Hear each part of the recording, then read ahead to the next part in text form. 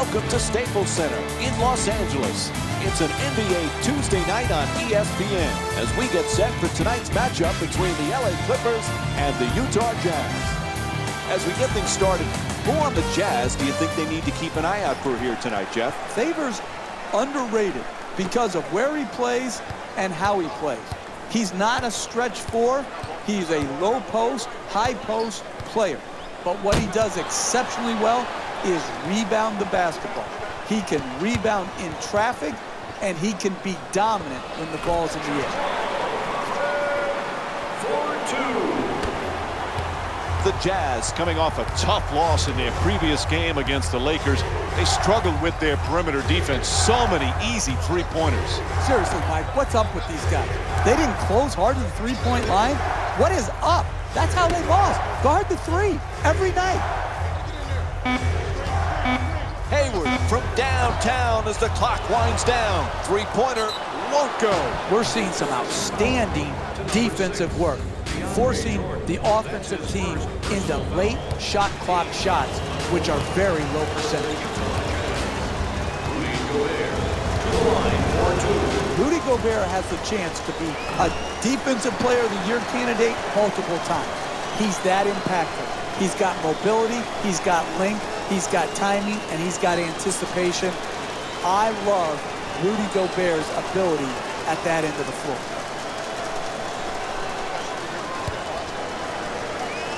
Hey, Jeff, one of the real surprises last year was the play of Rudy Gobert. This guy has a chance to be a real defensive force. I think he will win Defensive Player of the Year at some point in his career, Mike. I think his size, his length, his timing, and intensity in combination makes him an elite level defender. And when he went in the lineup and Cantor got traded, it turned the tide for the Utah Jazz. I see them in the playoffs.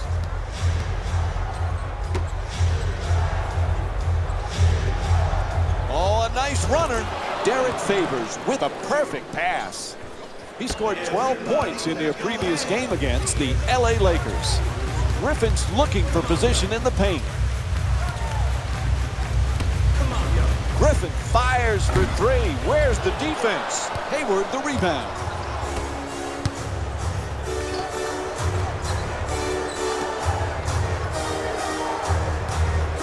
Favors flips it in. Sometimes the simplest plays are the hardest ones to execute.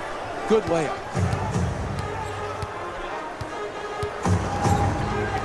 Gets in the paint to the rim, and Chris Paul with the bucket. Look, you can't give up layups like that. You got to protect the basket and the paint at all costs. Jeff, because they haven't been in the playoffs, Gordon Hayward does not get the recognition, but this young man is something special. He is. Let's face it, Utah made a huge investment in Gordon Hayward. And it was really about what they saw in him potential-wise versus what he had already accomplished. They didn't make the playoffs, but he had a good year. And listen, when you're a small market team like Utah, you can't let good players just walk away for nothing. They signed him, they matched Charlotte's offer, and it was a really good move by Dennis Lindsey. He got a piece of it.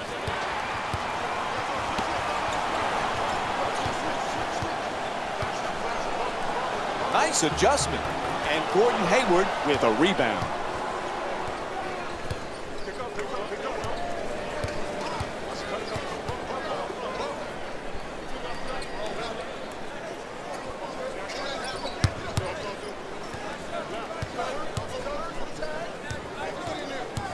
Hayward fires for three. Hayward's shot from downtown won't go. The NBA game is a long game. You may be down now, but if you string together 3 or 4 good possessions at both ends of the floor, you can be right back in it. Puts it down. What a play. And here's another look at that amazing dunk. Well worth the replay. Oh, that's a sweet finish right there. Dunking the ball with strength and force.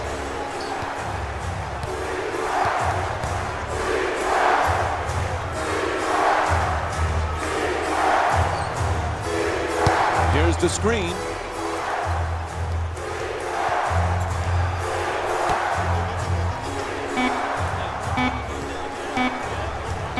Hayward on the drive and gets it to go. That's just a nice layup right there. 4 minutes gone by in the first. Los Angeles down by 3.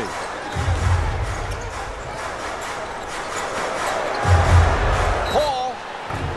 Whistle blows. It's a foul.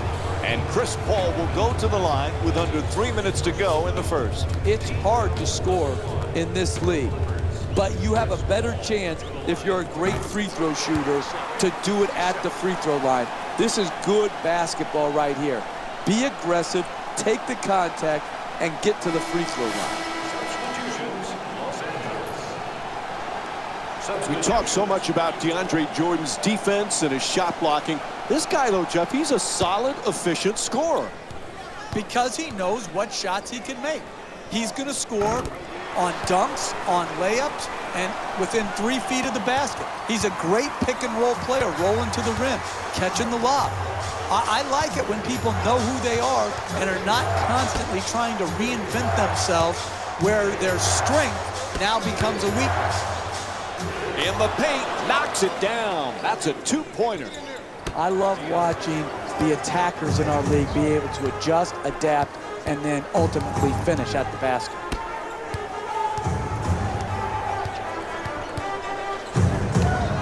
Wide open for 3, and Chris Paul with the bucket from downtown. He's averaging 19 points per game this season. That's a thing of beauty right there. The three-point shot, nothing but net.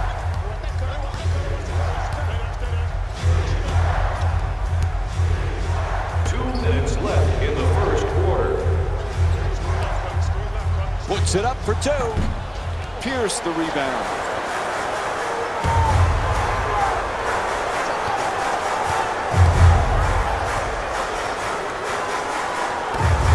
That's a three-pointer. The defense nowhere near him. Green shot misses its mark.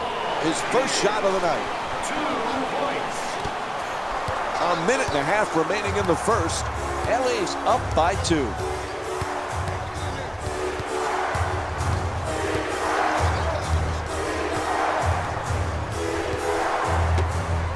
Fires away from downtown. Jordan the rebound.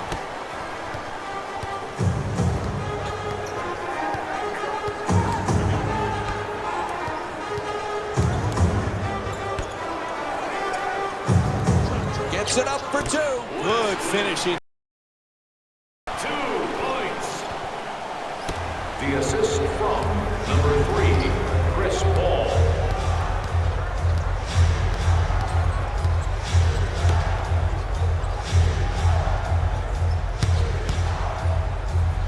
Goes to the goal. Oh, he got hit, and they call it. Draws the foul called against Pierce. And he'll head to the line to shoot 2. Team foul number 2. That's the first foul in the last 2 minutes. Nope. First free throw won't go.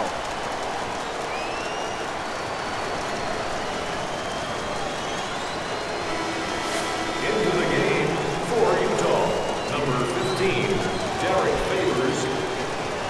Into the game for the Los Angeles Clippers, number 32, Blake Griffin. Good recovery. Hits the second free throw. Los Angeles is leading Utah by a score of 15-12.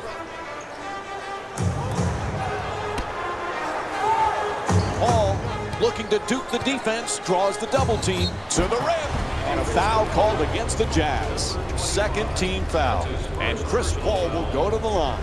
He's 2 for 2 from the line tonight. I really like when I see a team play smart offensive basketball. Get the ball to their great free throw shooter, get him in an aggressive attacking mode, create the contact, and get 2 free throws.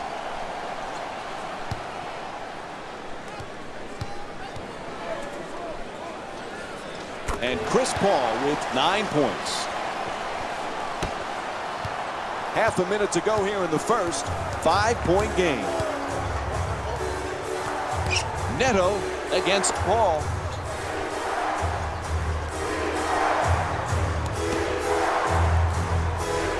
Favors for 2, shoots away, and the rebound grabbed by Griffin.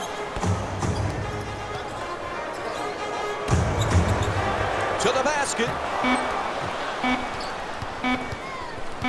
Quarter winding down, he just flips it up. And there's the buzzer. First quarter comes to an end. Los Angeles up by 5. We'll be right back with more basketball here on ESPN after this short break.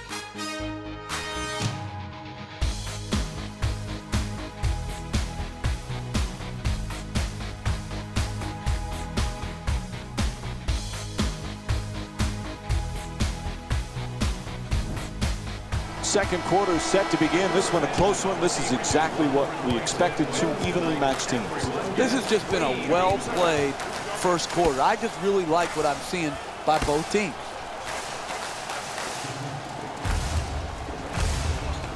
You know, Jeff, most people recognize Jamal Crawford as a great scorer, but it takes a special talent to be able to be instant offense off the bench. Yeah, and I think it takes that, Mike, to be able to see yourself in a six-man role when oftentimes he can say, I'm better than the guy that's starting ahead of me. He can hit you with so many ways to score. The three-point shot, the pick-and-roll game. He's a great free throw shooter. He's one of the all-time great streak scorers. LA's leading Utah by a score of 19-14.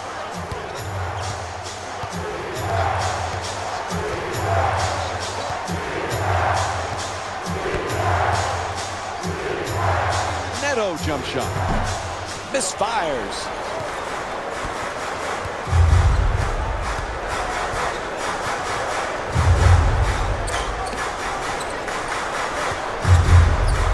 Griffin jumper. That's a 2. And it's a 7-point lead for the Clippers.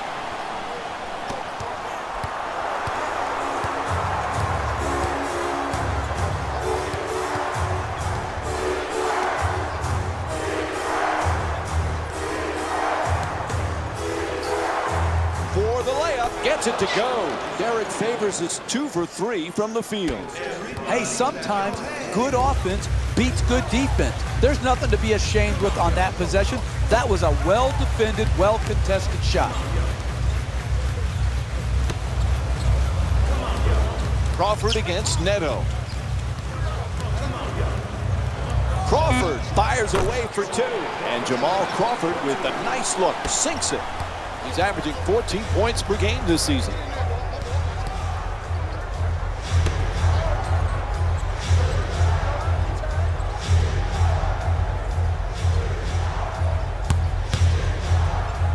Hayward for 2. And Jeff Green with the defensive board. Crawford bringing it up here.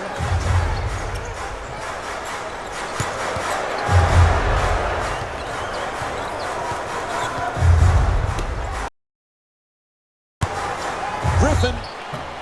Ref blows the whistle. He's got a foul. And Blake Griffin will go to the free throw line. He's shooting 73% from the line this season. For the Clippers, Blake Griffin Knocks down the first one. shooting 2.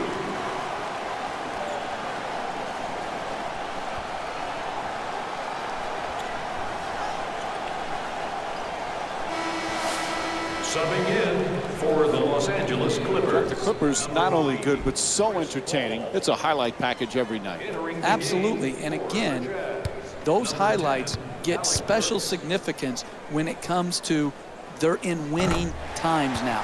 It's one thing to make highlight reel plays in a loss. They get forgotten very quickly. But to do it in an entertaining style and win in a major market like LA, and really right now be the better team in LA, this is a terrific accomplishment for Doc Rivers and his team.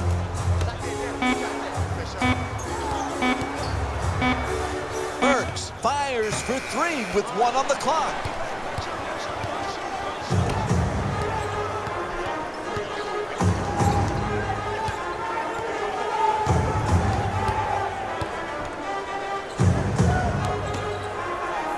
Griffin off the mark, quite can't get that double-digit lead. You defend, you always Puts it down. Oh, look at the athleticism exploding up to finish with the hammer.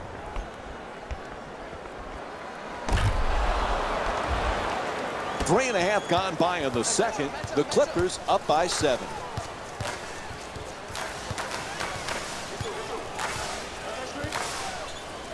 To the basket, flips it up, hits the shot. Chris Paul's 3 for 4 from the field. That's nice body control right there on that layup. Good finish.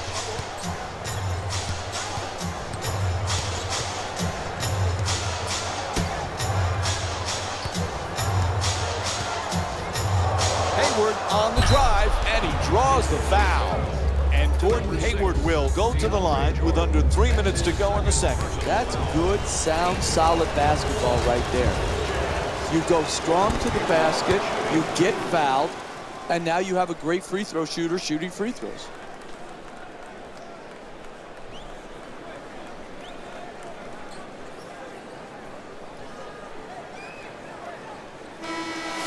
Substitutions, Utah.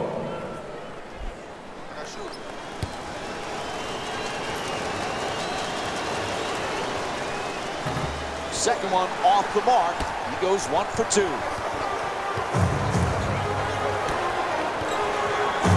Gets to the rim, able to connect, and it's now a double-figure lead.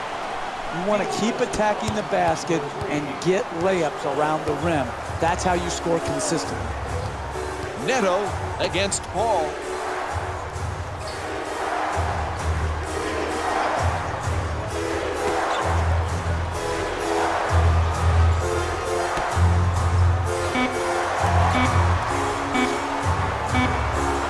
Neto fires from downtown with 1 on the 24. Paul into the front court. Oh, what a play! Oh, that's nice right there. The finish at the rim with the nice dunk. Number 3, Chris Paul.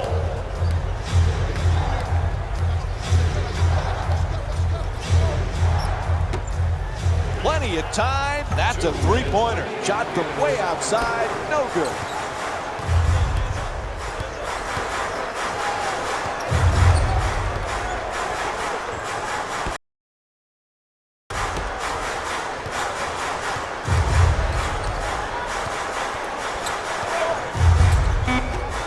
Griffin for 2, lets it go. Off target. Hey, that's a tough shot right there. Solid team defense forcing the miss.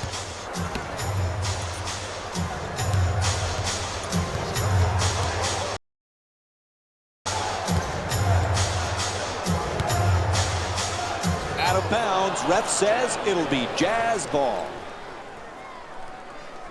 Time for some lineup changes now from both clubs. Number 8, Shelvin Mack. Into the game for the Clippers. Number 11, Jamal Crawford. Fires as the shot clock expires. And DeAndre Jordan with a strong rebound. Paul against Hayward.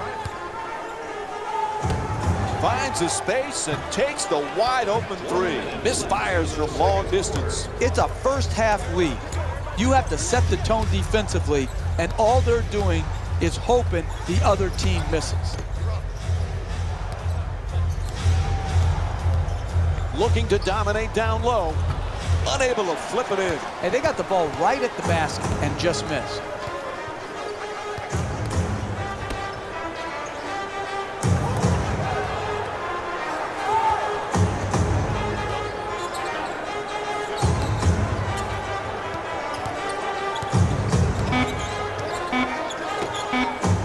Slams it home for 2. That's a 12-3 run for the Clippers. The assist from number 6, DeAndre Jordan.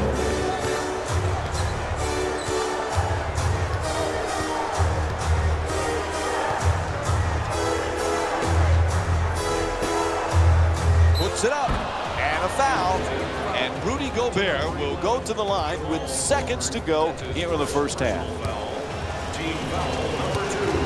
That's the first foul in the last 2 minutes. First free throw, perfect.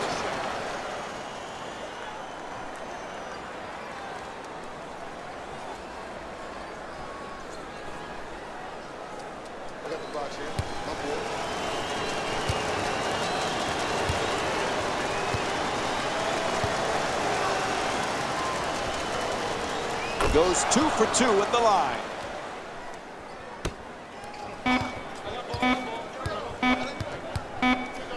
Final seconds. And the first half comes to an end. Los Angeles is up by 12.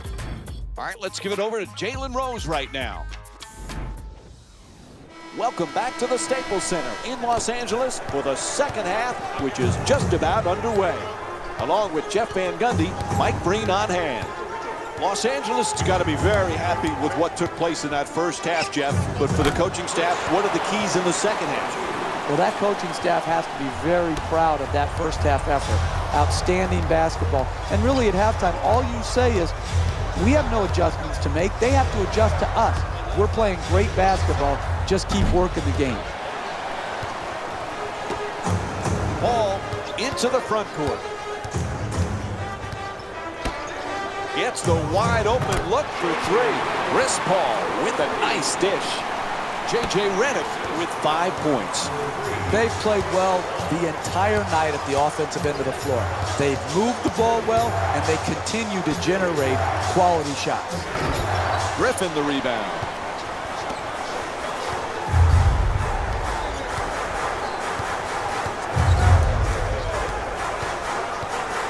Paul the jumper. The Clippers with the offensive rebound for another possession. 4-2.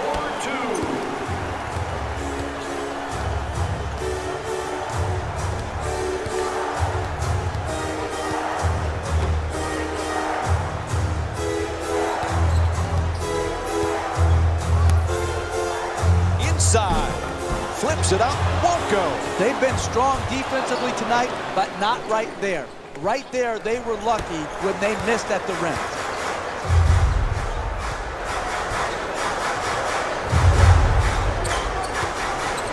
Blows past his man. The Clippers with the offensive rebound to keep it alive. Takes it to the rim and misses. You never know in this league. You just work for 48 minutes. Challenge shots, make it hard on the other team. You can get back in the game. Redick's looking to do damage in the paint.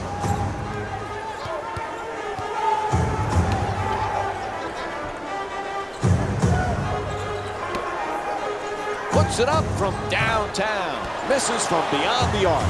Jordan puts it in.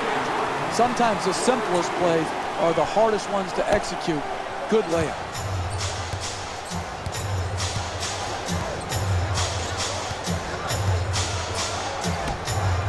For three, the wide open shot. And Jamal Crawford with a rebound.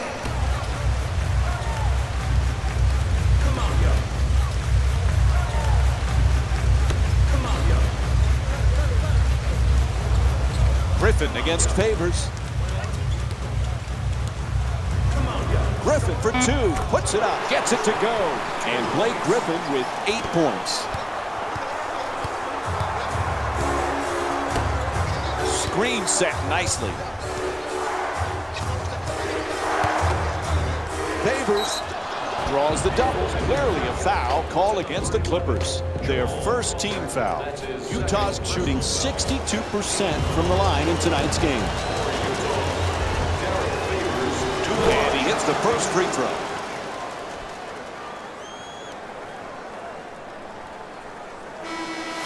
Substitutions, Utah.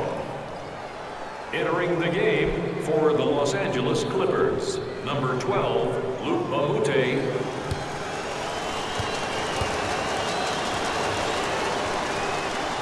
And Derek Favors with 6 points. LA's leading Utah by a score of 44-27.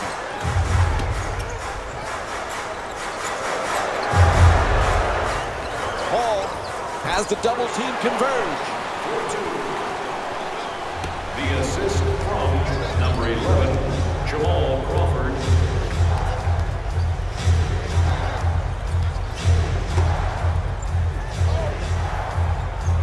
Lyles looking to set up in the paint.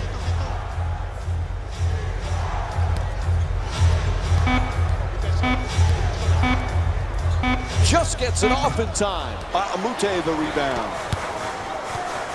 Paul brings it across. Crawford from beyond the arc. And Gordon Hayward with his 5th rebound. At the rim, and Alec Burks with a 2-pointer. Look, you can't give up layups like that. You got to protect the basket and the paint at all costs.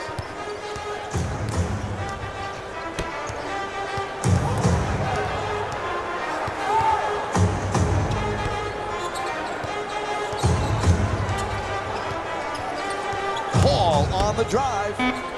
Oh, an authoritative dunk. Oh, that's a sweet finish right there. Dunking the ball with strength and force.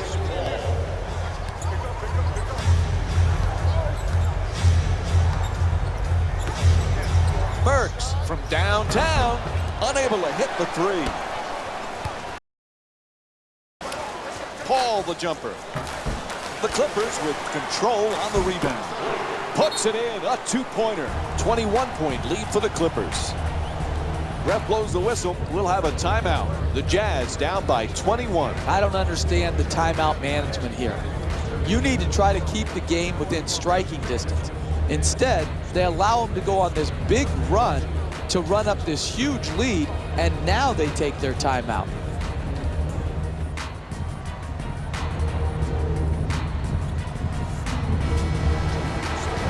Los Angeles is leading Utah by a score of 50-29.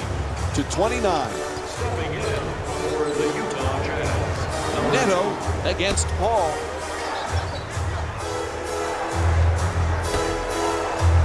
Neto for 3. Wide open. Favors fires. The Jazz with the offensive rebound for a second chance opportunity. And Los Angeles is called for the foul. That's their 2nd. And finally, he'll get a chance to go to the free throw line tonight. First free throw, good.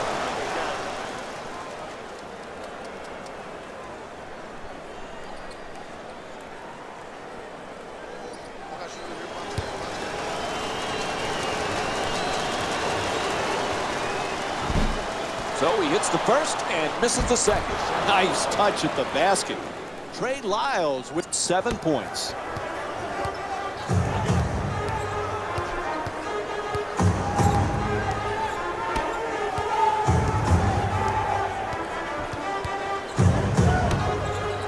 Lots of room there.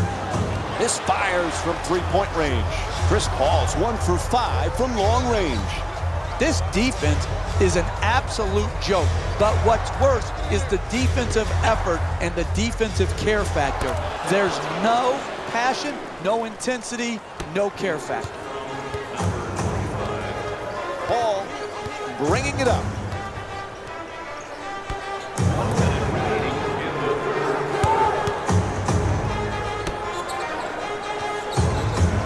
Fires away for 2. Paul shot off target.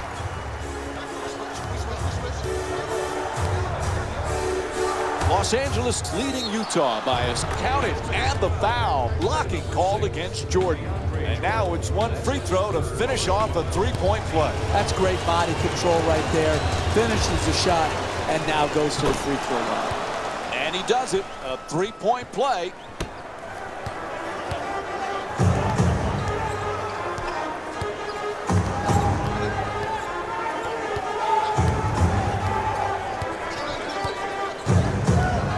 Oh, excellent screen.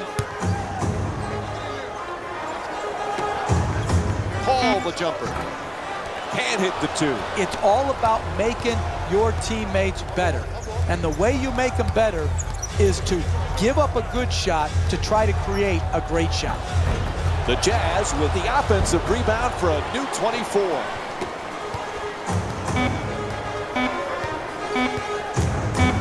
It'll count if it goes. 3rd quarter in the books. The Clippers up by 13. Stay with us for more NBA on ESPN after a short break.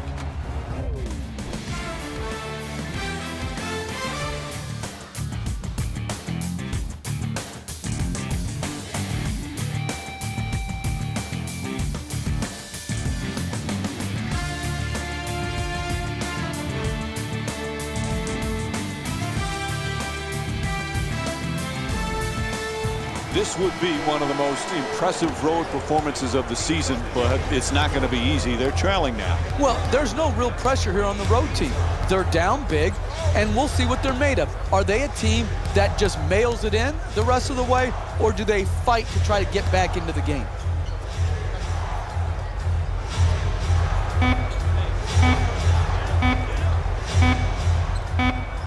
The 24-second clock expires. Shot clock violation called against the Jazz.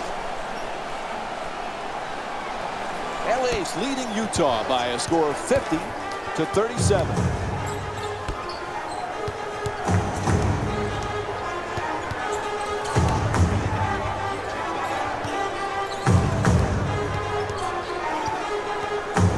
Paul the jumper. Touch there, not this time. You got to figure out how you can get a better quality shot and use your greatness to attract the second defender and find the open man.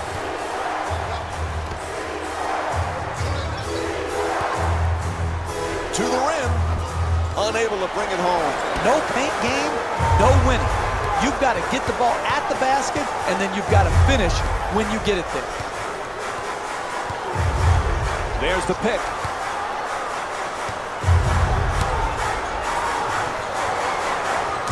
Fires away, knocks it down, a two-pointer. The Clippers up by 15. The assist from number 8, Jeff Green. Neto against Paul.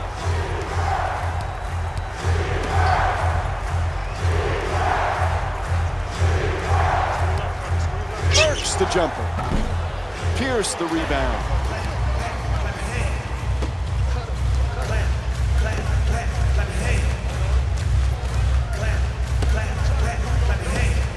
Jordan for two. The layup, no good. I like it. I'm seeing more effort in the last couple minutes than we saw in the first half. It may not result in a win here tonight, but the effort is something they can build on going forward.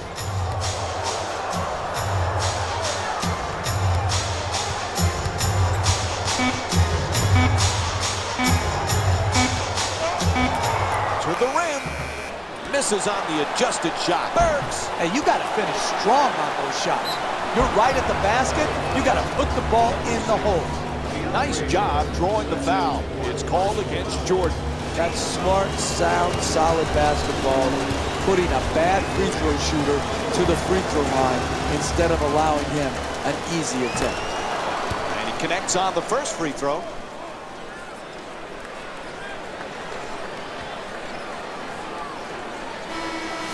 Stepping in for the Utah Jazz, number 20, Gordon Hayward. Into the game for the Clippers, number 32, Blake Griffin.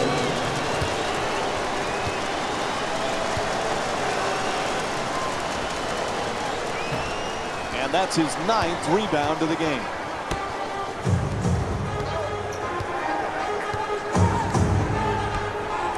The two defenders converge. The whistle and a foul called against Lyles. That'll be his first. And Blake Griffin will get to shoot at the free throw line. He's 2 for 2 from the line. For Los Angeles, Blake Knocks Griffin down the first one. for 2.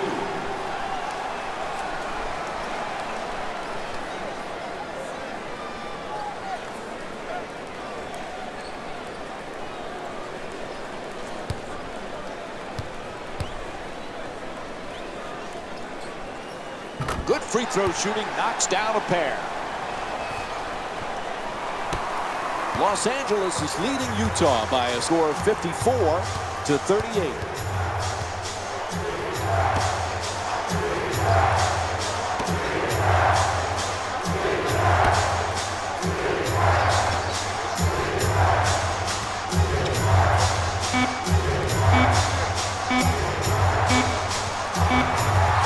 Oh, he shoots it. The Jazz with the offensive rebound for another possession.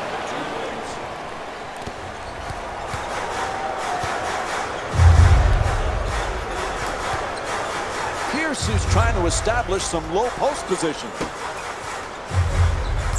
Green against Hayward. He curls in the paint.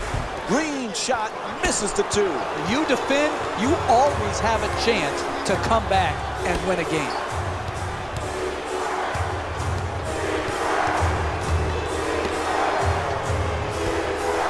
He shoots, unable to flip it in. I really like that. That's good defense, good sound defense protecting the basket in a close game. Goes to the goal, unable to flip it in. Hey, that's how they created the lead. They got the ball to the rim, they just missed that one. Lyles against Green.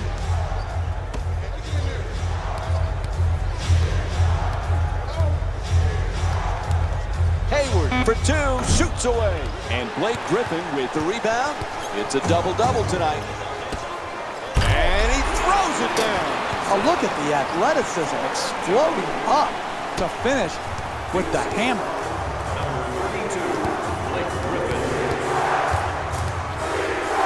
Los Angeles leading Utah by a score of 56-40. Green in possession. Pierce fires away for two. Gobert the rebound. He's averaging 10 rebounds per game this season.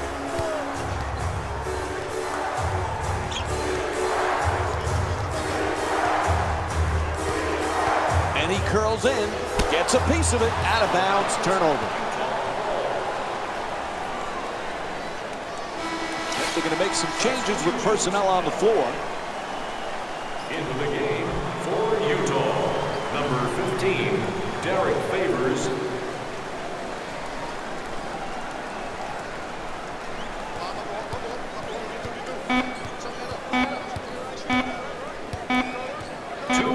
Fires away for two. And that's his 11th rebound of the game.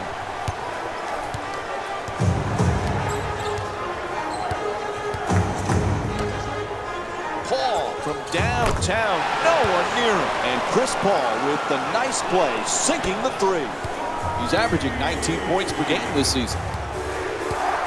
There's something you didn't think you'd be talking about. Blake Griffin is a very good passer. A tremendous passer. Particularly the ability to think one play ahead. Really an understated aspect of his game that continues to get better and better.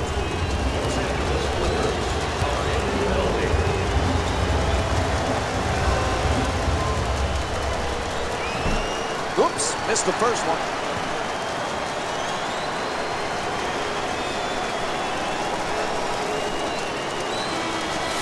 Subbing in for number 12, Luke Mahute.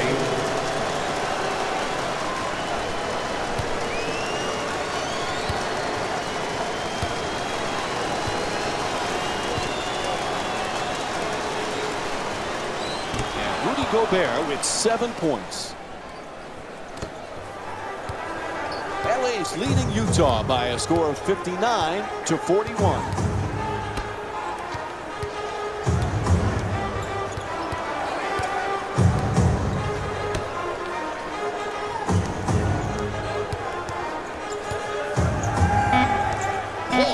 The drive, Bates for two. Hayward the rebound. He's got 6 rebounds in this matchup. To the rim. He says no, but the ref says foul. Called against Redick.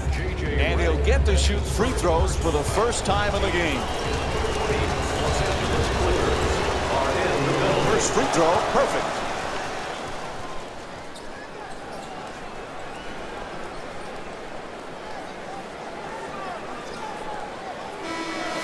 Entering the game for the Clippers, number 11, Jamal Crawford.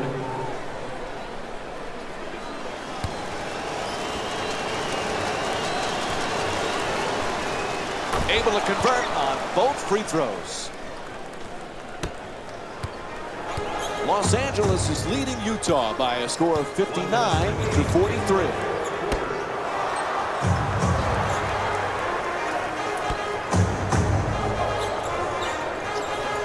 Double team closing in. Can't get it to fall. That's good team defense right there, forcing that miss. Favors is trying to get down low.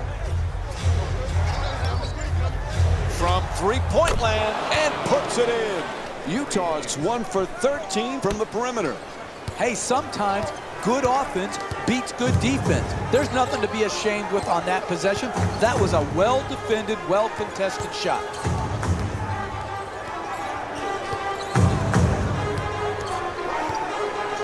Paul puts it in. That's a two-pointer. Sometimes the simplest plays are the hardest ones to execute. Good layup.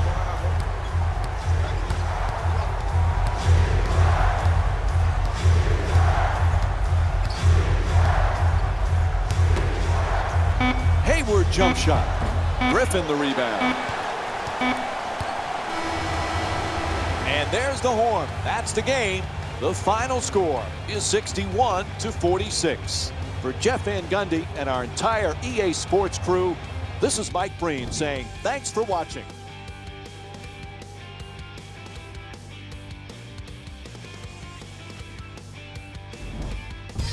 Here we go with the EA Sports post-game wrap-up.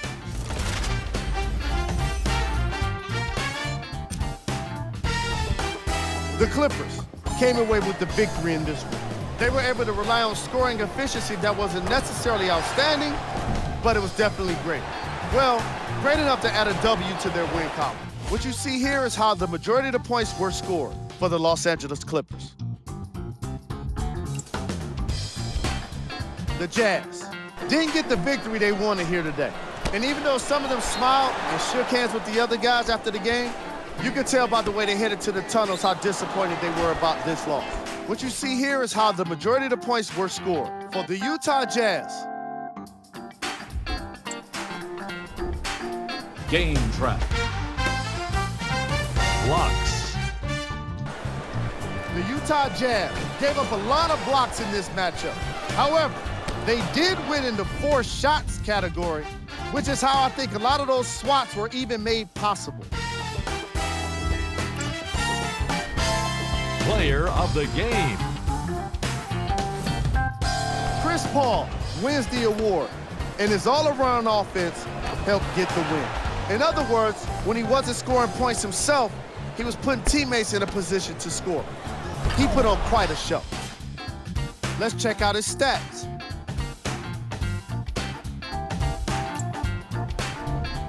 Who was cold?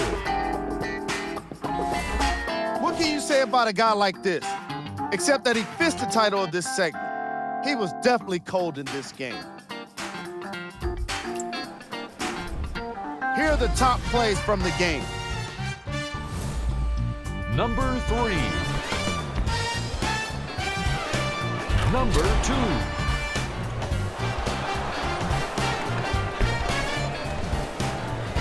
Number 1. On behalf of ESPN on EA Sports, I'm Jalen Rose, and it's been our pleasure to present you with some NBA basketball.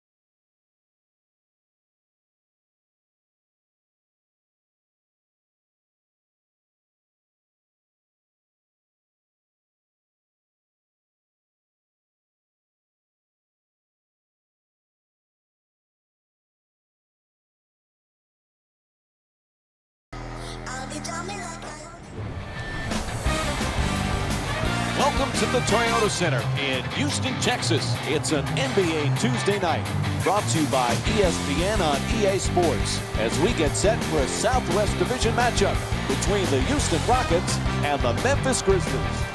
As this one gets underway, Jeff, who might they need to be careful with against Memphis tonight? Mike Conley, without question, is the most important player the Memphis Grizzlies have. Most of the notoriety goes to Zach Randolph and Marc Gasol, and rightfully so. Terrific players. But Conley is the engine that drives the Grizzlies. offensively, when he's aggressive, turning the corner, pushing the ball, and making the three, then they can overcome some inherent weaknesses in their roster. Conley against Ariza. To the basket. Draws the contact. Yep, it's a foul called against Howard. Picks up his first personal. And Michael Conley will go to the line and shoot free throws. He's shooting 83% from the line on the season. And he hits the first free throw. The Grizzlies coming off a tough loss in their previous game against San Antonio. Jeff, what turned your stomach the most? Do they not know the league has changed? You can make great effort in this league and still be a count late, closing to the three-point line to contest that last rotation and the three-point shot. Great teams make you pay. That's exactly what happened. They did not make that last closeout. Their opponent knocked in the three, and they got the well-deserved loss.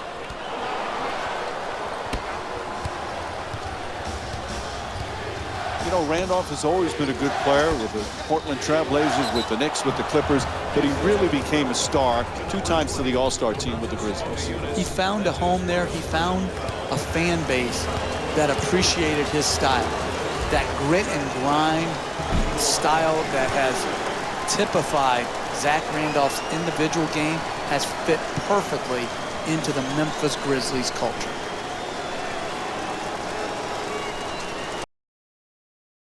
Frustrating loss in their previous game against Golden State. Jeff, what turned your stomach the most? Hey, Mike, I know you only went to Florida, but even you can understand this basic concept. You shoot really poorly from the field, you lose. That's what happened last game. We see it time and time again. You make it, you miss it. If you miss, you lose. It's that simple. Go Rams. 2 points. The assist from number 1, Trevor Conley against Beverly.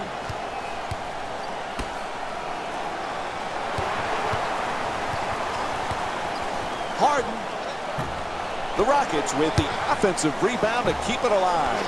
That won't go. Howard fires off balance. Marc Gasol, Jeff, is one of a number of centers who really pass the ball very well. He's just like his brother.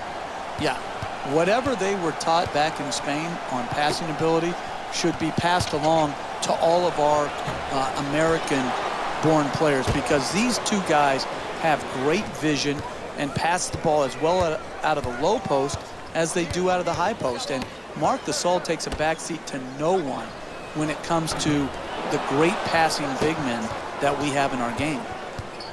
Conley moves into the front court.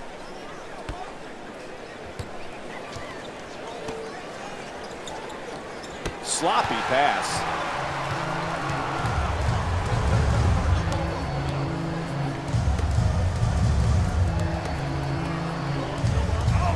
Adjusts. The Rockets with control on the rebound. We're seeing a lot of action around the basket. Full body blockouts, up in the air for rebound battles. This is terrific basketball.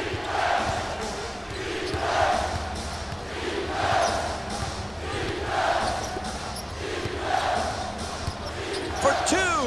And Zach Randolph with a nice play. He scored 15 points in their previous game against the San Antonio Spurs. Harden against Allen.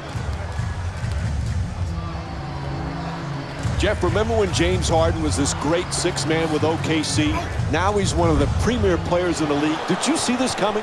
Well, Mike, you know, when we were doing the finals, when they played against Miami, he was one of my favorite players.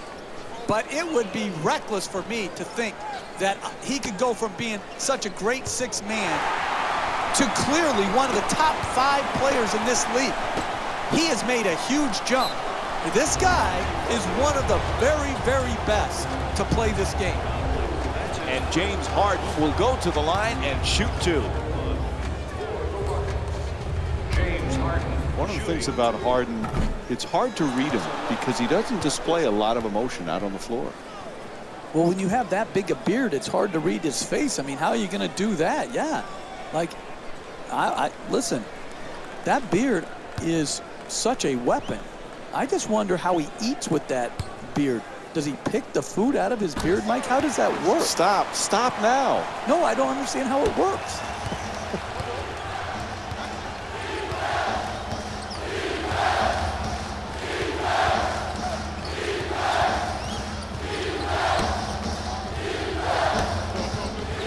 There's the perfect pick.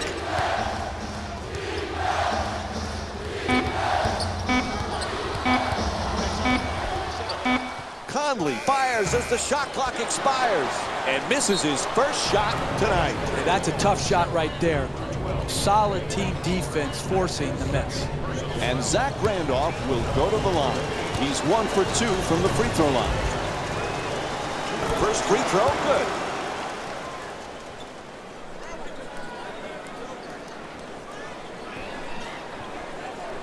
Jeff, Conley's never on the list of the top point guards in the league.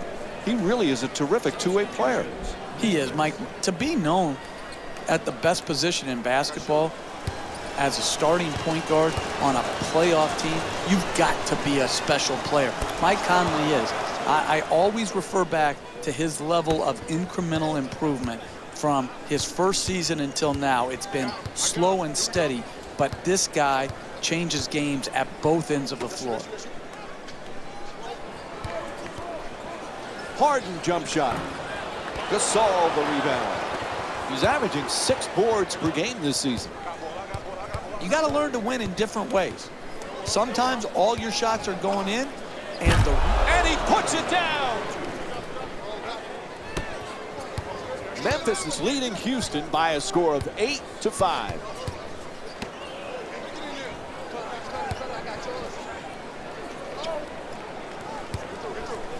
Shoots the 3 off balance. Misses from downtown. Houston's not having the kind of offensive consistency you need to win in this league. They just can't seem to get into a rhythm. Here's the pick for the layup. There's the whistle. Good job to draw the foul. Dwight Howard picks up his 3rd personal. Boy, there were a lot of people that were trying to sign Marc Gasol this past offseason. But obviously, Jeff, nobody had a shot. He was going back to Memphis. Absolutely. Big Spain made it clear to every other team and to the Memphis Grizzlies that he would be back with them. It's home for him. He came there when his older brother Pau played there. He went to high school there. I think he's going to play his whole career in the NBA with the Memphis Grizzlies.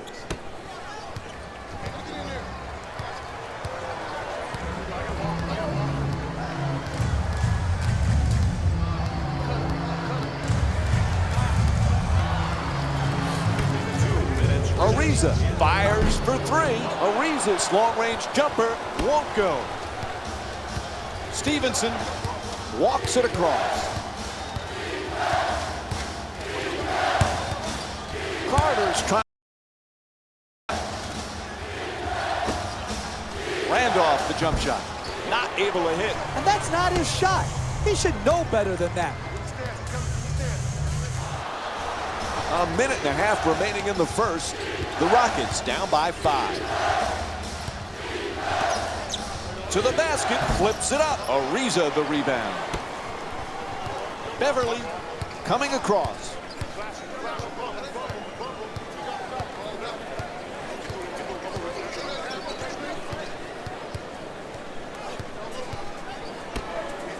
Jones for 2, gets that one to drop.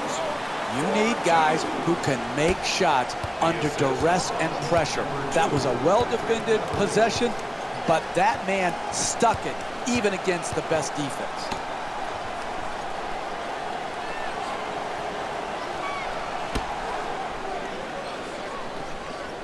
Fires for 2. It's good. And it's a 5-point lead for the Grizzlies.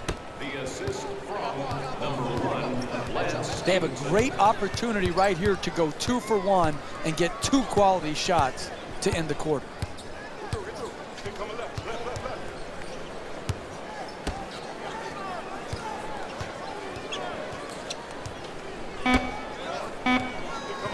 Beverly jump shot.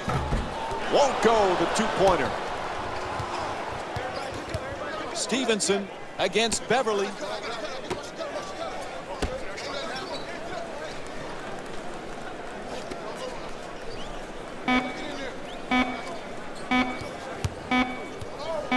At the buzzer. First quarter comes to an end. Houston's down by 5.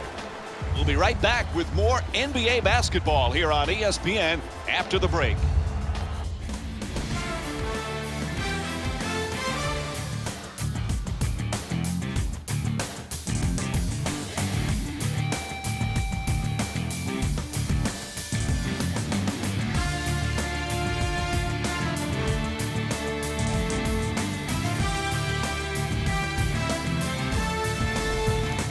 As we're ready to begin the second quarter, you hope the offense picks up a little bit because both offenses in that first period struggled. Absolutely. Not everything is going to be a masterpiece. And you've got to grind and grind and grind until you can put together a little bit of a run. 2 points. The assist from number Jeff, we know James Harden is a great scorer, but he's a terrific playmaker, too. Well, he is really their point guard. He's the de facto point guard. The ball is always in his hands. They run high pick and rolls for him, or he isolates at the top. And the way they use the three-point line, if you commit to him with a second defender as he puts the ball on the floor to the basket, he is going to find that spot-up shooter. And he passes it on time and on target. Stevenson against Harden.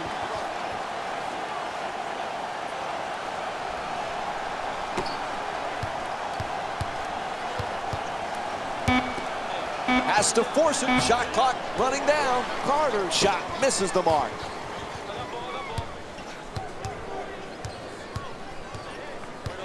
Harden against Stevenson. Blocked by Gasol. Blocked. Memphis is leading Houston by a score of 14-9. Gasol for 2, lets it go. Nice finish around the rim. He's averaging 16 points per game this season. James Harden has become elite, one of the premier scorers in the NBA. You had it pegged years ago. You thought this guy had a chance to be special, Jeff, and he is. He really is. And the reason is the ability to get to the free throw line, the ability to make every pass out of pick and rolls that the great point guards can make, and the three-point shooting ability. James Harden, unbelievable two-guard, the best two-guard in the NBA. Gasol for 2, puts it up, and Marc Gasol with the bucket. Last couple of years, Jeff, Gasol has made himself into one of the premier centers in the NBA. Think about it. 2013 Defensive Player of the Year. We know about his passing ability from the high post. He can make that 17-footer. And then if you put a smaller guy on him and you try to put the bigger guy on Zach Randolph, he'll absolutely punish the smaller defender in the low post with his overwhelming strength.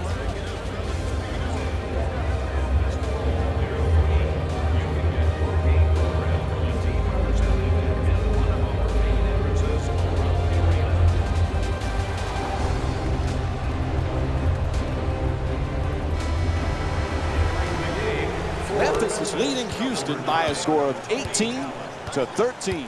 Subbing in for Houston, number 20, Donatas Gets to the rim. It's good. A two-pointer. And Marc Gasol with 6 points here in the second. When you see these type of plays in slow motion, only then do you realize how graceful and athletic they are.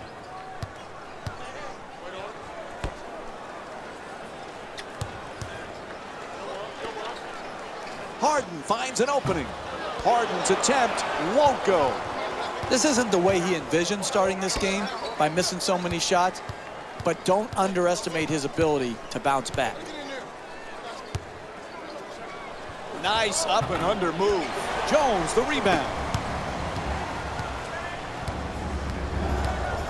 Harden from three-point territory. Harden shot from behind the arc won't go.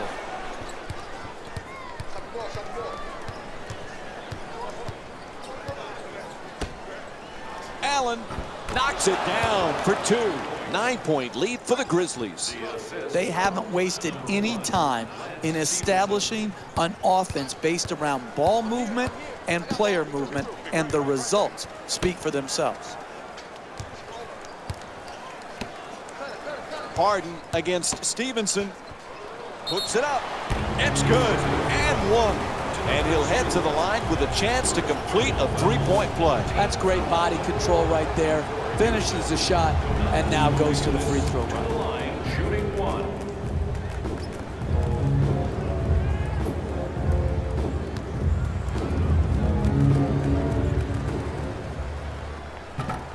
And he can't convert the free throw.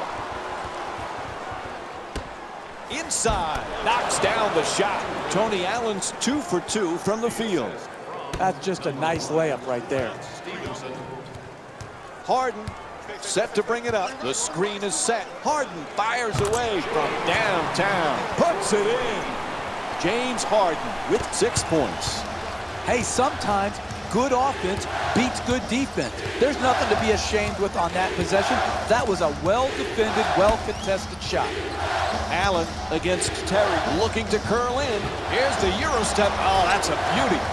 Nails it. And it's an 8-point lead for the Grizzlies.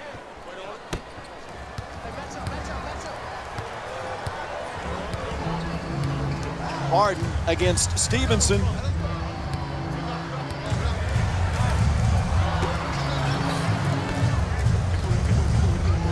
Here's the screen. Off balance, he fires for 3. Harden's unable to hit from downtown. It's been a rough first half for him behind the 3. No doubt about it. But this is the kind of guy who has... What a play. Timed that one perfectly. And Houston calling for a timeout. They'll want to regroup right now. Oh, that's nice right there. The finish at the rim with the nice dunk. There's no denying Harden's one of the best players in the game. No denying the Rockets can be one of the best teams. But for them to take the next step, as great an offensive player as he is, he needs to become a better defender, right, Jeff? You're right, and he's capable. And he has to own his defensive inconsistency. Substitutions, Houston. Harden against Allen. At the rim, draws the foul. It's called against Gasol. That's his first. And James Harden will go to the line with under 2 minutes to go in the first half. Good offense is about getting your best players their best shots in their best spots. Here, an aggressive move. You're a great free throw shooter. Earn your way to the free throw line. Take the contact. Take the foul. Work your way there and knock them in. Jeff, Rocket fans want to know, could this be their year? When you have Dwight Howard and James Harden, anything is possible. It is. Listen, they are a dynamic offensive team. They are hard to guard. Their improvement and their chance to win a championship will be tied directly to their defensive improvement.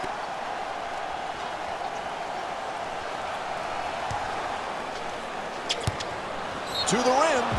Yep, he hit a foul called against Beverly. That'll be his first. And Zach Randolph will go to the line. He's 3 for 4 from the line here tonight. Can't connect on the first free throw.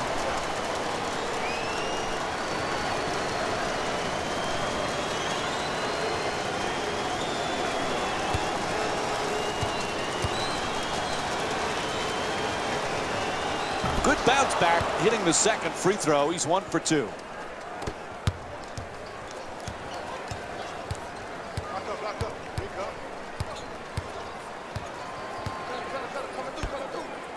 Harden fires, able to knock it down.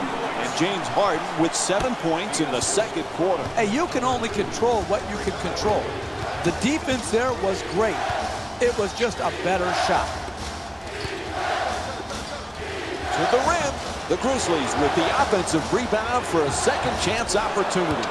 And Zach Randolph with a nice shot for 2. Look, you can't give up layups like that. You got to protect the basket and the paint at all costs.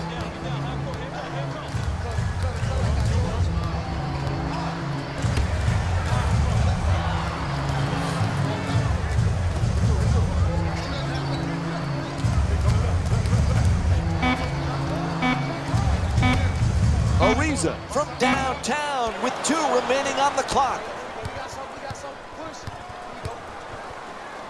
Conley on the drive. Oh, he telegraphed that pass. A bad decision. Strong finish at the rim. Oh, that's a sweet finish right there. Dunking the ball with strength and force. Conley against Beverly.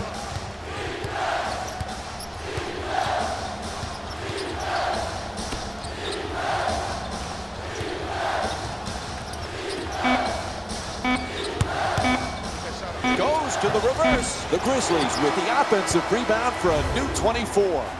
And that'll do it for the first half. The Rockets down by 7. Welcome back to the Toyota Center in Houston, Texas for the second half of this game.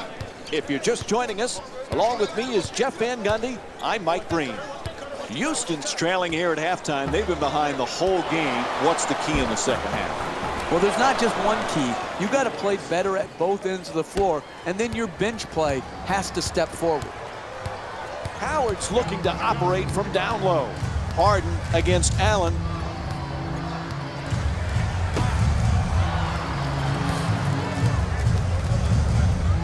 In the paint. No doubt about it. He hit him. It's called against Randolph. Houston's 3 for 5 from the line tonight.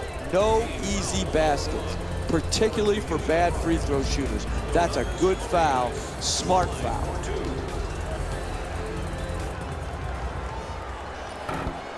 Misses the first.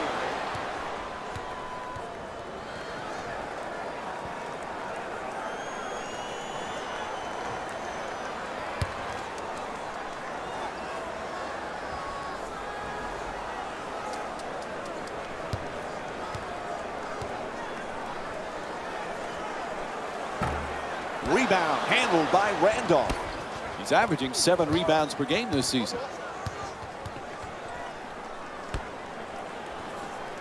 Shoots it for 2. Howard the rebound.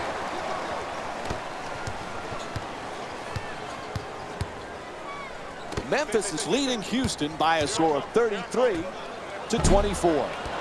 The Rockets with the offensive rebound for another possession. Goes to the goal right there, and it won't fall. No paint game, no winning. You've got to get the ball at the basket, and then you've got to finish when you get it there. Number 2 for Houston, Donatas Motiejunas, shooting 2.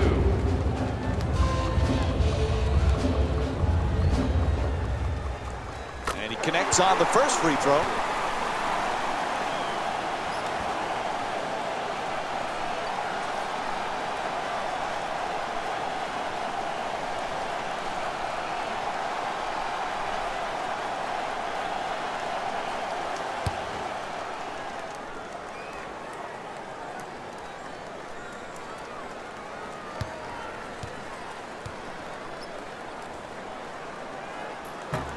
Wow, he's really having a hard time from the line tonight. Conley against Beverly. Randolph fires away. That's good. Zach Randolph shooting 60% from the field. Number 9, Tony Allen.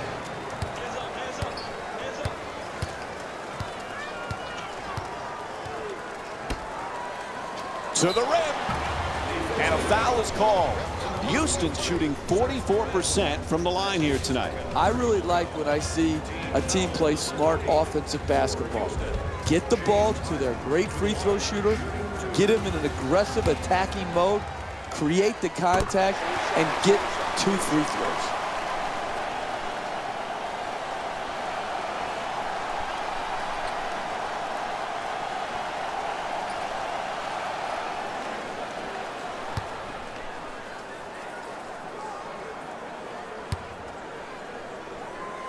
And gets both points from the line. Memphis is leading Houston by a score of 35-27.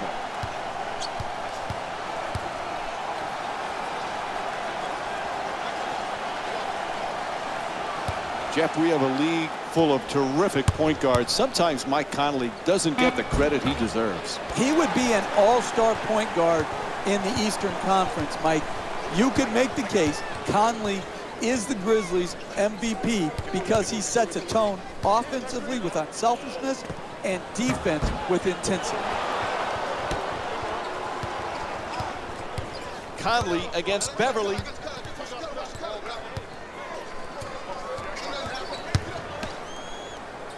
Gasol. There's the whistle. Nice job drawing the foul. Dwight Howard picks up his 4th personal of the evening. And Marc Gasol will go to the line for the first time tonight. A good offense is about getting the ball in your best players' hands in their best spot. And then all the great offensive players have a knack for drawing fouls. This great free throw shooter has earned his way to the charity stripe, and that's smart basketball.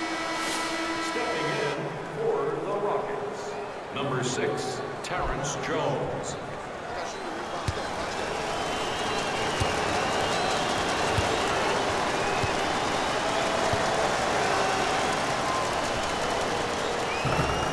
And he makes them both. Memphis is leading Houston by a score of 37-27.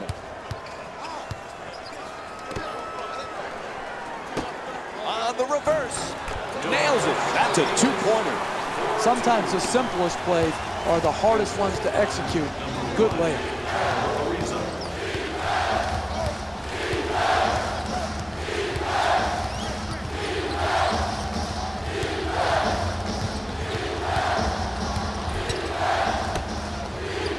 He puts it up. Misses the shot. And I'm pretty sure his coach didn't give him the green light for that type of shot. It's out of bounds. It'll be Rockets ball. Their aggressive defense is clearly paying dividends, forcing plenty of turnovers. It's a big reason they have the lead they have.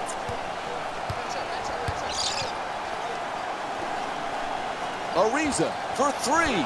Misses from the perimeter. Trevor Ariza's 0 for 3 from outside. Hey, you're not a one-man team. You've got to spread the ball around so that you can get better shots than that. A coach cannot stand for those type of shots. And he's fouled. James Harden picks up his first foul of the night. I really like this play right here. You're a great free throw shooter. Draw the contact and get 2 freebies.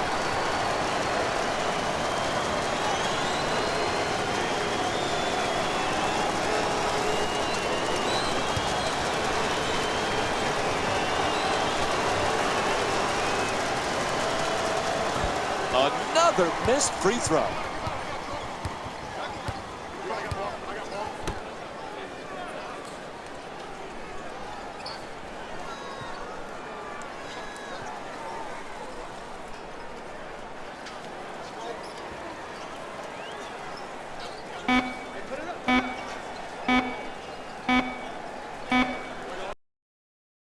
It's a 24-second violation. Look, it happens. Shot clock violations are part of the game. But they're ones that you have to constantly try to erase these type of mistakes. You need to get shots at the basket and not have the clock run out.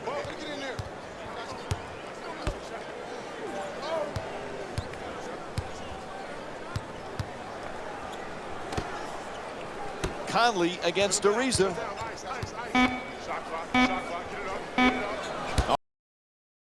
Good work to draw the foul, and Michael Conley will go to the line.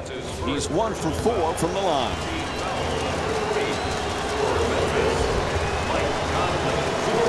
Knocks down the first one.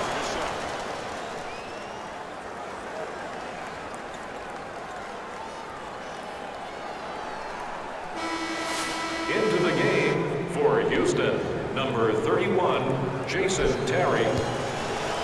And number 15, Clint Capella. Goes 2 for 2 at the line. 4 minutes gone by in the third. Houston's down by 10.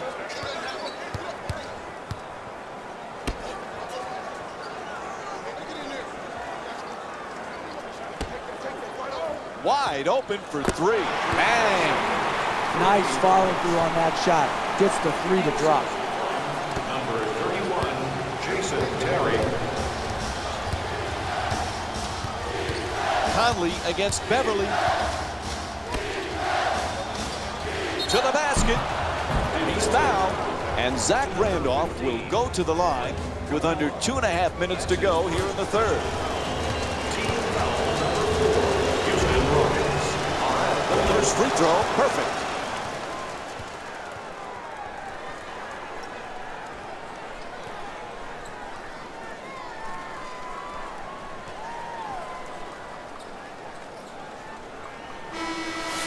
Into the game for Memphis, number 1, Lance Stevenson.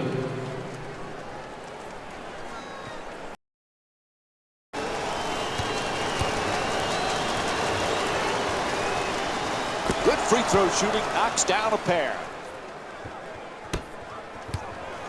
Memphis is leading Houston by a score of 41-32.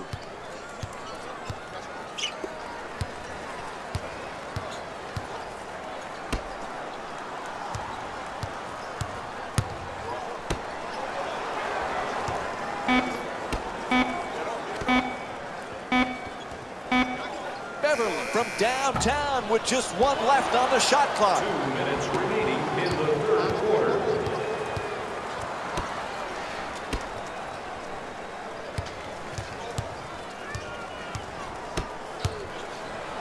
For the layup, can't connect, and the lead still in single digits. He's a great shooter, but he could have driven the ball and made a play for his teammates.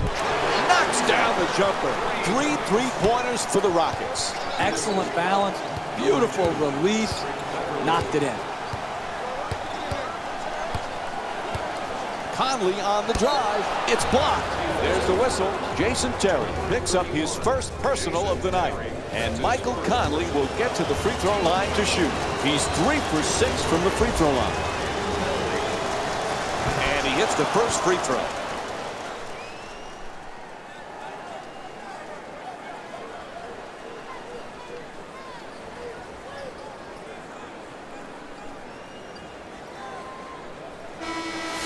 Subbing in for the Grizzlies, number 22, Matt Barnes. Entering the game for Houston, number 20, Donatas Motiejunas. And Michael Conley with 5 points. Memphis is leading Houston by a score of 43-35.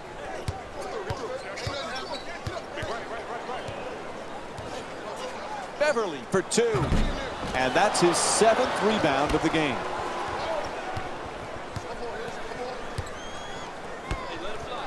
To the basket, flips it up. Whistle blows, it's a foul. And Zach Randolph will go to the line. He's 6 for 8 from the line here tonight. First free throw, good.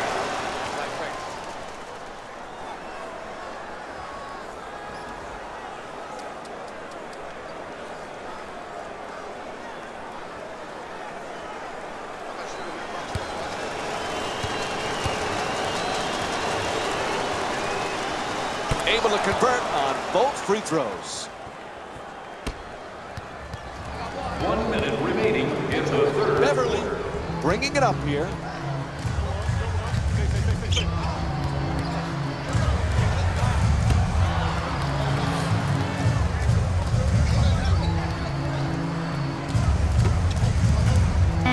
Leans back for 2, able to put it in. He's got 7 points thus far. You're not going to see a better possession in the NBA from both sides of the ball. Good defense, good offense won out that time.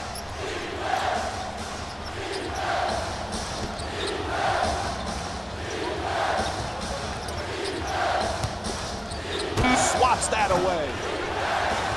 Gets to the rim, puts it in, and they take this lead into double figures.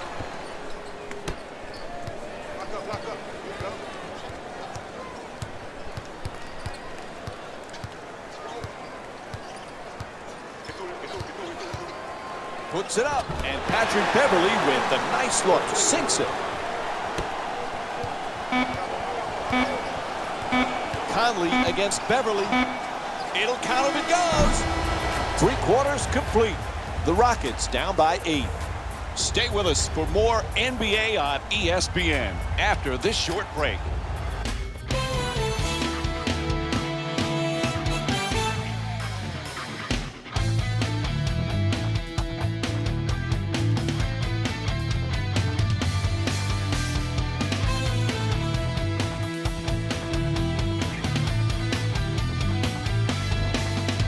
As we begin the 4th quarter, this one not over yet. The home team, what's the key for them to get this comeback? It's one possession at a time. You've got to string good possessions together at both ends of the floor.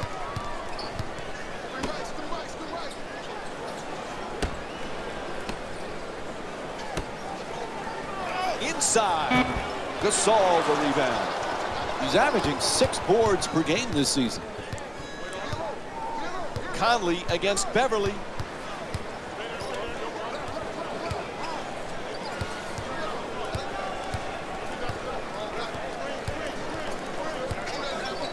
Shoots the 3. Won't go. And they can't extend the lead into double figures. Hey, that shot right there, it's exactly the type of shot you have to force if you're the defensive team trying to work your way back into the game. Memphis is leading Houston by a score of 47-41.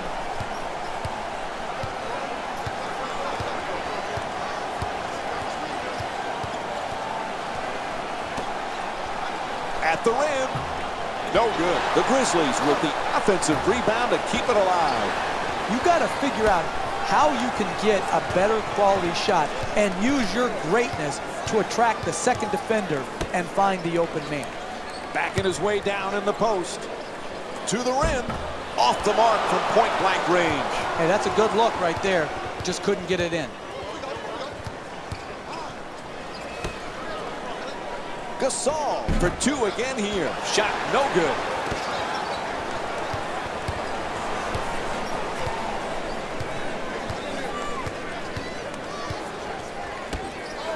To the rim. Knocks it down. 4-point game. 2 minutes gone by in the 4th. Houston's down by 4.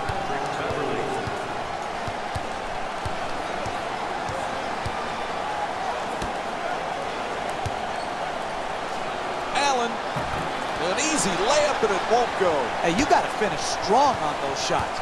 You're right at the basket. You got to put the ball in the hole.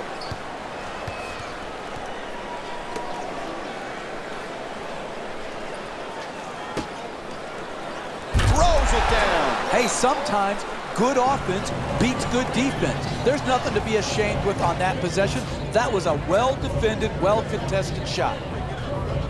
And Memphis calls it 20. They'll get the timeout.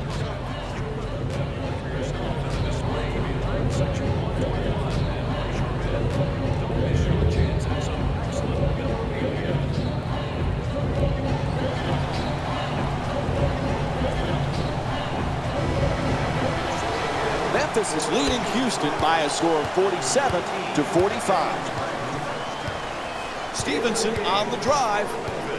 Number 19, P.J. Hairston. And now he moves around the defender. Gasol for 2, shoots away, knocks it down. And Marc Gasol with 12 points. Number 9, Tony Allen.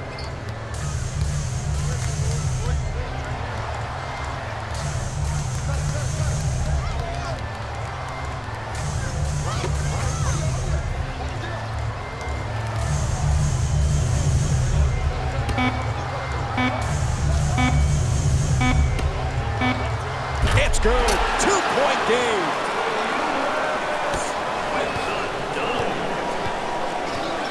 Stevenson into the front court.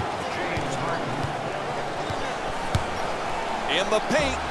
Hits for 2. He's shooting 75% from the field here tonight. That's nice body control right there on that layup. Good finish. Harden against Allen.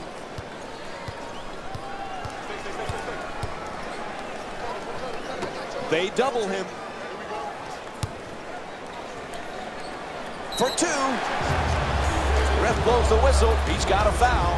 Houston's 6 for 11 from the line tonight. Hey, you can't allow easy baskets. You've got to foul these bad free throw shooters, put them to the line, and see if they can earn their points at the charity stripe. And he connects on the first free throw.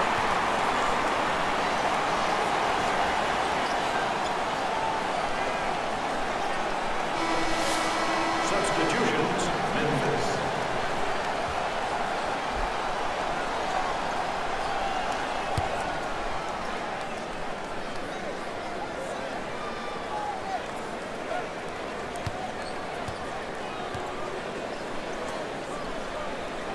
And gets both points from the line.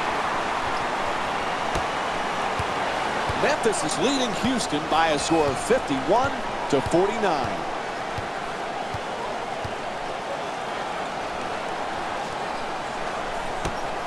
Fires away. Two-pointer won't go. Hey, we're in a tight game here. You can't just take the shot they want you to take. You got to get the shot you want to get at this point in the game. Harden against Allen. Nobody near him. Bang! What a shot from James Harden. And that one there, Mike, has got James Harden excited. He's doing his stir-the-pot celebration.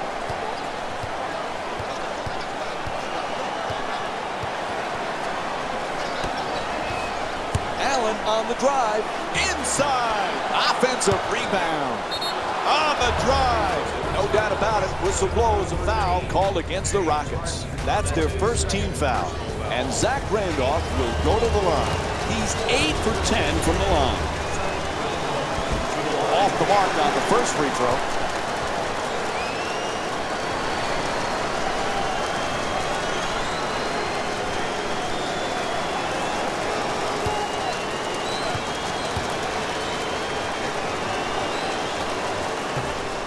Misses the second one as well. Nice move down the lane. Can't hit. No paint game, no winning. You've got to get the ball at the basket, and then you've got to finish when you get it there. Oh, nice move. 2 points. You want to keep attacking the basket and get layups around the rim. That's how you score consistently.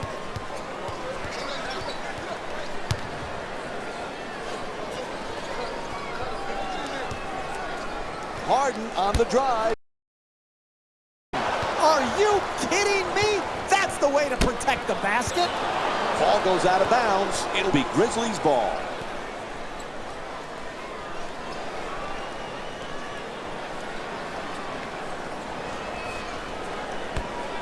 Three-pointer. Shot from downtown, no good. It's all about making your teammates better. And the way you make them better is to give up a good shot to try to create a great shot. Throws it down. What a play. Oh, look at the athleticism exploding up to finish with the hammer. Number 20, Donatas Motiejunas. Screen set nicely.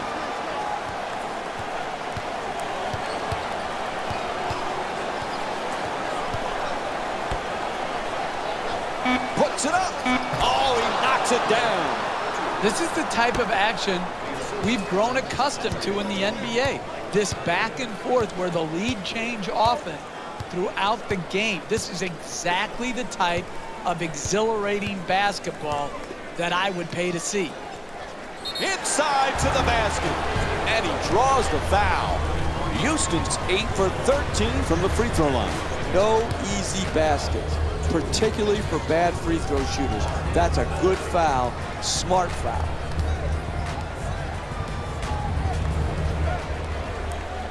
Knocks down the first one.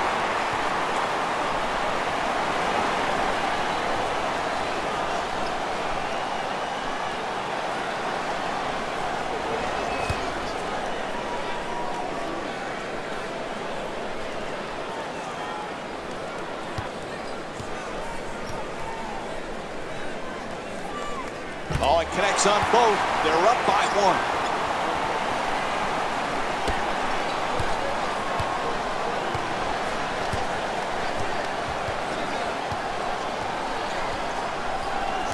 Conley against Beverly into the paint. Fires away for two. Randolph shot won't go. You're bailing the defense out by taking that shot. You've got to make them work the full 24 seconds and work to find the shot that you want. Nope. First free throw won't go.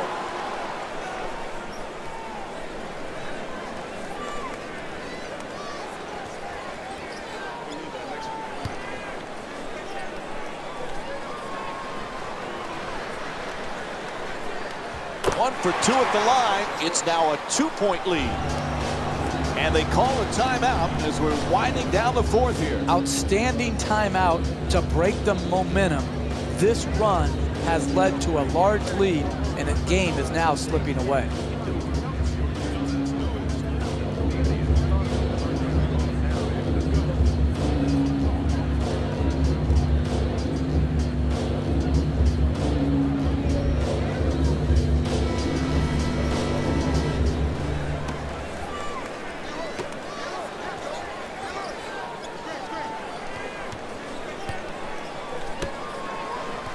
Allen on the drive, gets it, puts it in to tie the game. This isn't like the YMCA layup line.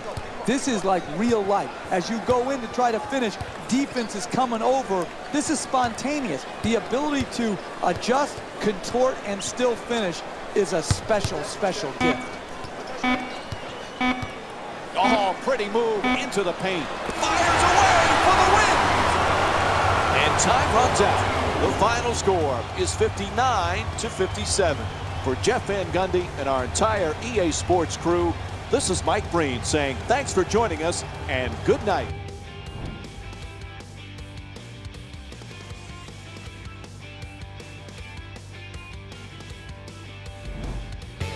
Hey everyone, it's Jalen Rose, and it's time for the EA Sports post-game wrap-up. The Rockets got the win in a close game. Looking back at this matchup, I think it was their consistent scoring that ultimately got them the win. They put together a solid field goal percentage. The Rockets got their scoring from the guys you're seeing here on screen. The Grizzlies finished on the losing end of a close score. They deserve some credit. This has been a presentation of ESPN on EA Sports. Until next time, I'm Jalen Rose, signing off.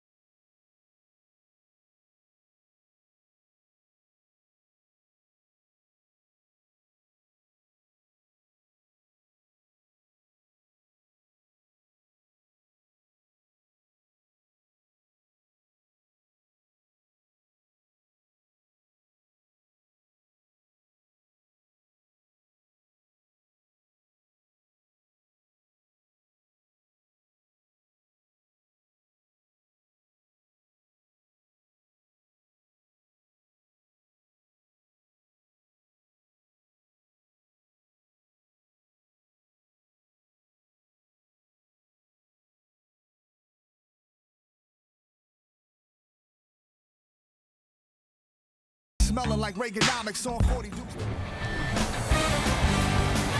Welcome to the United Center in Chicago, Illinois. It's an NBA Tuesday night on ESPN and EA Sports as we get set for a matchup between the Chicago Bulls and the Orlando Magic.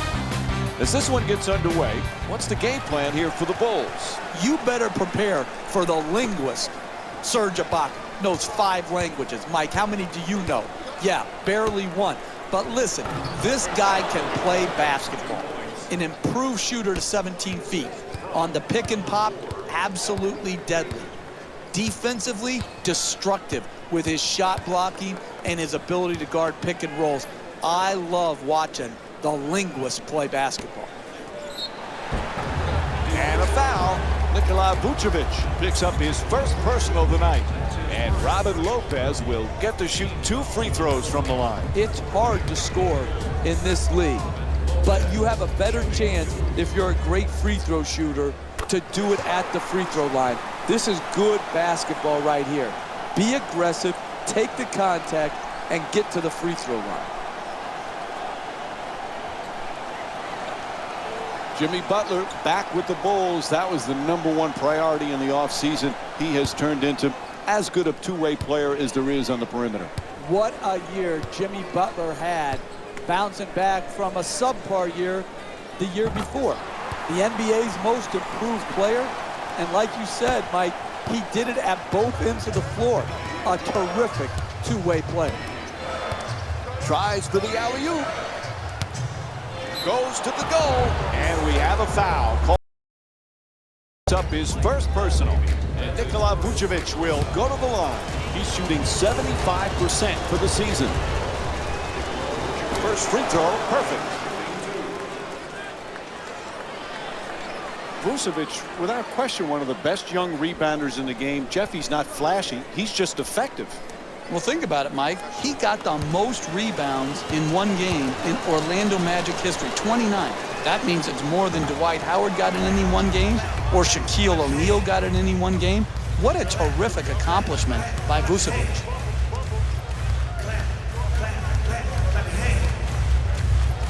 Grant, jump shot. Grant shot, no good.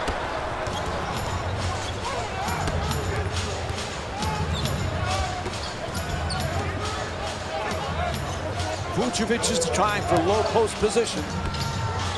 Nobody near him, takes the three. The Magic with control on the rebound. There's a foul. It's called against the Bulls. Second team foul. And Nikola Vucevic will go to the line. He's 1 for 2 from the line here tonight.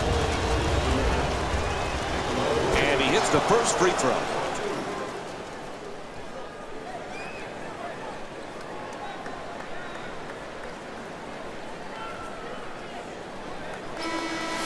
Entering the game for the Bulls, number 3, Doug McDermott.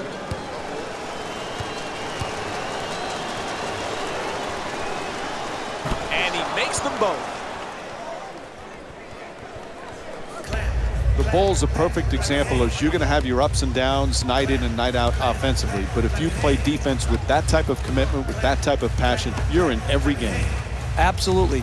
The misnomer is that defense wins championships, but when you're going through and absorbing the injuries the Bulls have had the last couple years, you have to try to stay in games by playing tough as nails defense, and that's exactly the formula the Bulls used to play with great success.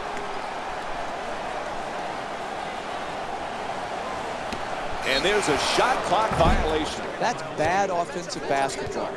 Yeah, you're moving the ball, but everybody has to know how much time is on the shot clock. There, they lost track of the time, and they had a 24-second violation. From downtown, the Magic with the offensive rebound for a second chance opportunity.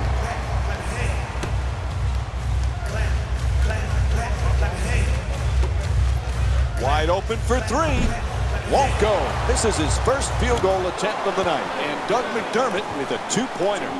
That's solid offense. Getting their best players, their best shots in their best spots. It didn't go in, but that's how you win games.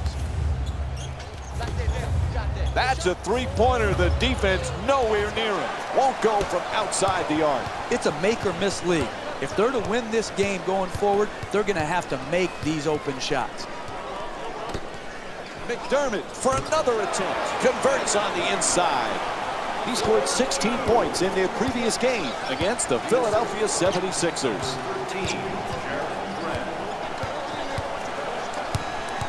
Oh, quick move, gets inside. That's good for two. And it's a one-point lead for the Magic. That's just a nice layup right there.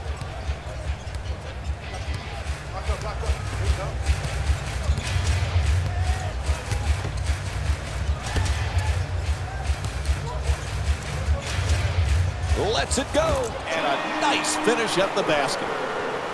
For two.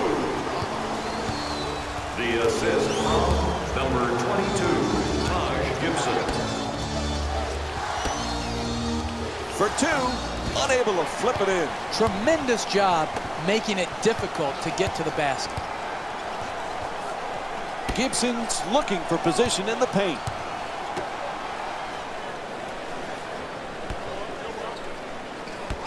Gibson fires away for two, unable to flip it in. Hey, that shot right there is exactly the type of shot you have to force if you're the defensive team trying to work your way back into the game. Oh, excellent screen.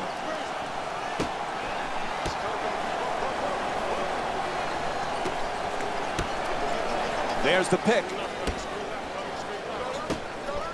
Vucevic's shot thrown right back at him. Ref blows his whistle. Foul called against the Bulls. Their third team foul. Team foul number 3 for the Orlando Magic. First free throw, good. To the line for two.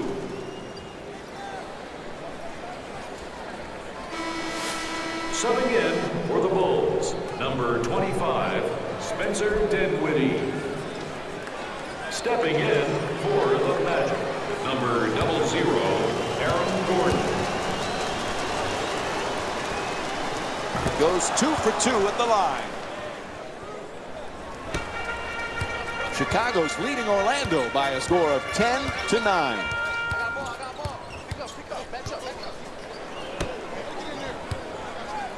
To the rim, it's good. A two-pointer. 2 points. The assist from number 21, Jimmy Butler.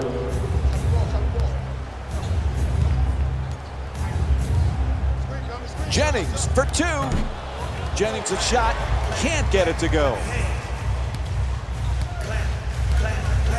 Grant into the front court.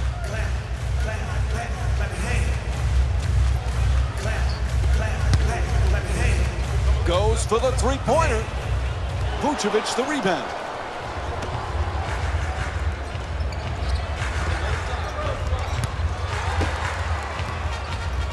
Oh, there's that Euro step move. Pretty. Ibaka for two. Lets it go. Good finish inside. He's averaging 15 points per game this season.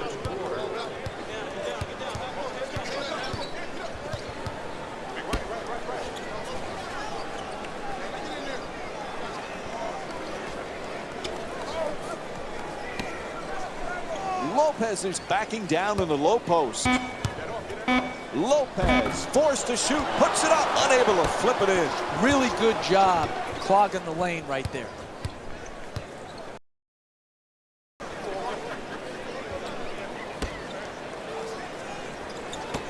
Ibaka from downtown. Ibaka's not able to hit the three. Ball hits the backboard, but it's out of bounds now. Mass substitutions as both teams mix it up. Stepping in for Orlando, number 3. Chicago's leading Orlando by a score of 12-11.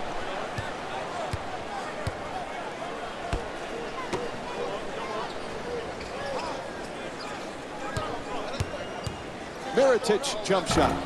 Won't go. The NBA game is a long game. You may be down now, but if you string together 3 or 4 good possessions at both ends of the floor, you can be right back in it.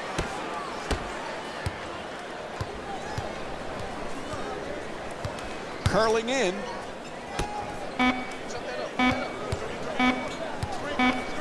Has to put it up. Shot clock with 1 remaining. Not that time. Hey, that's a tough shot right there. Solid team defense forcing the miss. Curls in. Grant jump shot. Misses the three. That's not a stop. That's just a miss. The other team, wide open shot, not good enough defensively, especially when you're trying to set a tone going forward in the first half.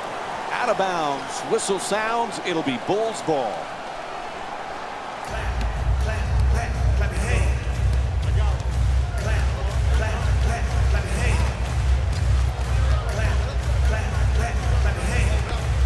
Mirotic. And here's the double. Mirotic shot blocked. Nice touch at the basket. 2 points.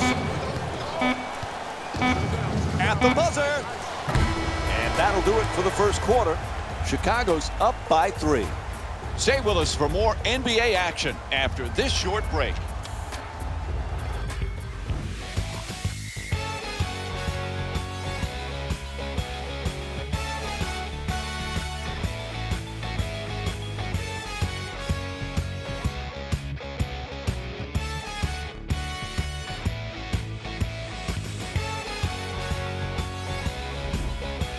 Bad shooting by both teams, but pretty impressive defense, huh, Jeff? Really like the tenacity, Mike. Both teams getting after it, which is what you would expect in this type of game. McDermott against Hazonia. To the basket, it's good. 5-point lead for Chicago. They haven't wasted any time in establishing an offense based around ball movement and player movement, and the results speak for themselves.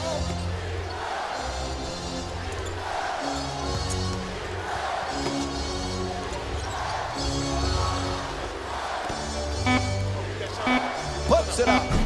Can't convert on his first shot of the night. We're seeing some outstanding defensive work, forcing the offensive team into late shot clock shots, which are very low percentage. The assist from number 25, Spencer Dinwiddie. For the layup, and flips that one in. Hey, you can only control what you can control. The defense there was great. It was just a better shot.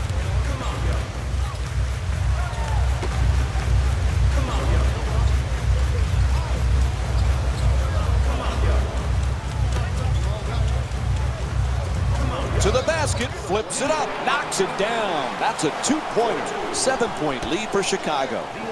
When everybody is involved in touching the ball, like what's happening here in the first half, and you've got your assist total up, then you're going to create also a defensive intensity at the other end of the floor. And that's exactly what has happened here in the first half. 2 points. The assist from Chicago's leading Orlando by a score of 22-13.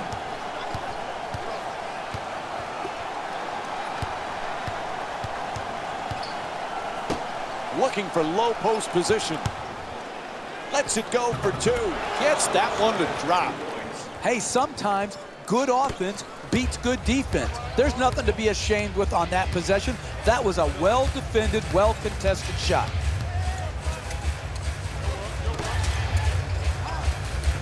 Portis is looking to do damage in the paint. Puts it up from three-point land. Off the mark from downtown. Portis for 2. Puts it up. Nice finish around the rim. And Frank Vogel calls timeout. This one's starting to get away from him.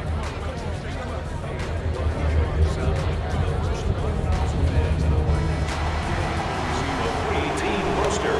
Even better, 3 lucky fans will win a poster that's There's the perfect pick. entire team.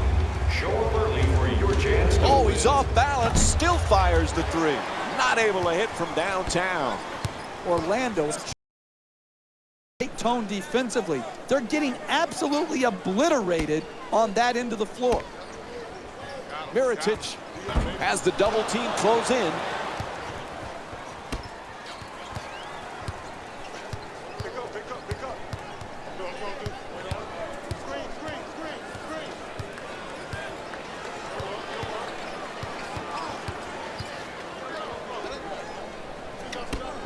Again with the offensive rebound for a new 24. No question, yep, that's a foul called against the Bulls. Their first team foul. And it's on to the line for a couple of free throws. for the Orlando Magic. Andrew Nicholson shooting. Oops, missed the first one.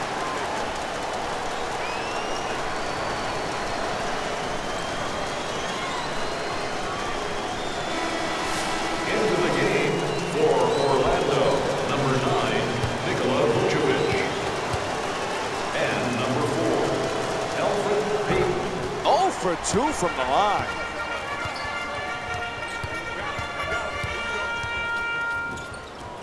Gets to the rim. It's good. And they extend the lead to double figures. Sometimes the simplest plays are the hardest ones to execute. Good layup.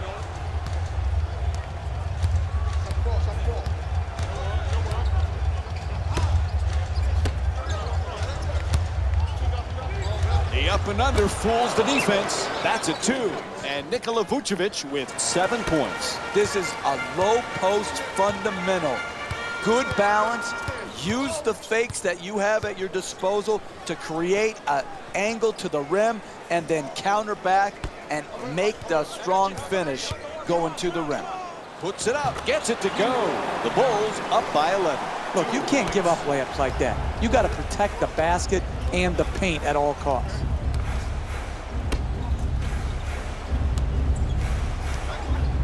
Moves around the defender. Unable to flip it in. The defensive timing in when to come to double is critical. You come high, hard, and to the offensive player's body so that there is no room to split or get to the basket. What you want to do is either force the pass or the jump shot. They need to talk it over quick. A 20-second timeout.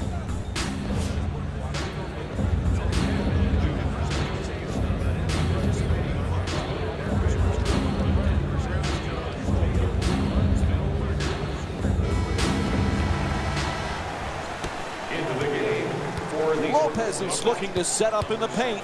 Serge Ibaka. Subbing in for the Chicago Bulls, number 22. Inside. Hits the shot. Robin Lopez is 1 for 2 from the field. You need guys who can make shots under duress and pressure. That was a well-defended possession, but that man stuck it even against the best defense.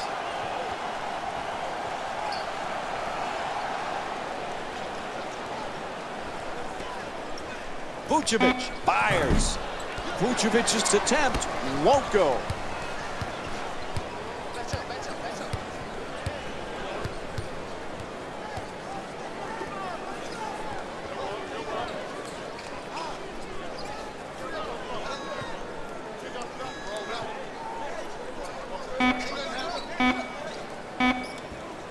Gibson fires away. Gibson's two-pointer won't go.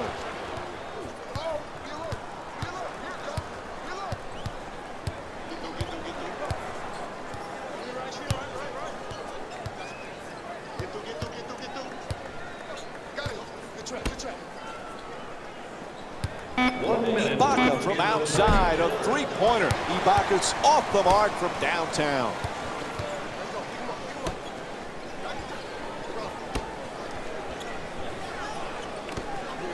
There's the double team. Lets it go. Misses that one. It's all about making your teammates better. And the way you make them better is to give up a good shot to try to create a great shot. Puts it in. That's nice body control right there on that layup. Good finish.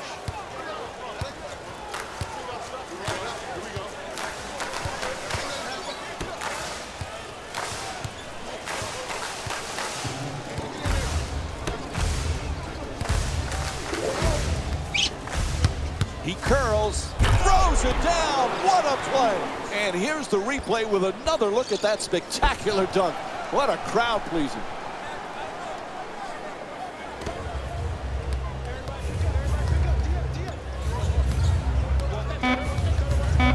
Here's the pick. Final seconds. That's it for the first half. The Bulls up by 11.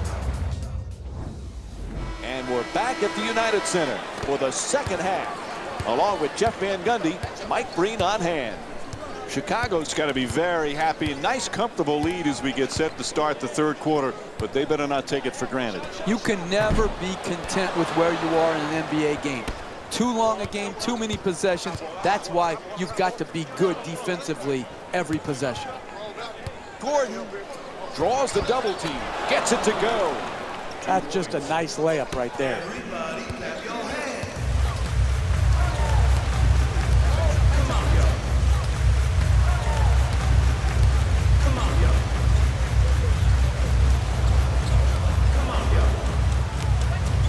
just on the way to the rim, unable to flip it home. You never know in this league. You just work for 48 minutes. Challenge shots, make it hard on the other team. You can get back in the game. At the rim. Oh, he got hit, and they call it. Draws the foul called against Dunleavy.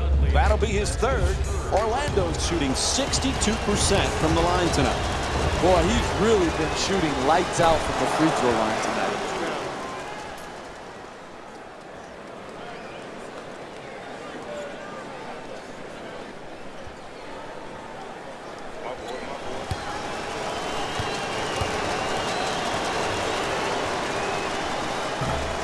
Oh, he misses the second free throw. He goes 1 for 2.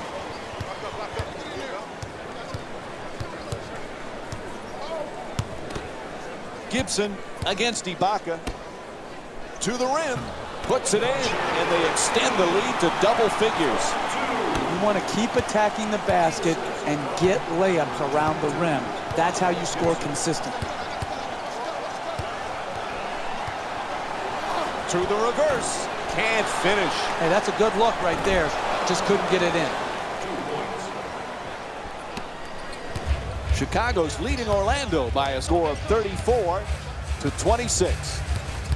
Grant against Jennings. Butler on the drive to the rim. And a foul called against the Magic. Their first team foul. And he'll go to the line to shoot 2. Look, you got to put yourself in position to be fouled if you're a good offensive player and a great free throw shooter. Take advantage of your strengths. Earn your way to the free throw line.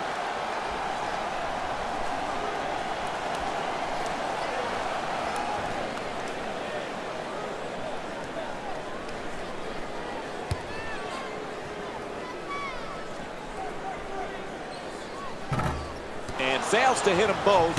Hits the first, misses the second. Jennings brings it across. Vucevic is looking to post up down low. Vucevic for 2. Converts on the inside. Nikola Vucevic with 10 points and 6 rebounds. You're not going to see a better possession in the NBA from both sides of the ball. Good defense, good offense won out that time. In the paint, the Bulls with the offensive rebound for another possession. And a nice finish at the basket.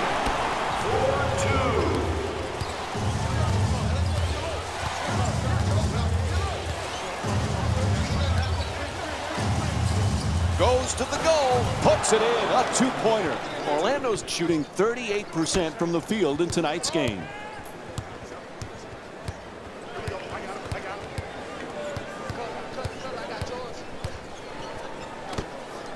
Plenty of time. That's a 3-pointer. Grant shot from downtown won't go. If they can continue to create the same shots offensively here in the second half, they're going to end up winning the game. Adjusting in the air. There's the whistle. Good job to draw the foul. Taj Gibson picks up his first of the night. Good offense is about getting your best players their best shots in their best spot. Here, an aggressive move. You're a great free throw shooter. Earn your way to the free throw line. Take the contact. Take the foul. Work your way there and knock them in. Number 23. Good free throw shooting, knocks down a pair. Chicago's leading Orlando by a score of 37-32. Butler on the drive. Ibaka the rebound. He's averaging 7 rebounds per game this season. Throws it back. Ibaka for 2, shoots away. Unable to flip it in.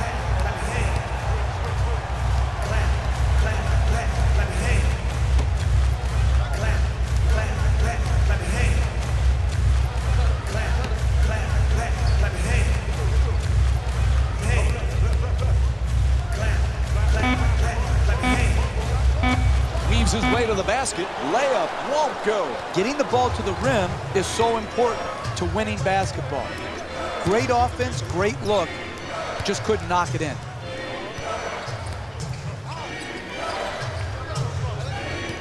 The two defenders swarm. Ibaka's trying to get down low. Has to adjust. Nicely done. Nice job drawing the foul. It's called against Dunleavy. Picks up his 4th foul.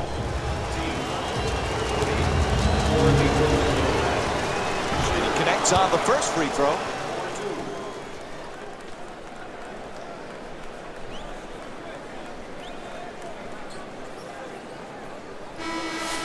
Substitutions, Chicago. Subbing in for Orlando, number 55, Brandon Jennings.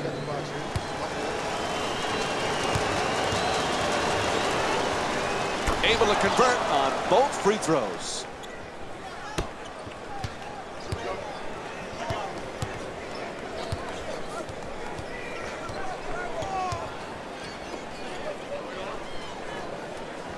Mirotic is trying for position in the paint.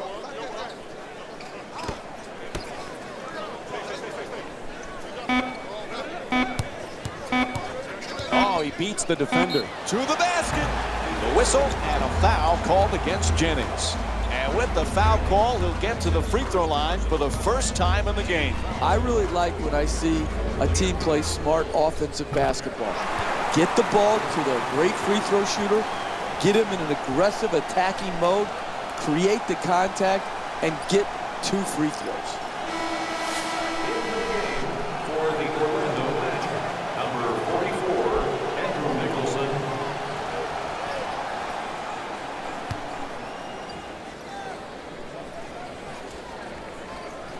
And gets both points from the line. Chicago's leading Orlando by a score of 39-34.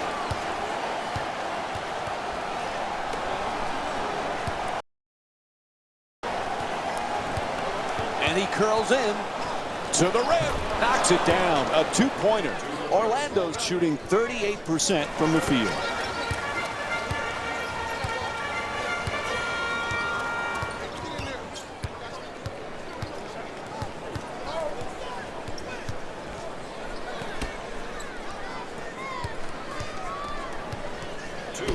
Remaining in the 3rd quarter. Tries the reverse layup. Oh, what a finish. 4-2. The assist. Jennings bringing it up.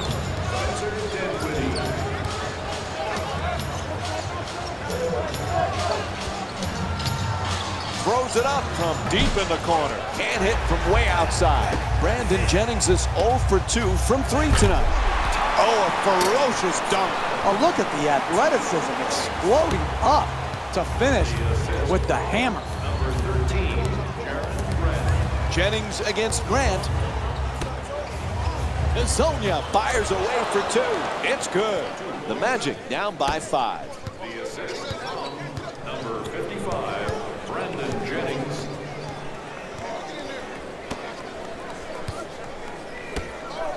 McDermott for 2. He puts it in. 2 points. The assist from number 25, Spencer Dinwiddie. To the basket, adjusts the shot and gets it to drop. Hey, sometimes good offense beats good defense. There's nothing to be ashamed with on that possession. That was a well-defended, well-contested shot. Grant against Jennings. Gibson looking to dupe the defense, draws the double team.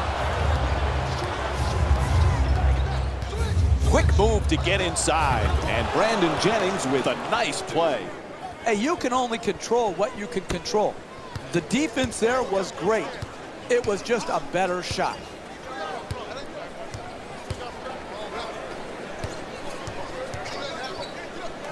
Lazy pass.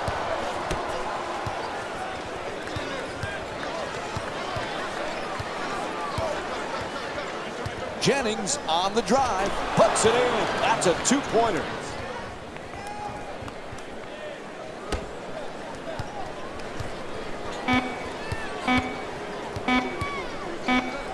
It'll count if it goes. And that will end the 3rd quarter. The Bulls up by 1. We'll have more NBA action coming up for you right after this short break.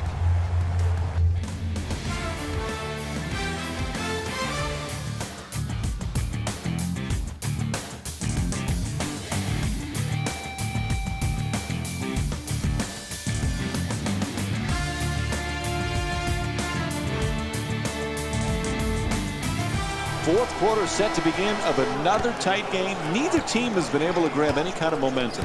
No, and that's what I love about the NBA. These back and forth type games coming down to the fourth quarter, crunch time plays. Who's got it in them to finish this game off? Finds a space and takes the wide open three. Strong to the goal. Goes up and in. Beautiful play. Fundamentally sound two-point J. Number 13, Jeremy Grant. Gordon's looking to operate from down low.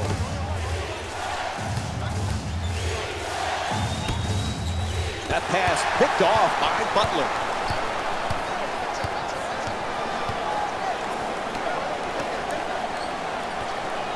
Portis for two, lets it go, nails it.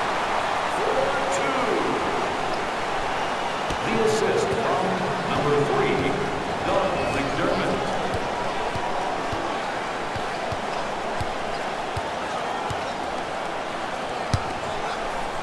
Chicago's leading Orlando by a score of 49-44. Gets it to go. Three-point game.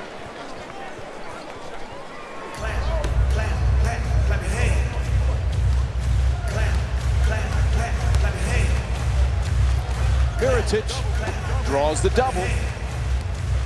Mirotic is working hard, backing down his opponent. Oh, he's wide open for that three.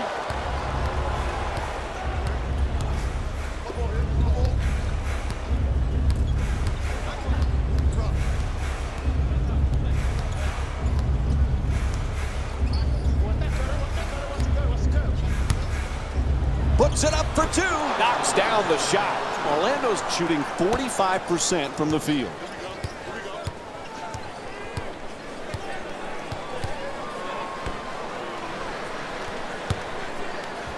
A good look for two. Unable to flip it in. He's a great shooter, but he could have driven the ball into the paint and made a play for his teammates.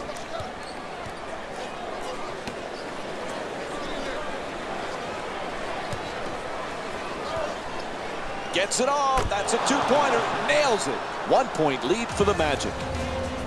Timeout call. They need a 20. Jeff, the coach has some decisions to make right now. Listen, they had to use their 20 right here to try to get their game plan defensively more in line to take away the star player. Too many chances, good chances, for the star to get off. That's why the 20 is being used right here.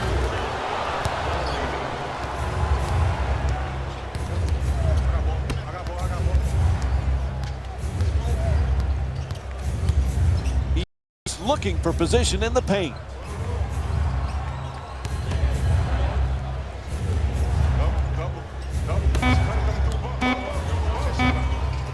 Ibaka fires with 2 on the clock. It's good. A two-pointer. And Serge Ibaka with 8 points.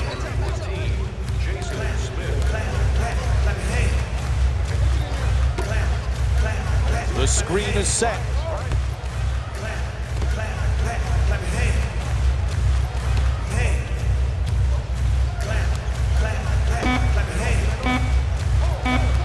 Looking to curl in, reverses, puts it in, 1 point game. 4-2.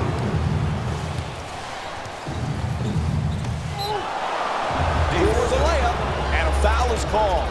And the call will get him to the free throw line for the first time this evening. That's good, sound, solid basketball right there. You go strong to the basket, you get fouled, and now you have a great free throw shooter shooting free throws.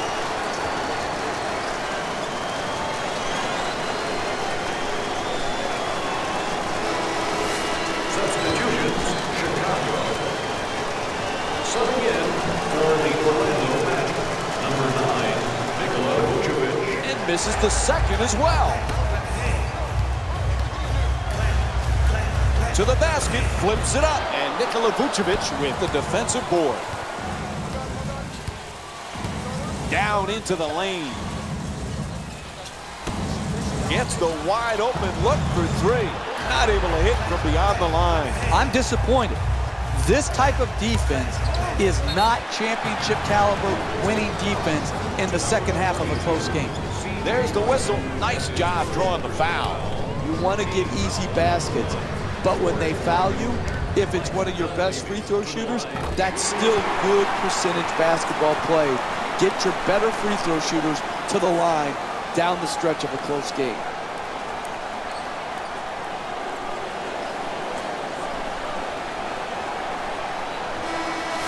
Stepping in for Orlando, number 23, Mario Hezonja.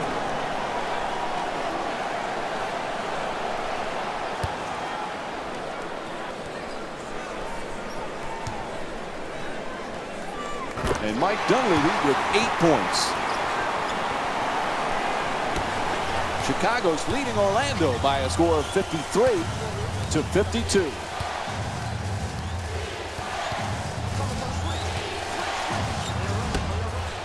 Ibaka against Gibson.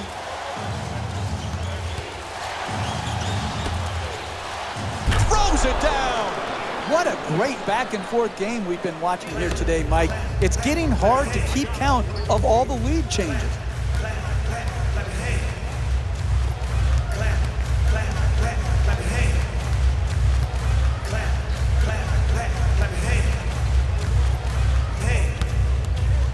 Nice move inside to the rim. Gets it to go. Nice play from Jimmy Butler.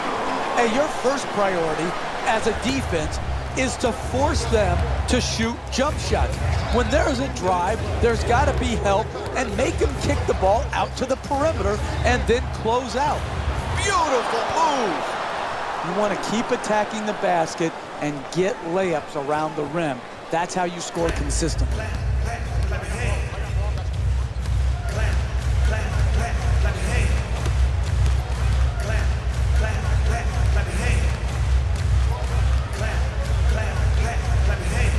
Gets to the rim, flips it up for 2. What a play! You're not winning late in a close game playing that type of defense, allowing the ball to go in a direct line drive right at the basket. Inside, and he's fouled. And he'll head to the line with under a minute and a half to go here in the fourth quarter. Hey, you can't allow easy baskets. You've got to foul these bad free throw shooters, put them to the line, and see if they can earn their points at the charity stripe.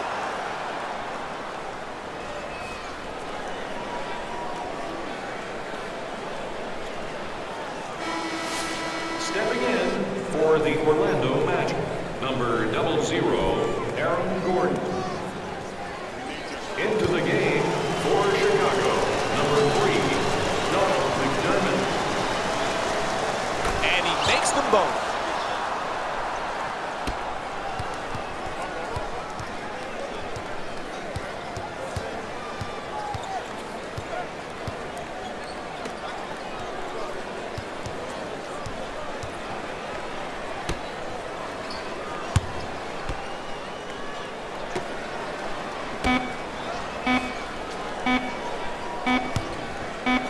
Gets it off.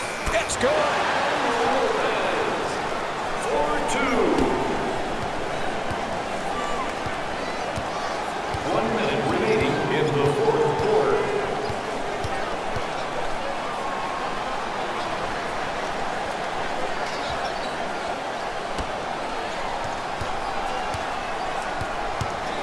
On the drive. Knocks it down. 1-point game. That's nice body control right there on that layup. Good finish.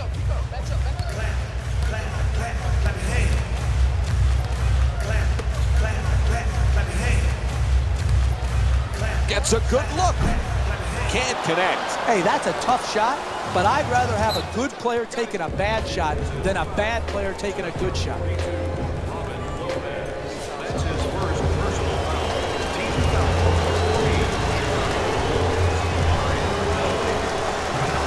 Can't connect on the first free throw.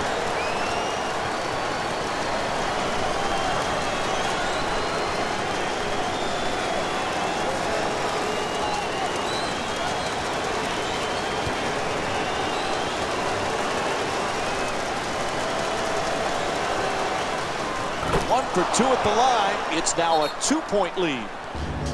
Time running out here in the fourth. There's a Late in the game, one possession game, what you need to do is not waste time.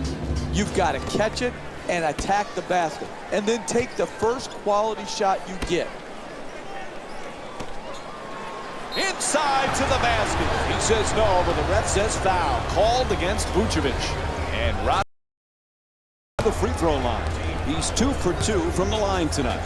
Good offense is about getting your best players their best shots in their best spots. Here, an aggressive move. You're a great free throw shooter. Earn your way to the free throw line. Take the contact. Take the foul. Work your way there and knock them in.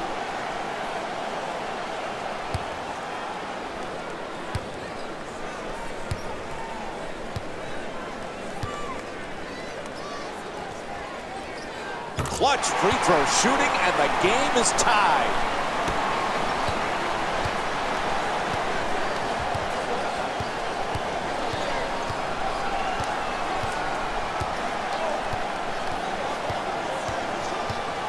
The shot is blocked. That kind of play, Mike. He puts it in. Clutch shot. I love back and forth games, tight games, because what you see, Mike, is who has the poise and the precision to execute under the duress of the tight, hotly contested matchups. Lets it fly.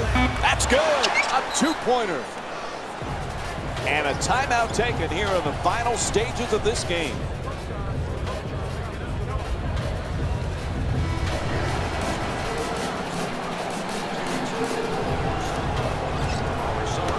For the win. 4 quarters complete and still tied up, so we go to overtime. We'll be right back with more basketball here on ESPN after this short break.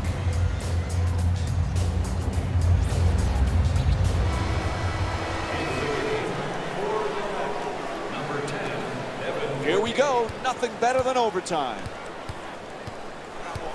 Here's the screen.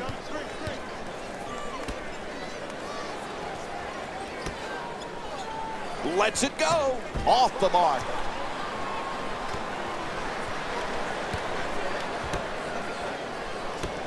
Strong move to the rim. For two. Unable to flip it in.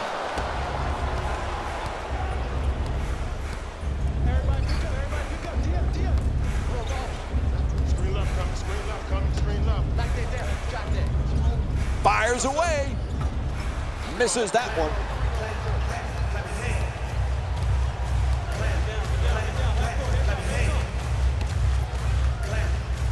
Gets inside.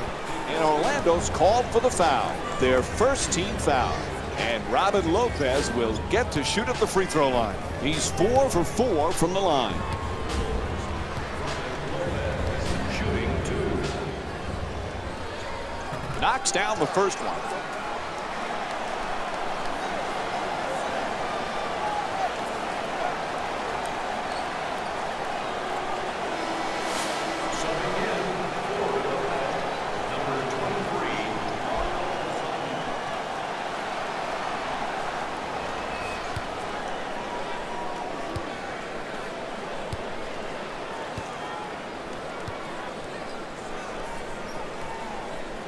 Goes 2 for 2 at the line. Chicago's leading Orlando by a score of 65-63.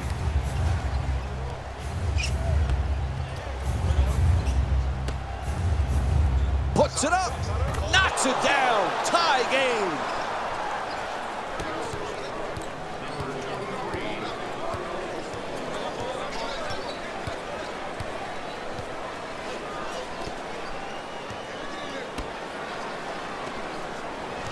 Fires away for two. Oh, he knocks it down.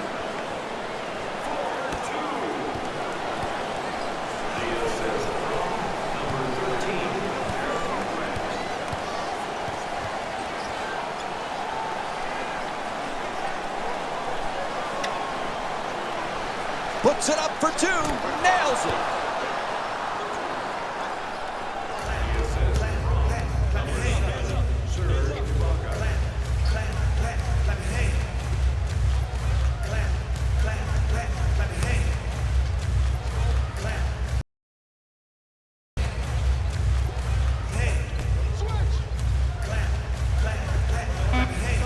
Lopez against Vucevic. For three. Grant's too short.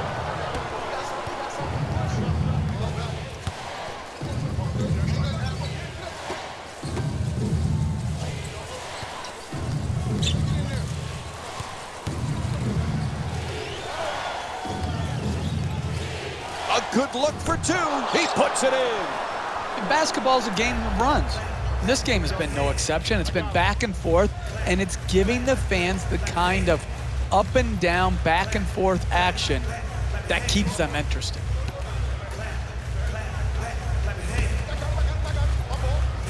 Butler on the drive.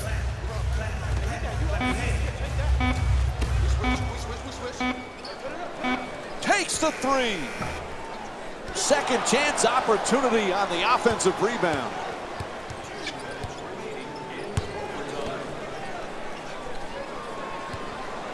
Oh, he turns it over. They couldn't have picked a worse time to cough it up, Mike. Oh, what a play. Oh, that's nice right there. The finish at the rim with the nice dunk.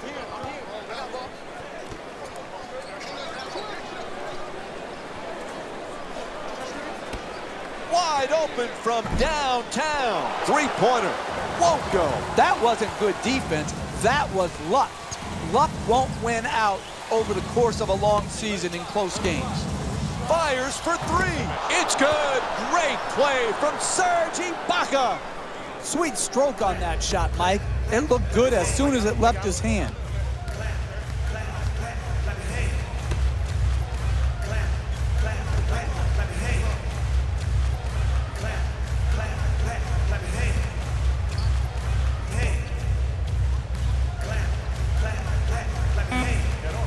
Gets it off. Won't go. Hey, that's a tough shot right there. Solid team defense forcing the miss. And Chicago calls a full timeout. When you're down this amount with a minute or so left in the game, you need to come out and get a quick strike at the basket. Attack the rim, try to get to the free throw line, or draw the defense to you and get the wide open three. And once you score, you have to force a turnover. You have to get your defense immediately set. Oh, what a shot. Nice, easy, uncontested two-pointer. Ref calls the foul. No choice there. They had to stop the clock. Hey, that's good, smart basketball right there. Picking up your aggressiveness, you're down late in the fourth quarter. It makes sense. They fouled, yes, but it only results in a side out because they're not in the penalty.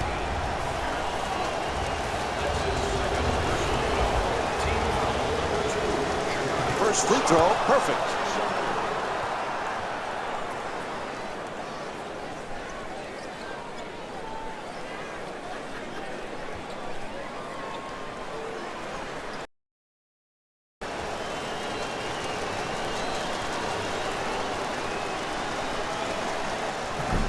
He hits 1 of 2 at the line. They extend the lead to 6.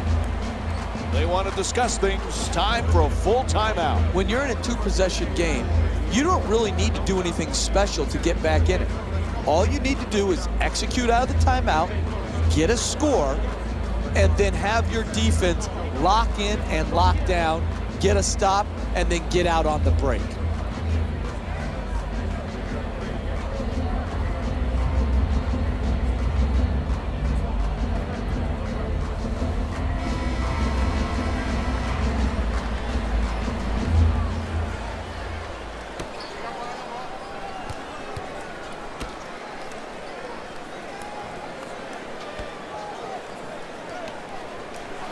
To the basket.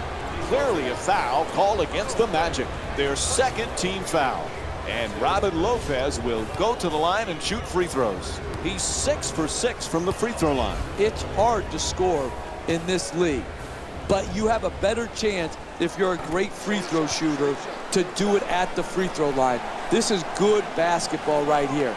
Be aggressive, take the contact, and get to the free throw line.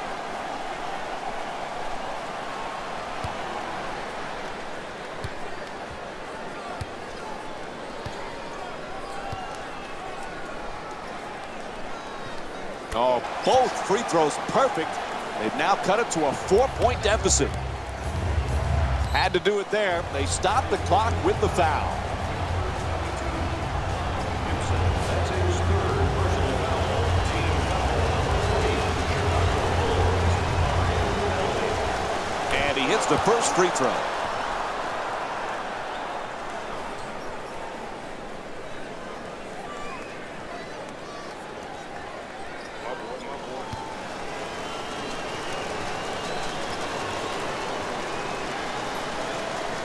Nice job at the line. They're now up 6.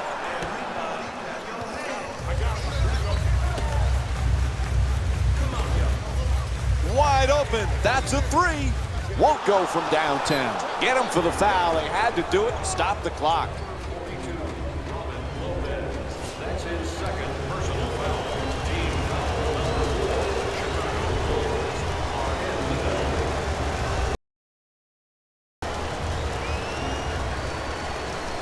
First free throw, good.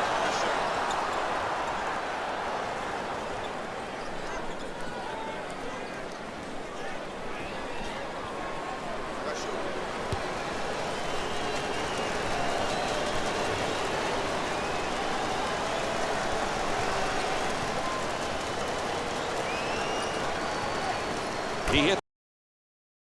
Their lead is now 8.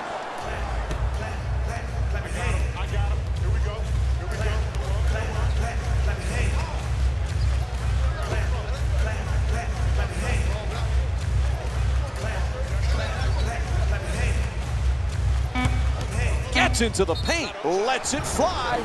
Good work to draw the foul. And Taj Gibson will go to the line with seconds to go in overtime. Orlando Magic are in the penalty.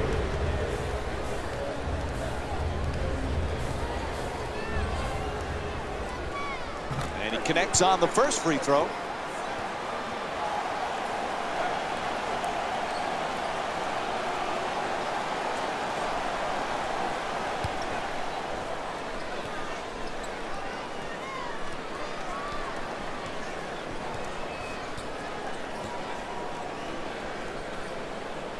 Oh, they're very much alive. Now just a 6-point game. There's the whistle. They had to stop the clock, so they give the foul. That's his third personal foul. Team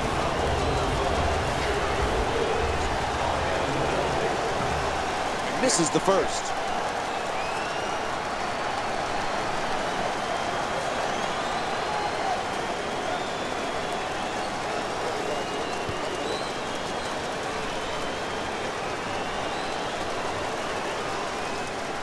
He hits 1 for 2.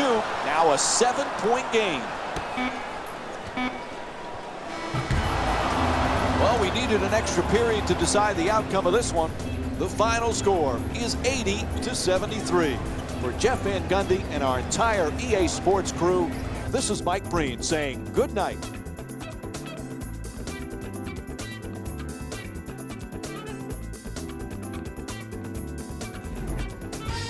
Jalen Rose here, and I've got your EA Sports post-game wrap-up.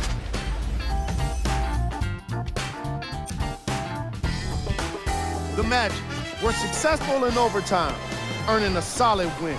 And that does it for our post-game wrap-up. On behalf of ESPN on EA Sports, I'm Jalen Rose. Thanks for joining me.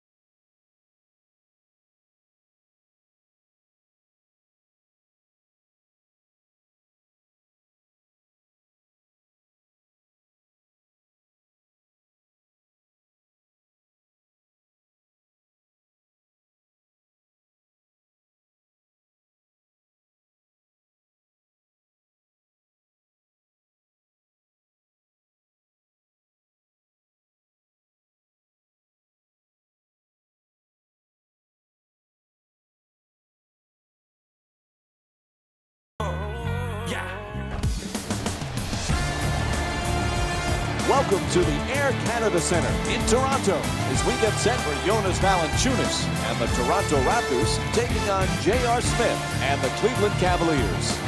The Cavaliers coming off an impressive win in their previous game against Golden State. Jeff, what were you most pleased with in their previous game? You know, I was never in the zone as a player, but these guys in the last game, they sure were. And it wasn't just one person raining threes. It was player after player. And sometimes shooting and making is contagious, just like missing is contagious. Tonight, hey, listen, there was one reason that they won the game. That was their incredible three-point shooting.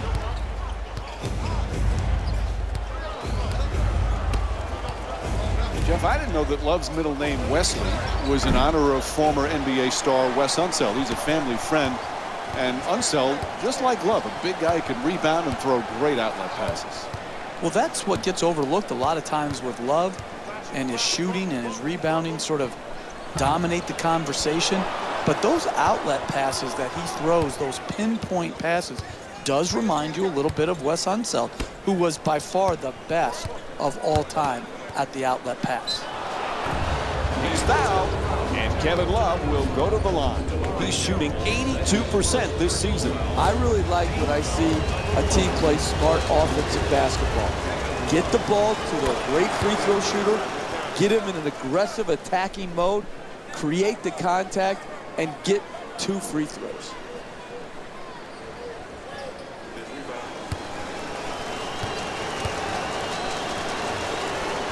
Boy, there's some incredible point guards these days in the NBA, Jeff. And you look at a guy like Kyrie Irving. Is anybody a better ball handler? Now listen, he is a special player when he's at the top of the floor, either in transition, one-on-one, or in the high pick and roll. The guy has a unique handle. He can get to any spot on the floor he wants. And his greatness has been obscured prior to LeBron James coming back to Cleveland, because he wasn't playing in any meaningful games. Now, because of James and Kevin Love being there, they're playing in meaningful games, and we're getting to see all of his talents come to the forefront.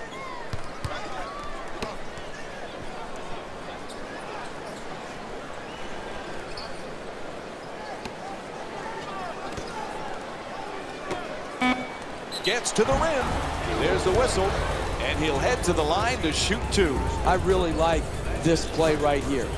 You're a great free throw shooter, draw the contact, and get 2 freebies. Knocks down the first one.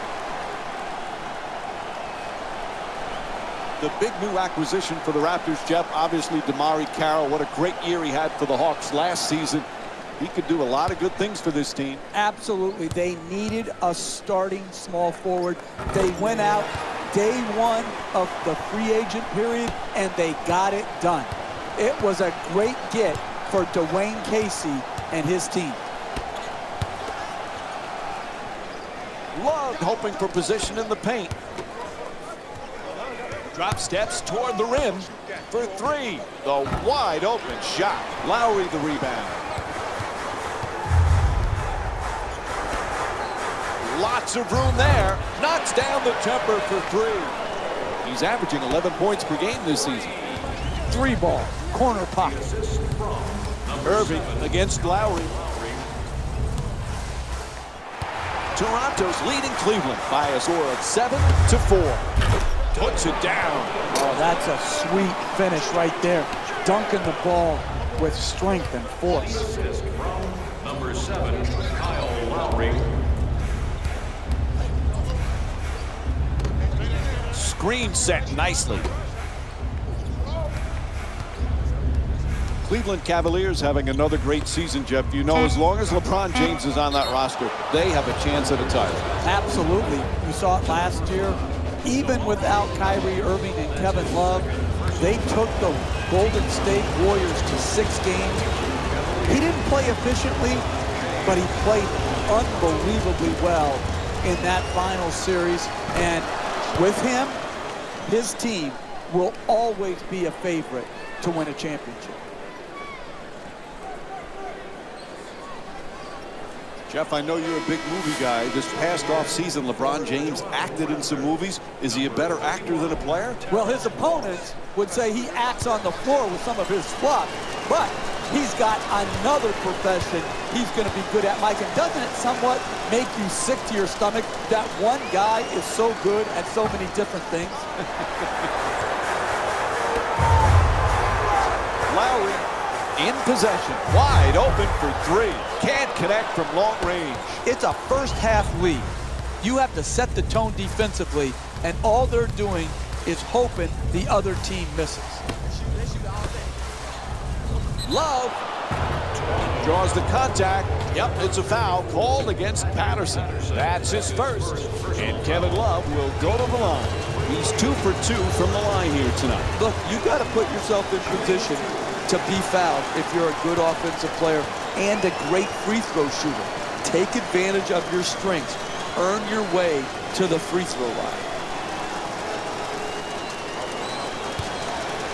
Jeff Smith won the NBA Sixth Man of the Year award with the Knicks 2013. First Knick to win the award since your guy John Starks in '97. When Smith is right, he's a heck of a player. He is. Oftentimes we focus on his antics versus his game. But when he is playing at his high point, he's obviously a dynamic shot maker, but he's also a good passer. And I think that gets overlooked. This guy's a good NBA player. Unfortunately, we don't talk enough about his game. The assist from number 2, Kyrie Irving.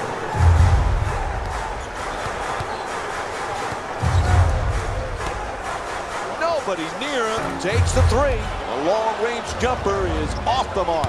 Hey, they may have missed that shot, but that's the type of execution in the first half that sets a great tone going forward.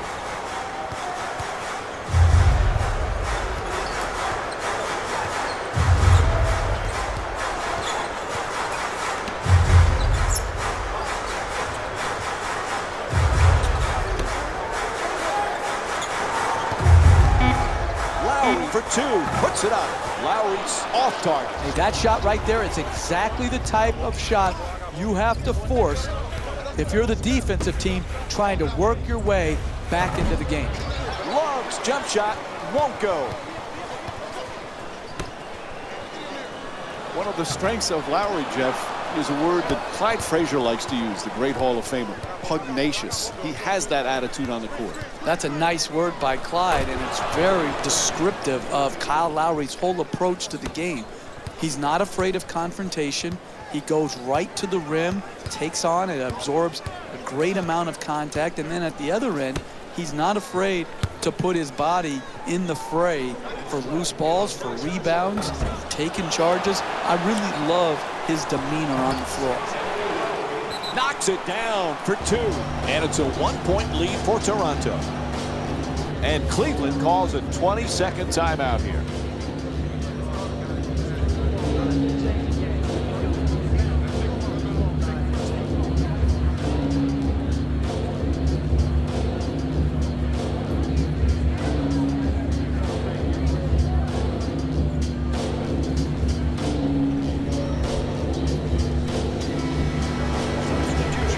Toronto. Cleveland. Puts it up. Whistle blows. It's a foul. And he'll head to the line with under 2 to go here in the first. Personal foul. Team foul number 4. That's the first foul in the last 2 minutes. James, 4-time MVP, just one of 5 players to have won the award that many times. You look at the names he's with: Bill Russell, Wilt Chamberlain, Kareem Abdul-Jabbar, Michael Jordan. He truly is one of the great players of all time. Well, there's no questioning that, Mike. I don't care what your top 10 list, or even if you narrowed it down to quote the Mount Rushmore of best players in NBA history, he's going to be under consideration. He can be, and maybe already is, the best small forward to ever play this game.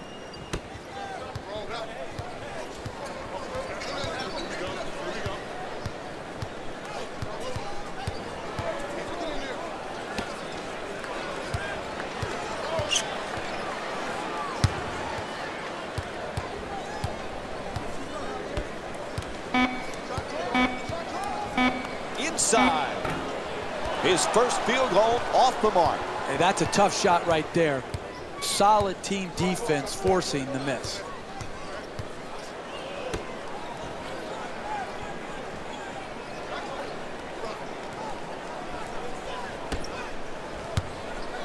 Love fires. Good finish inside. Kevin Love with 7 points. You need guys who can make shots under duress and pressure. That was a well-defended possession, but that man stuck it even against the best defense.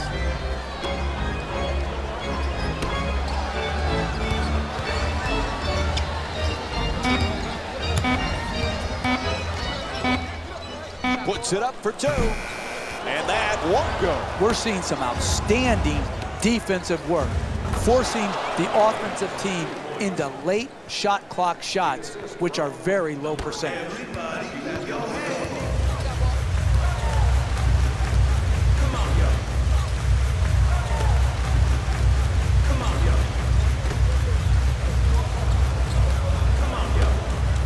DeRozan against Shumpert.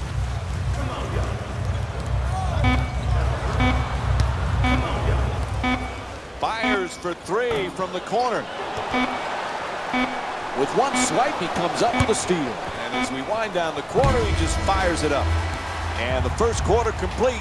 Toronto's down by 5. Stay with us for more NBA on ESPN. So first quarter complete, about to begin quarter number 2. A little bit of a feeling out process. Well, you're right, Mike. You know, sometimes you don't get a real good grasp on how the game's going to go, but it was well played by both teams. Close, competitive game. Great to see Kevin Love back in Cleveland. It was killing him to be on the sidelines during that playoff run last year, Jeff. He's going to be a huge bonus this season. Exactly, particularly when you miss due to injury, Mike, and he had sacrificed so much role-wise. And again, his ability to shoot long range, to post, and to offensive rebound, that combination is really difficult to find. Irving moves into the front court.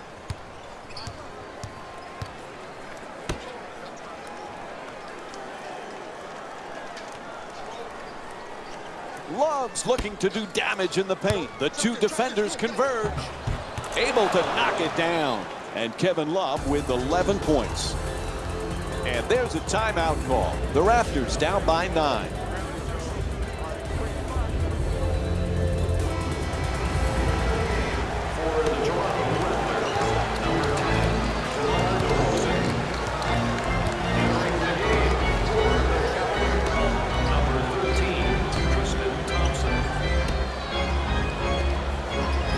DeRozan shot turned back. Whistle sounds out of bounds, so it'll be Raptors ball.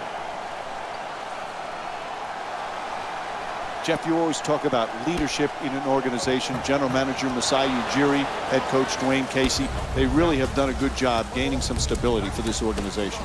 And it was so important. They were languishing for so long.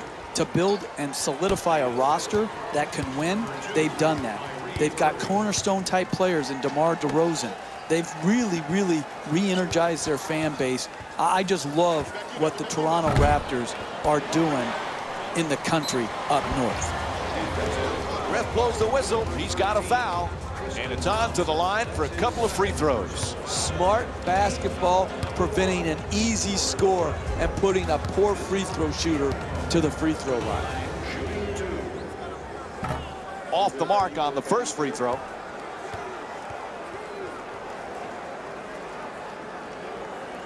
Big year for the Raptors last year, Jeff. They make the playoffs. They lose a tough first-round series, but they've got some good young talent. Can they take the next step now? Well, you think about it, Mike. I don't think many people know, unless you're heavily involved in the NBA, what a great basketball city Toronto is. I used to always love going there. Packed houses, vociferous fans that were really into the game. And I like what Dwayne Casey's team stands for. They play hard defense, they play unselfish offense, and they're doing it with a lot of young, hungry players.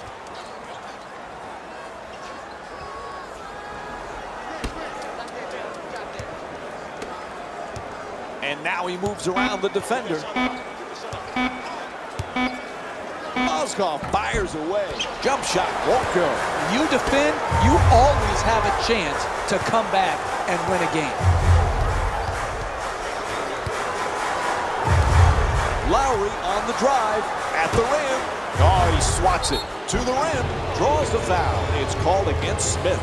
And it's back to the free throw line for 2 more free throws. That's smart, sound, solid basketball, putting a bad free throw shooter to the free throw line instead of allowing him an easy attempt. First free throw, perfect. For the Raptors, the young Jonas Valanciunas, he's got a world of potential. It's time for him to start putting up some big numbers, Jeff. Mike, he's a very capable offensive player. Got good hands. He could score around the bucket. Where he needs to really focus in, as does the whole Toronto team, is how do they improve defensively. Valanciunas has had his difficulties in defending pick and rolls. Like a lot of big guys, he's got to continue to grow in that area.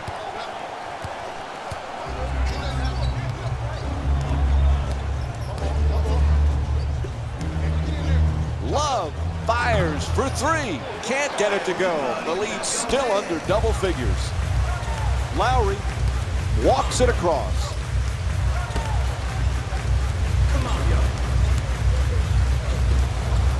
Ross against jumper curling in to the rim, and Terrence Ross with the bucket.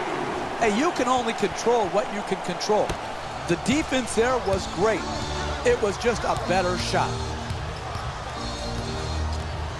3 minutes gone by in the second. Toronto's down by 7.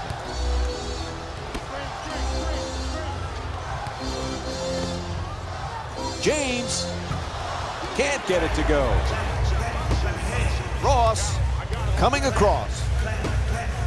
Lowry against Irving. Lowry for 2. Lowry's unable to hit. You got to score to win in this league. This is what he's paid to do, and he has not delivered.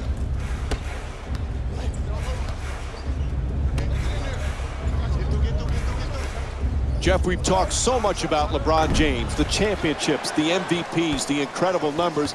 Sometimes we forget he's just a great team player. Who, Mike? Who, Mike? LeBron James?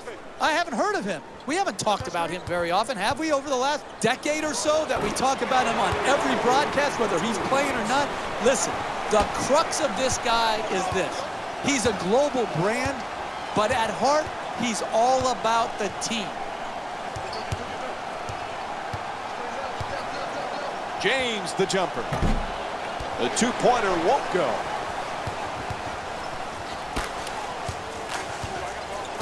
Lowry against Irving.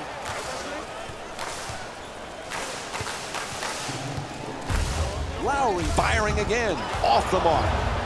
Well, if you don't like scoring, this is the game for you. If you love defense, this is the one, because it's good, and 1. Jonas Valanciunas picks up his first foul of the night. That's a hoop and a harm, a dunk and a foul, a 3-point play possibility. That's a big-time play by a big-time player.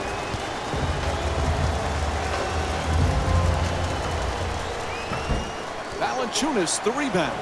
He's got 5 rebounds in this game. You got to learn to win in different ways. Sometimes all your shots are going in, and the rebound totals are down. Here tonight, the ball isn't going in, so you've got to win the battle of the boards. And Jonas Valanciunas will go to the line for a couple of free throws. Jonas Valanciunas to the line, shooting 2. And he hits the first free throw. Ross, known as a slam dunk champion earlier in his career, but this guy is starting to become more of a basketball player. He is. He's a high flyer, but he's using it at the right times to attack the rim. His 3-point shot has improved. Listen, you don't want to be known as a dunker or just as a dunker in this league. When you're young, yeah, you love that, those SportsCenter top 10 plays being on that. But what you really want to do is earn the respect of your peers in the league, and you do that by honing your entire game. Coach wants to talk here, calls a full timeout. Jeff, earlier we talked about LeBron James. One thing we forget, he just loves to play. And that's what it comes down to, Mike. This can be a very boring profession if you don't love the game of basketball.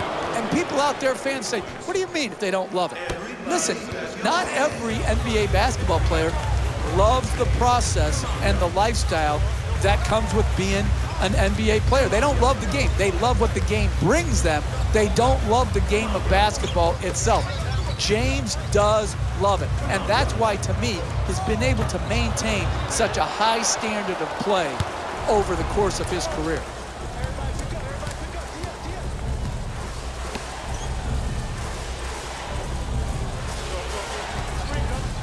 James on the drive, in the paint, that's good. And it's a 10-point lead for the Cavs. When you see these type of plays in slow motion, only then do you realize how graceful and athletic they are.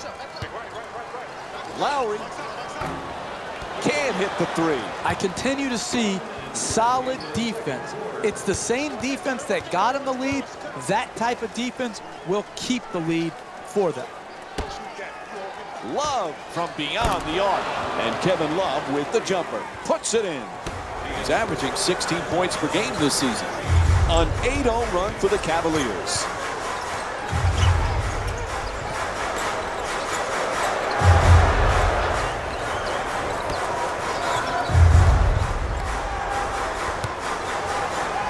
Tries to fake the up and under. Jumper won't go. And they got the ball right at the basket and just missed.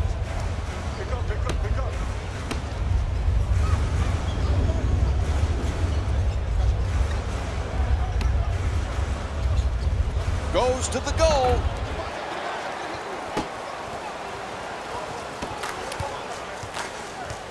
Taking it baseline.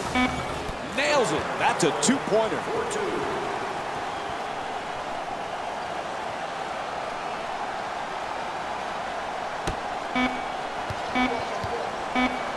At the buzzer. And that'll do it. First half comes to an end. The Raptors down by 11. Let's see what's on Jalen Rose's mind right now.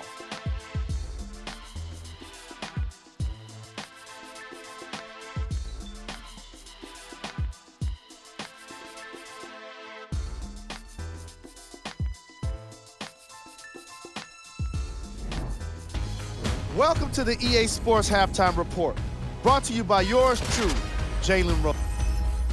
Welcome back to the Air Canada Center for the second half. Jeff Van Gundy alongside me here tonight. Mike Breen on hand. Toronto's trailing right now, Jeff, at halftime, but they're not out of it. What do they have to do?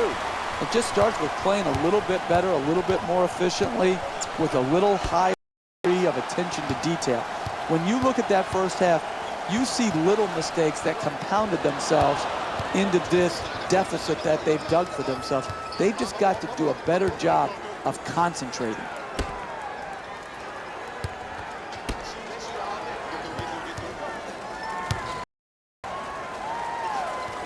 Curls in. Irving can't knock it down. I like it. I'm seeing more effort in the last couple minutes than we saw in the first half. It may not result in a win here tonight, but the effort is something they can build on going forward. Love the rebound. He's averaging 9 boards per game this season.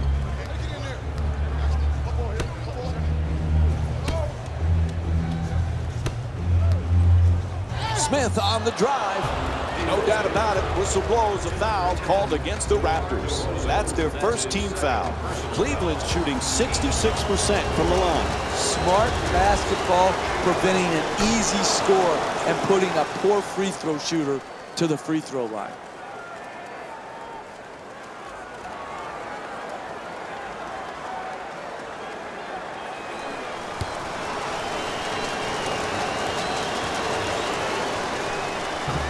No back-to-back free throws here. He misses the second.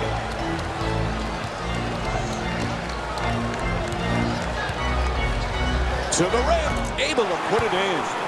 Sometimes the simplest plays are the hardest ones to execute. Good layup.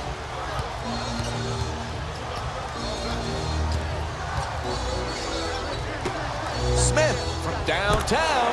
Kyrie Irving with his 3rd assist of the night. Excellent balance, beautiful release, knocked it in.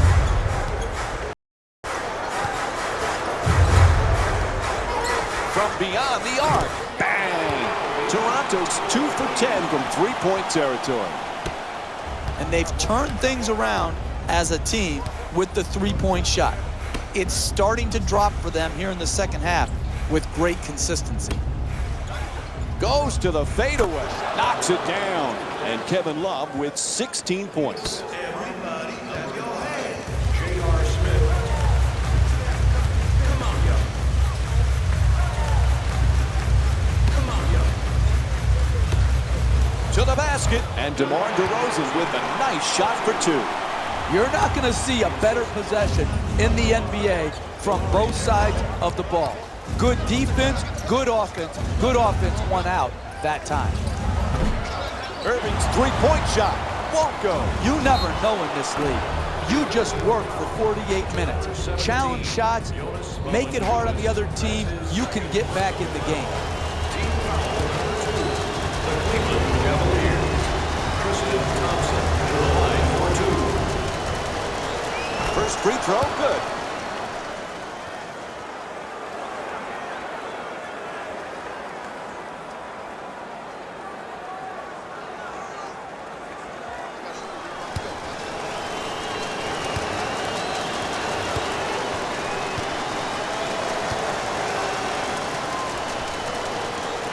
Good free throw shooting, knocks down a pair.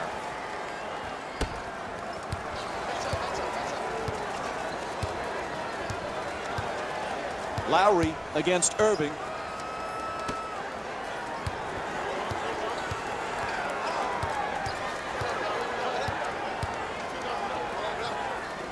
For the layup. And Cleveland's called for their first team foul. And Jonas Valanciunas will go to the line. He's 2 for 2 from the line tonight. For the Raptors, Jonas Valanciunas shooting 2. And he connects on the first free throw.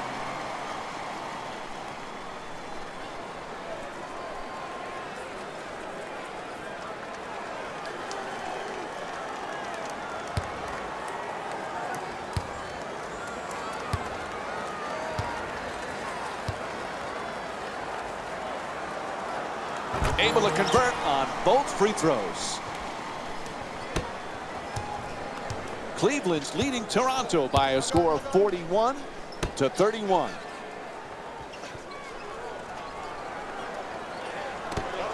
Love for 2, shoots away. And Kevin Love with a nice look, sinks it. He's averaging 16 points per game this season. DeRozan's looking to set up in the paint. Lowry against Irving.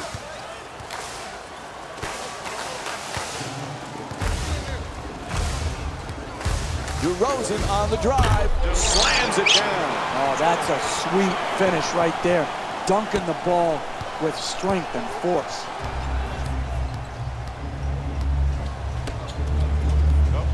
Love has the double team converge. To the basket, flips it up, hits for 2. LeBron James is 3 for 5 from the field. Lowry set to bring it up. Lowry fires for 3. Can't hit from long distance. Kyle Lowry's 1 for 5 from beyond the arc. You can't hit a grand slam in basketball. It's one possession at a time. You can't go for the home run swing. You've got to make it simple each possession and generate a quality shot.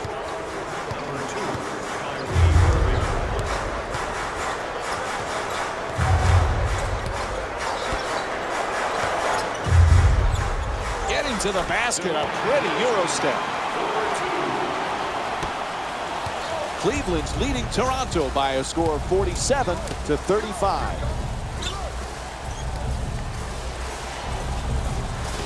Irving against Lowry. Oh, excellent screen. James fires away for 2. That won't go.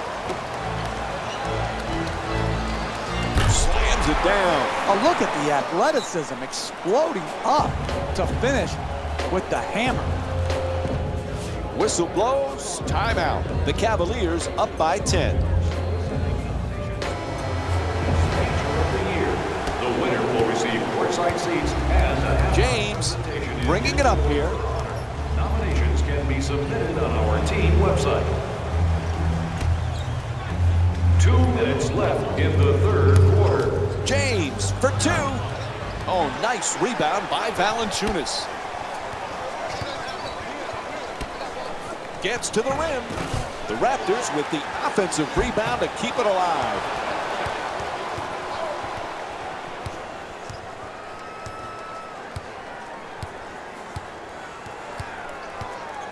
Cleveland's leading Toronto by a score of 47-37.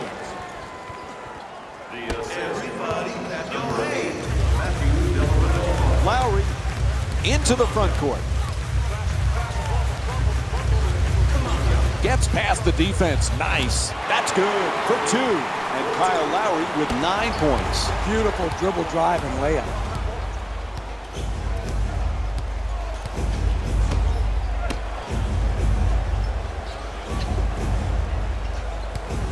James on the drive. Goes to the fadeaway. Valanciunas the rebound. Lowry into the front court.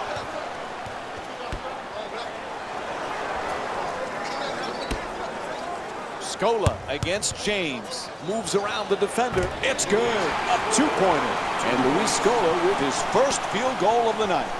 Hey, sometimes good offense beats good defense. There's nothing to be ashamed with on that possession. That was a well-defended, well-contested shot.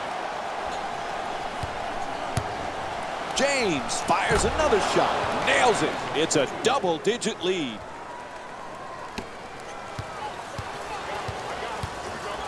Lowry brings it across. Scola fires yet again. Shumpert the rebound.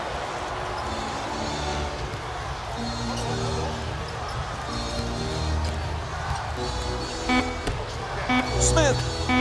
LeBron James with his 4th assist of the night. The assist, And he just fires it up in the final seconds. And the third quarter comes to an end. The Raptors down by 13. We'll be right back with more NBA basketball. As we move on to the fourth quarter, the coach has been angry all night. He has just not been happy with what he's seen. No, and he's trying to inspire a greater effort because he knows that a couple baskets in a row gets them back into a working deficit. And he is trying to inspire them not to give in and give up. Scola against James.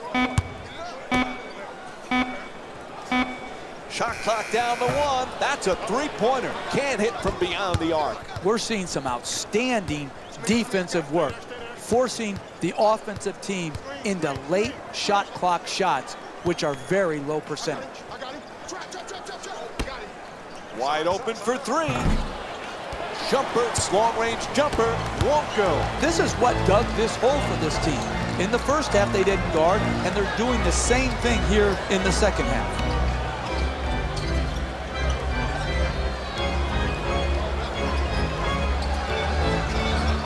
Scola's trying to get down low.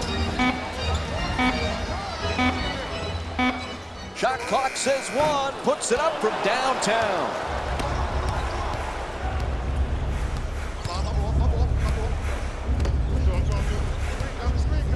James the jumper. No good from downtown.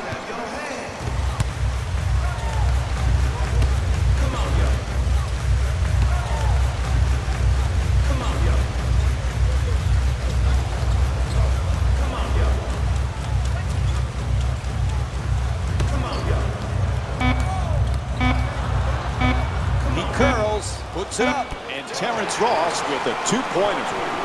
Look, you can't give up layups like that. You got to protect the basket and the paint at all costs.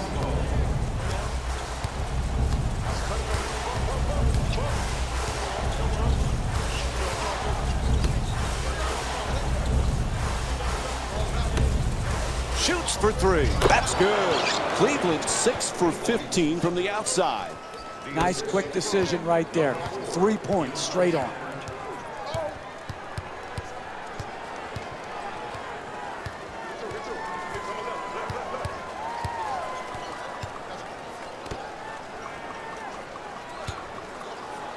side. And he draws the foul. LeBron James picks up his first personal of the night. And Luis Scola will go to the line and shoot two. For Toronto, Luis Scola. Knocks down the first one.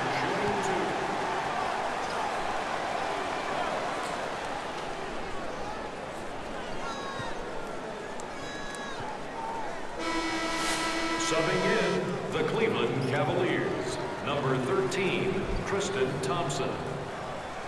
Entering the game for the Toronto Raptors, number 10, DeMar DeRozan. And gets both points from the line. Cleveland's leading Toronto by a score of 57-45. Three-point attempt. No go from beyond the arc. Ross against Mozgov.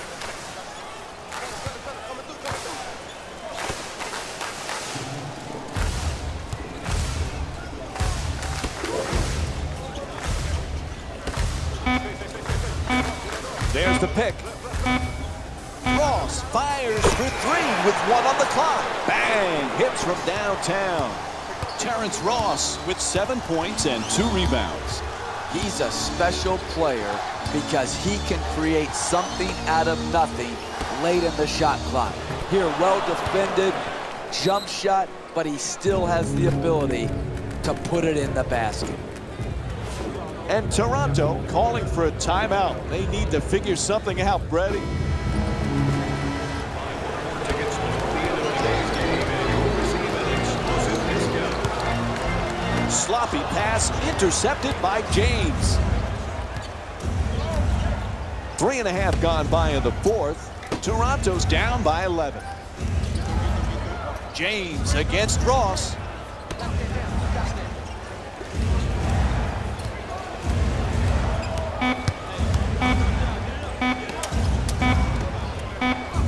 Did not get a shot off in time. 24-second violation called against the Cavaliers.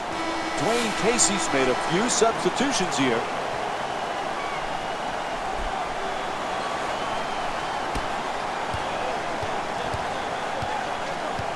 Lowry against Irving.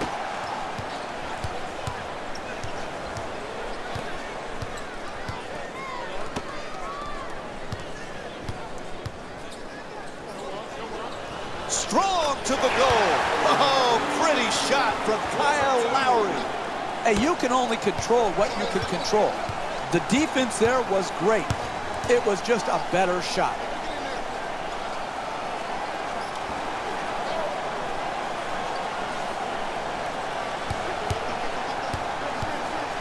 From beyond the arc. Knocks it down. Beautiful shot from Kyrie Irving. There's nothing prettier than seeing a big-time shooter knocking a three from straight on. DeRozan against Smith. Oh, quick move, gets inside. Oh, and he throws it down.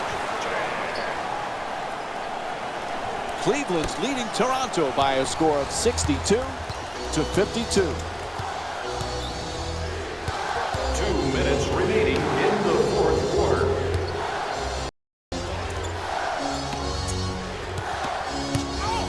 Attacks the basket. Yep, he hit him. A foul called against Patterson. And Kevin Love will go to the line with under 2 minutes to go here in the fourth. A good offense is about getting the ball in your best players' hands in their best spots. And then all the great offensive players have a knack for drawing fouls. This great free throw shooter has earned his way to the charity stripe, and that's smart basketball.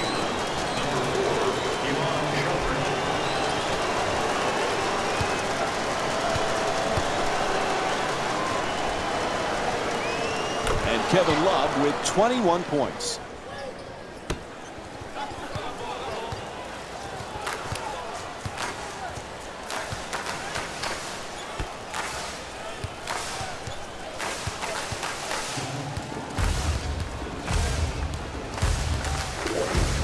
From way downtown. Oh, big three from Kyle Lowry. That's a thing of beauty right there. Ref says his foot's on the line. Turnover. When you're trying to make a comeback, You make your job so much harder when you turn the ball over, particularly when you make careless mistakes like stepping out of bounds. A minute and a half remaining in the fourth. Toronto's down by 8.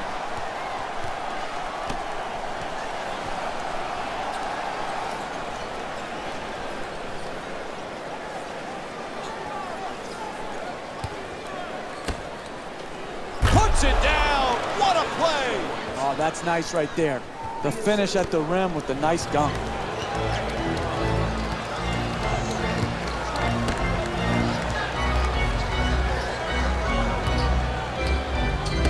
Patterson against Love.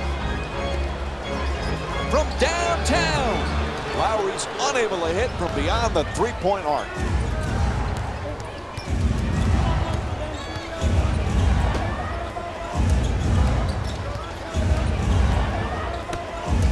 Gets to the rim. 2 points. Gorgeous play from Kevin Love. Sometimes the simplest plays are the hardest ones to execute. Good layup.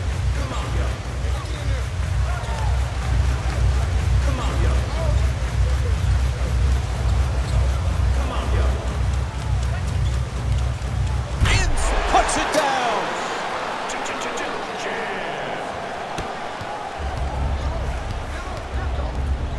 A 3-second difference between the game clock and shot clock.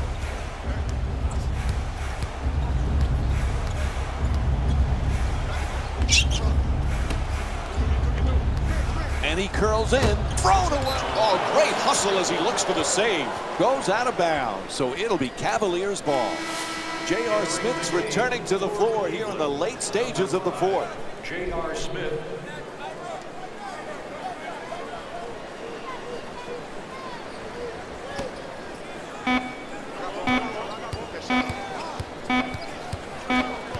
And it's a 24-second violation. For Cleveland.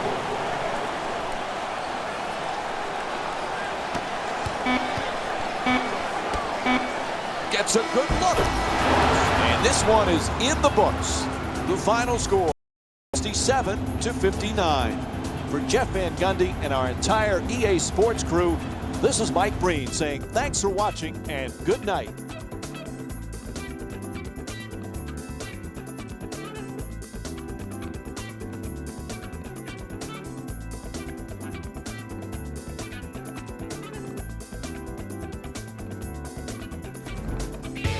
Here we go with the EA Sports post-game wrap-up.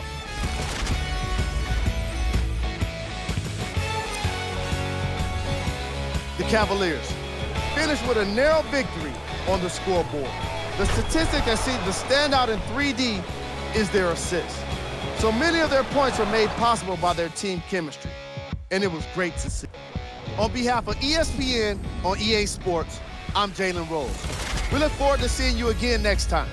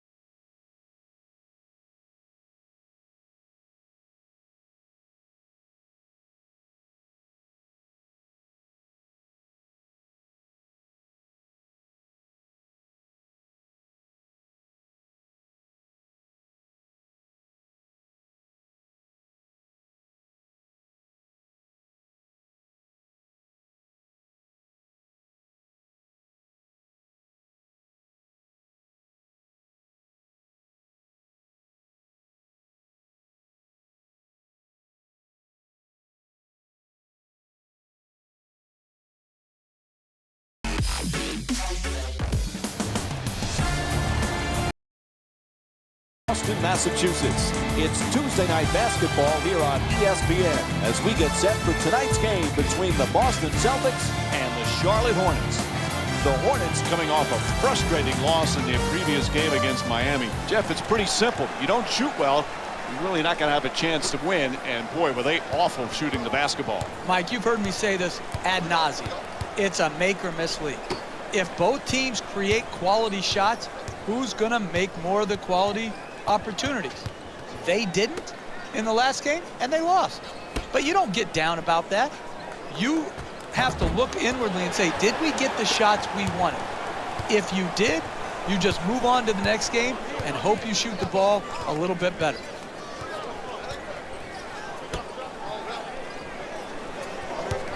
Tough to make your mark of the league when your name is Isaiah Thomas and you follow the Hall of Famer. But this young Isaiah Thomas has really started to become a nice player. What a story. Last pick of the second round by the Sacramento Kings, and then able to get on the floor and produce. Most second-round picks don't make it in the NBA and certainly don't carve out a rotational role like Thomas has in his first couple years. I've loved watching his development, the enthusiasm he plays with, and this guy can really score the ball. And Mike, when I was thinking about that, what else would you score in basketball if not the ball?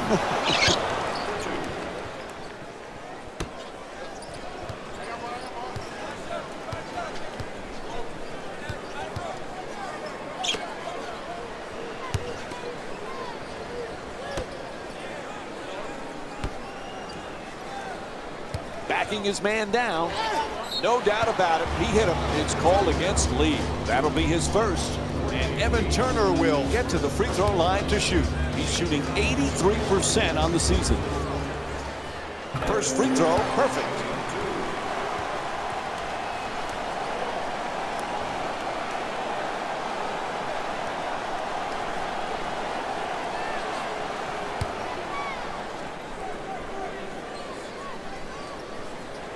And he makes them both. You know, Thomas was named after the Hall of Famer Isaiah Thomas. That's because his dad lost a bet. His dad was a huge Laker fan and wanted the Lakers to beat the Pistons in '89. When the Pistons won, he had to name his son Isaiah Thomas, but it turned out okay. Yeah, what is it about the name Isaiah Thomas that leads to great point guard play?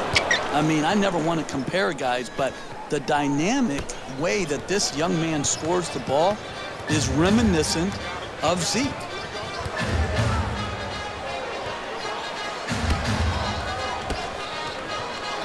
Pivots toward the rim with the drop step.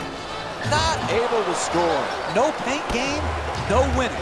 You've got to get the ball at the basket, and then you've got to finish when you get it there. Nice touch at the basket. The assist from number 15, Kemba Walker.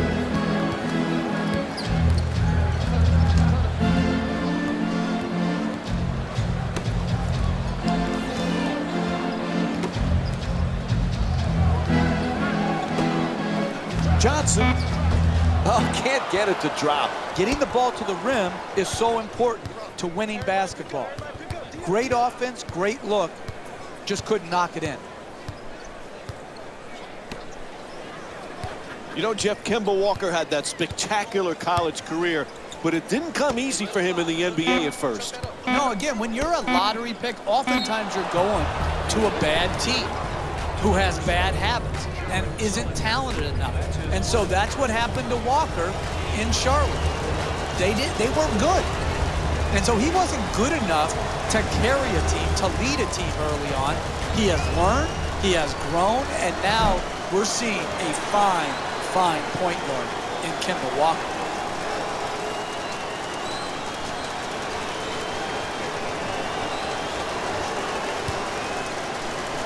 Jeff, when you look at Kemba Walker, he's barely 6 feet tall. Pretty impressive what he's able to accomplish. Mike, if you didn't have great competitive spirit, you couldn't overcome his size. But because he's a premier competitor and he has very good ball handling skills, he has found a way in this league. Johnson's trying for position in the paint.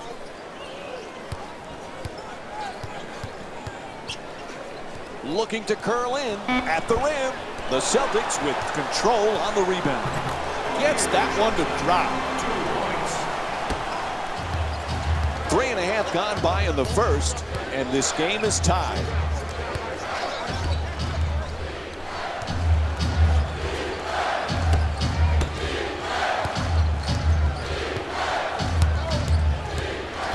Lee on the drive. It's good. 2 points.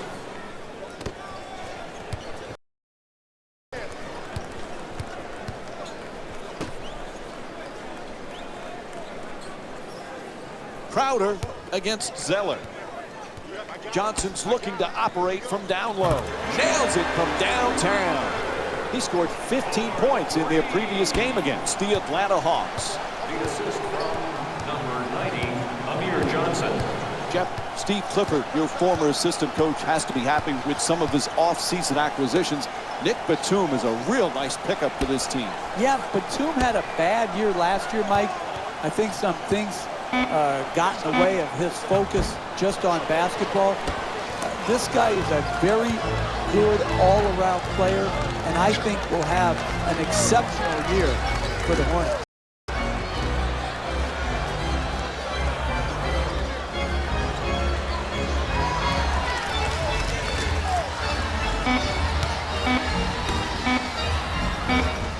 Sullinger fires with 2 on the 24. Sullinger's first shot won't go. We're seeing some outstanding defensive work, forcing the offensive team into late shot clock shots, which are very low percentage.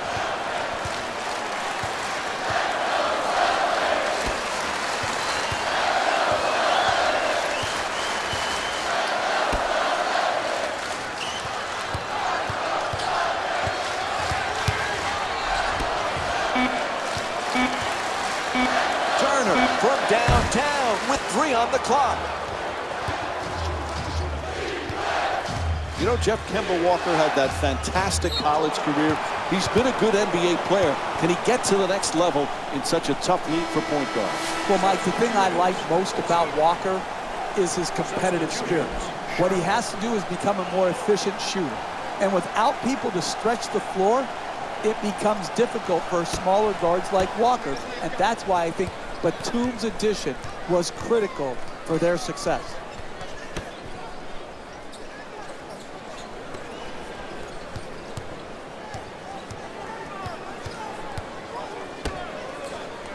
Throws it down the rim. Oh, that's a sweet finish right there. Dunking the ball with strength and force.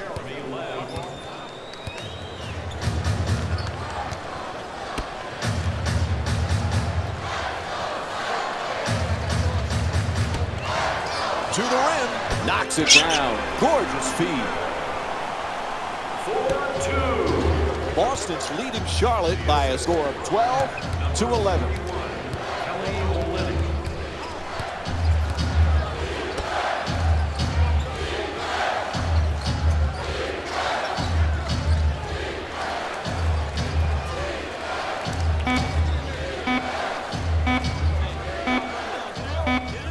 Too much time. There's a shot clock violation called against the Hornets. For the Hornets.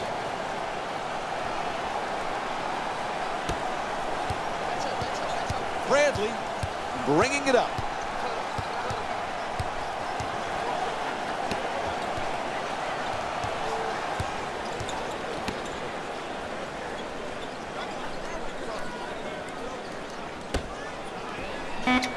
Olynyk for 2, lets it go.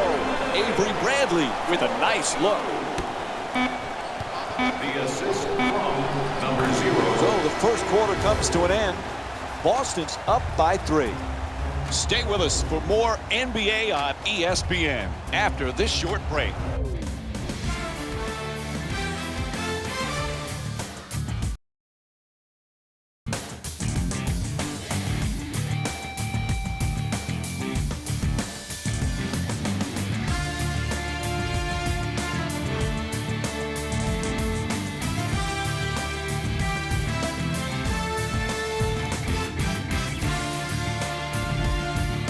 Needham team able to get much of a control here in the opening period. Some interesting things going on. Yeah, no separation between the teams right now. Some good plays, some inconsistent plays, but what you see is a great competitive spirit by both sides. Hey, Jeff, one thing you know when you play the Celtics, that starting backcourt, they'll get after you defensively. That's going to be tough for opponents. There's no question. The size, the strength, the defensive IQ, and the toughness of Marcus Smart and Avery Bradley sets a defensive tone. They don't have great defenders in the front court protecting the basket, but what they have is a dynamic backcourt defensively. And Boston's called for their first team foul. And Cody Zeller will go to the line. He's 1 for 2 from the line. Isn't it fun to watch Al Jefferson, Jeff? He's a throwback. This guy could have played in the 60s and 70s with his low post game. He played for Kevin McHale in Minnesota. I think he learned the very best from McHale and is now able to incorporate that. The guy has a variety of moves. He has great footwork, but most of all, Mike, when that ball hits the rim, it falls in for him. He's got great, great touch. Second one off the mark. He goes 1 for 2. Bradley in possession.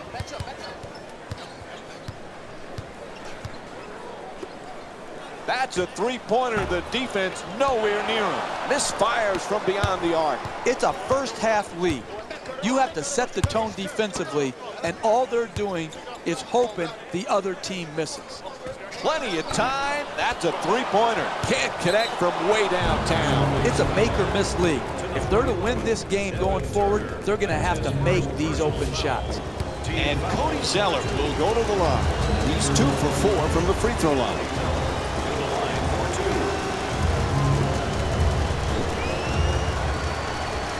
And he hits the first free throw.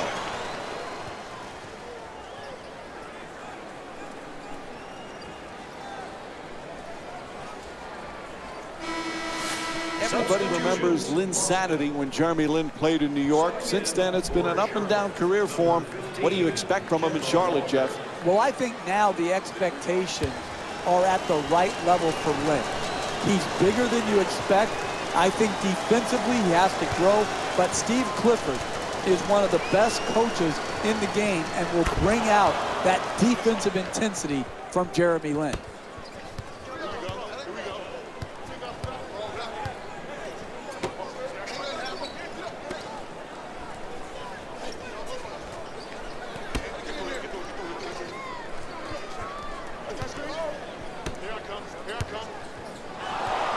Boston's leading Charlotte by a score of 17-14. To the rim, and a foul, and he'll go to the line to shoot 2. Zeller, that's his first personal foul. Team foul number 3 for the Hornets. Michael, First free throw, good. shooting 2.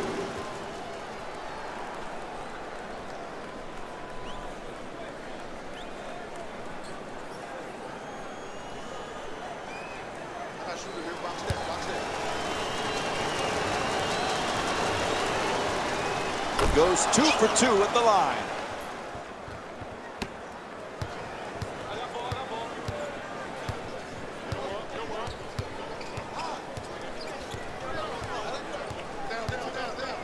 Finds a space and takes the wide open 3. Shot from way outside, no good. Hey, they may have missed that shot, but that's the type of execution in the first half that sets a great tone going forward.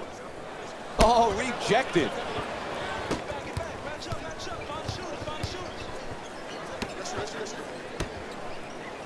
In the paint, good adjustment, can't finish. Gets it up for 2, hits the shot. 3-point lead for the Celtics. Another good quality attempt at the basket. Unfortunately, they missed it.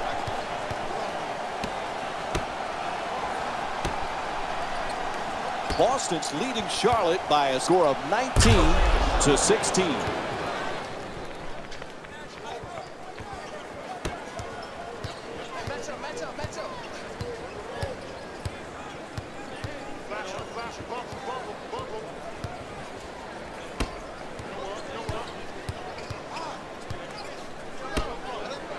Thomas jumper. Won't go from three-point range. You got to figure out how you can get a better quality shot and use your greatness to attract the second defender and find the open man.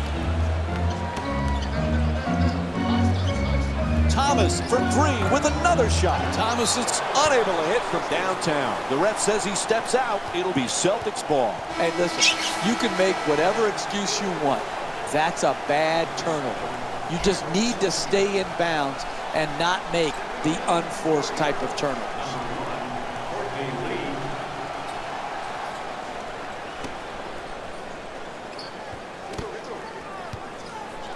Goes to the goal, knocks it down. That's a two-pointer, and it's a three-point lead for the Celtics. When everybody is involved in touching the ball, like what's happening here in the first half, and you've got your assist total up, then you're going to create also a defensive intensity at the other end of the floor. And that's exactly what has happened here in the first half. And Kemba Walker with a nice play. Points per game this season.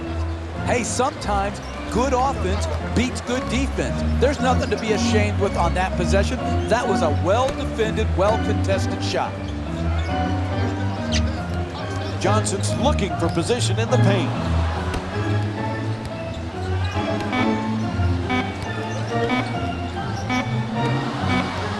To the rim. Smart shot for two, misses. Hey, that's a tough shot right there. Solid team defense forcing the miss. There's the perfect pick.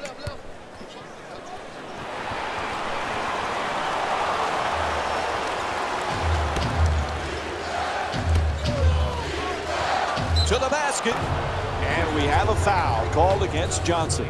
And Al Jefferson will get to shoot 2 free throws from the line. You want to win in this league? No easy basket. Make them earn it at the free throw line, particularly the bad free throw shooters.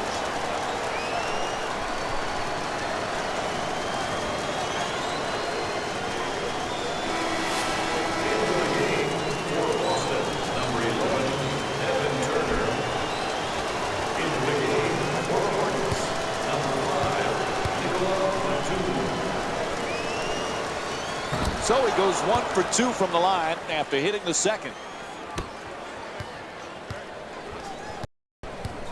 Thomas moves into the front court.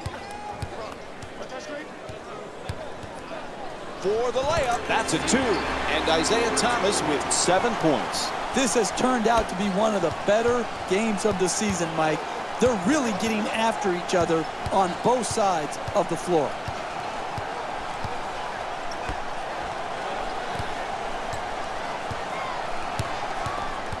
Boston's leading Charlotte by a score of 23-21. Gets it to go. Charlotte's shooting 47% from the field.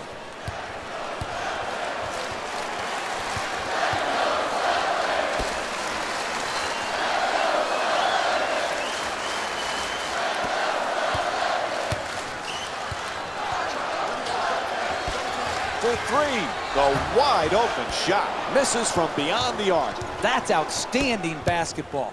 Wide open shot created. Unfortunately, wide open shot missed. This is such a close game. You're going to have to make those to finish it off and win it.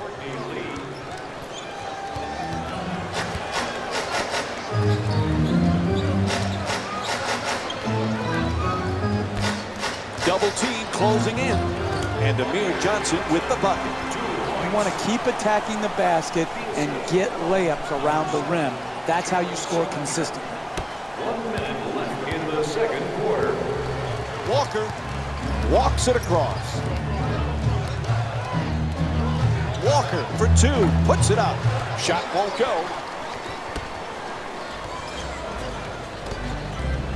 Gets in the paint, off the dribble and to the rim. 2 points. Boston's leading Charlotte by a score of 27-25.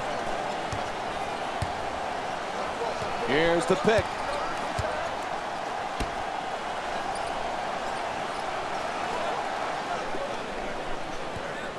To the basket, flips it up, misses the layup. Driving the ball into the paint is the most important offensive tool in the game. He had a great look. He just missed it. Johnson fires. Nice finish around the rim. 2 points.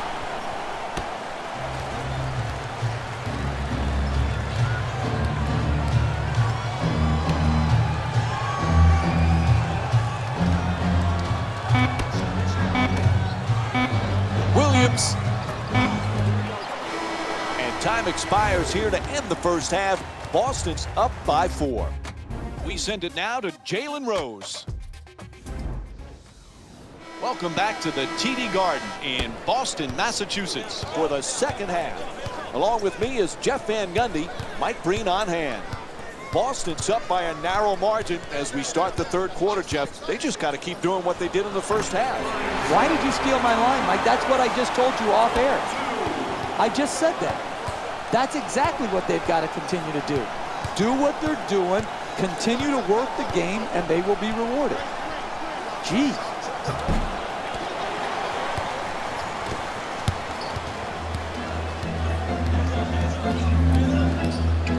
For 3. Williams the rebound. He's averaging 6 boards per game this season.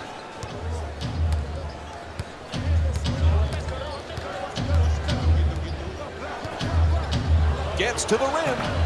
Can't bring it home. Getting the ball to the rim is so important to winning basketball. Great offense, great look. Just couldn't knock it in.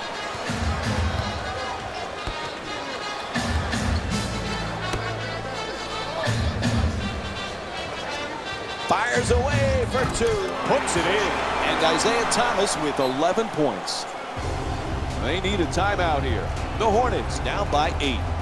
You need guys who can make shots under duress and pressure. That was a well-defended possession, but that man stuck it even against the best defense.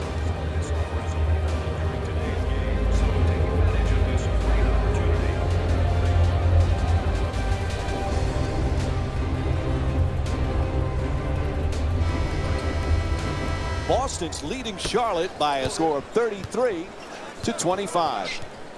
Williams is looking to do damage in the paint. Can't get the layup to fall. Oh, he shoots it. Thomas the rebound. Hey, that's a good look right there. Just couldn't get it in. It's blocked.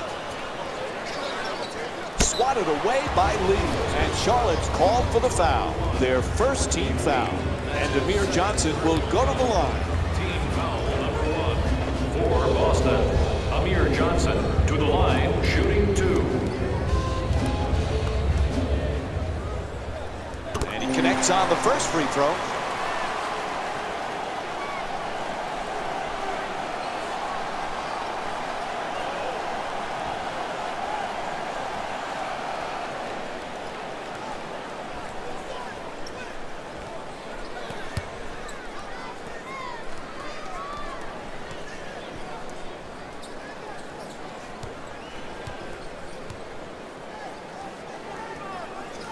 And Amir Johnson with 8 points.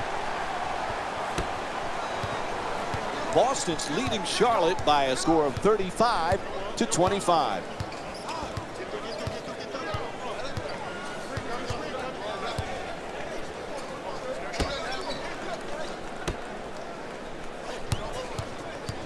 Walker on the drive, puts it up, gets it to go. And Kemba Walker with 8 points. You're not going to see a better possession in the NBA from both sides of the ball. Good defense, good offense won out that time. Out of bounds. It'll be Celtics ball.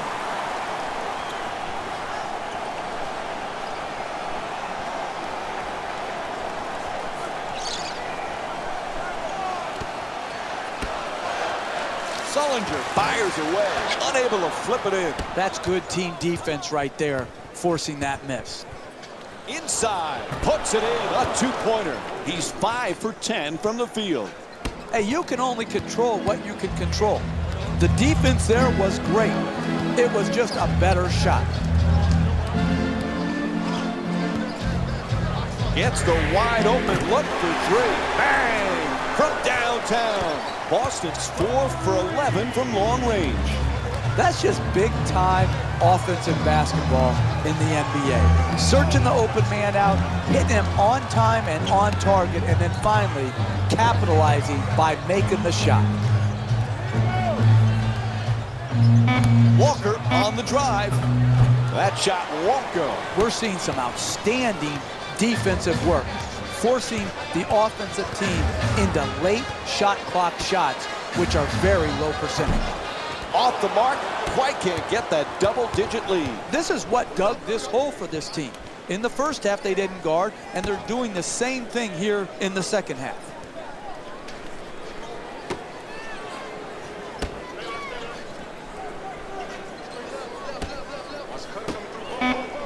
At the rim. Oh, he got hit, and they call it. Draws the foul called against Crowder. Charlotte's shooting 70% from the line in tonight's game. Shooting 2.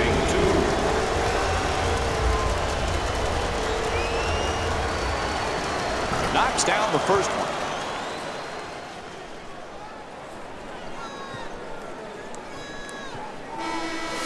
Substitutions, Charlotte. Subbing in for the Celtics, number 11, Evan Turner.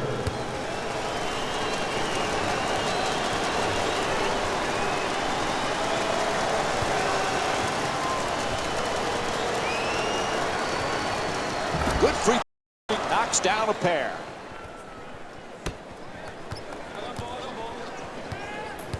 Thomas coming across.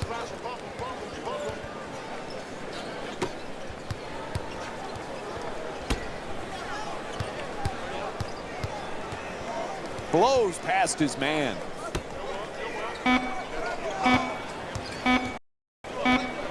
Turner. Touch there, not this time.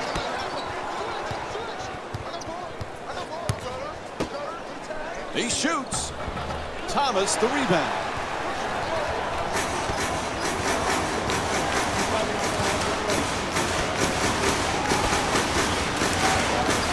To the rim. No good on the layup attempt. Fires away for two. Unable to flip it in. You defend, you always have a chance to come back and win a game.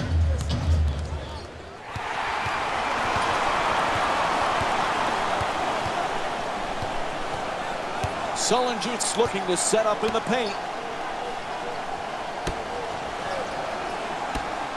Johnson for two. It's good. The Celtics up by 9. The assist from number 11, Evan Turner.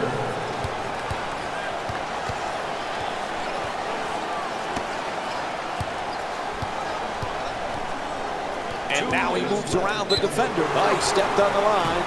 Turnover, unable to bring it home. Hey, you got to finish strong on those shots. You're right at the basket. You got to put the ball in the hole. And we have a substitution being made. Number 14, Michael Kidd-Gilchrist.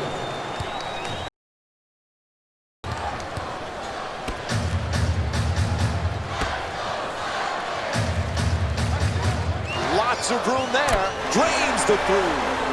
Kelly Olynyk with 5 points.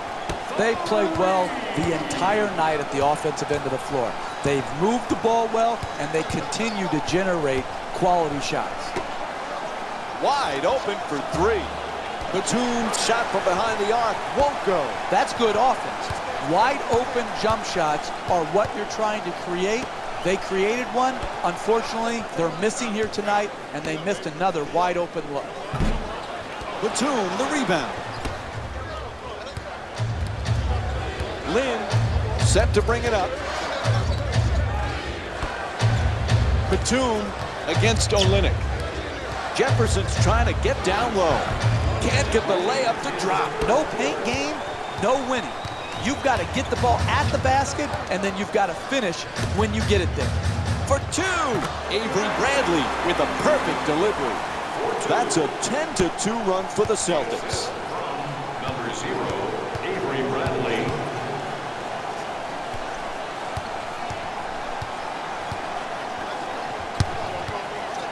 Batum from three-point territory. Knocks it down. Charlotte's 1 for 6 from the perimeter. No one in the arena had to wait to see the ball go in the basket. Everybody knew it was true from the moment he released it. Turner on the drive. Jefferson the rebound.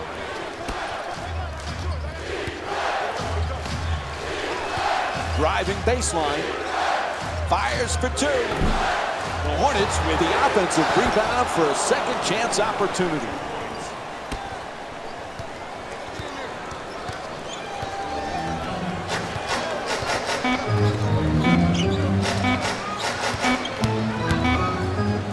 Smart for 2, shoots away. And that'll do it. 3 quarters complete. Boston's up by 9. Stay with us for more. It's been an impressive first 3 quarters, but a big fourth quarter coming up.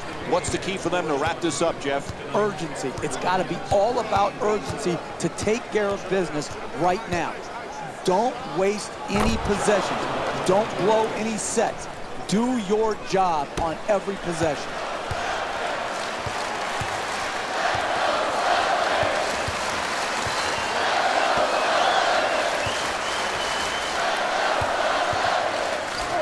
To the rim, can't lay it home.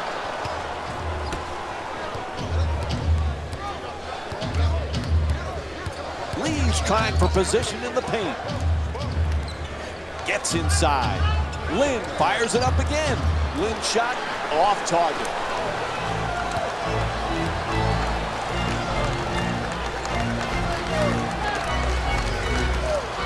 Shoots it for 2. Knocks down the shot. And it's a 9. The assist from number 36, Marcus Smart.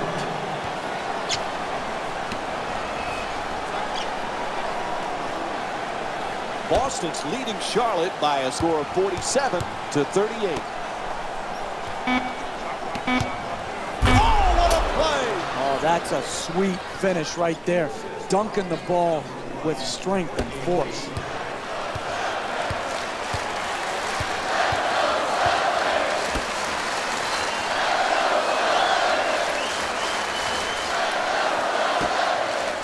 Lets it go. Oh, sinks the 2-pointer.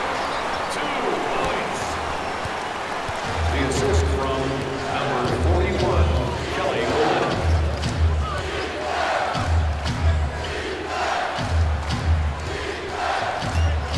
He puts it up. Misses.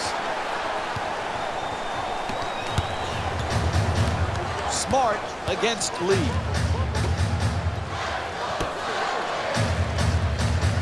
The screen is set.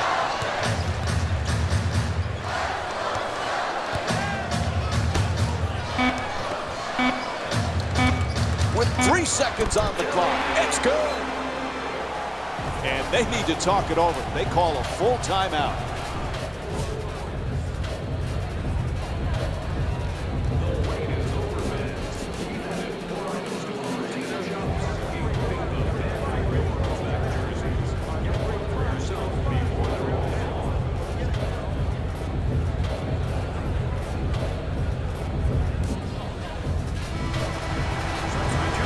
Boston's leading Charlotte by a score of 51 to 40.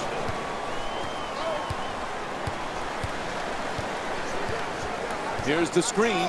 Walker fires away for 2. Nice job drawing the foul. It's called against Bradley. And Kemba Walker will get to shoot free throws for the first time in the game. That's good basketball. Getting an easy opportunity. They fouled you, but now you have one of your strongest free throw shooters going to the line.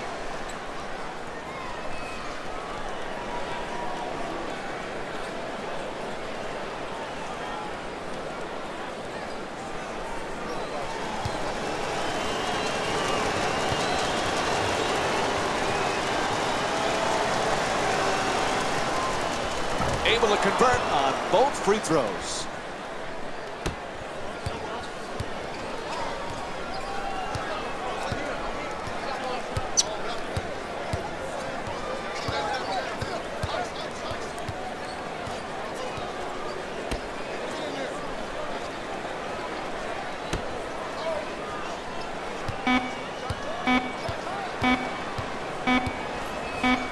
Thomas for two. Misses it, and the lead still in single figures. Hey, that's a tough shot right there. Solid team defense forcing the miss.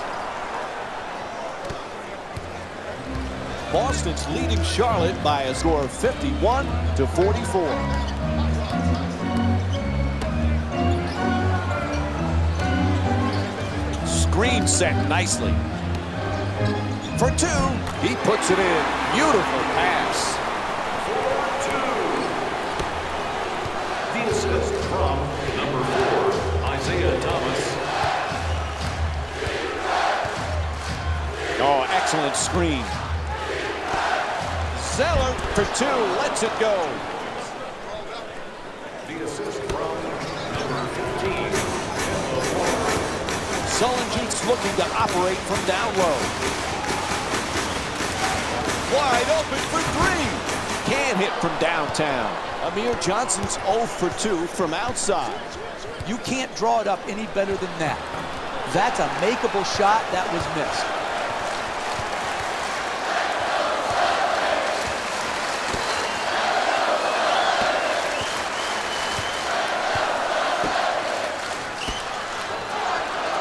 On the drive. Beautiful move down low. That's just a nice layup right there. the assist from number 7, Jared Sullinger.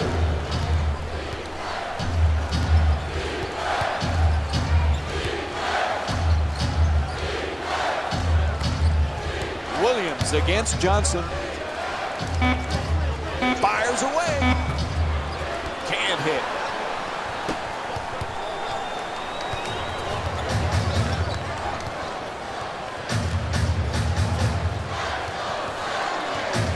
There's the pick. Nice move down the lane. Up and in.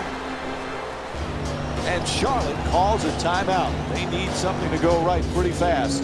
Look, you can't give up layups like that. You got to protect the basket and the paint at all costs. For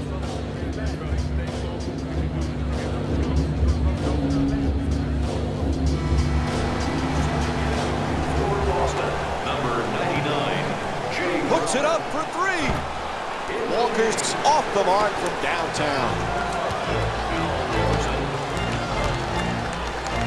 Inside to the basket. There's the whistle. Good job to draw the foul. Al Jefferson picks up his first personal of the night. It's hard to score in this league, but you have a better chance if you're a great free throw shooter to do it at the free throw line. This is good basketball right here. Be aggressive, take the contact, and get to the free throw line.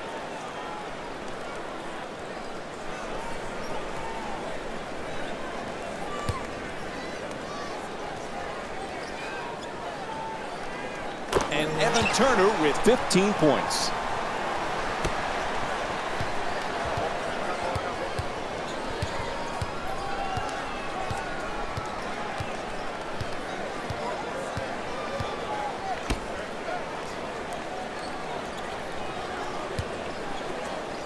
Jefferson finding all the space, so fires. the assist from Boston's leading Charlotte by a score of 59-48.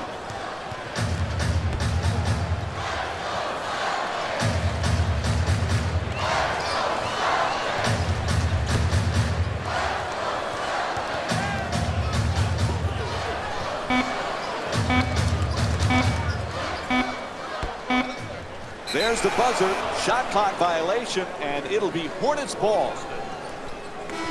And the Celtics make a personnel change. number 0, Avery Bradley.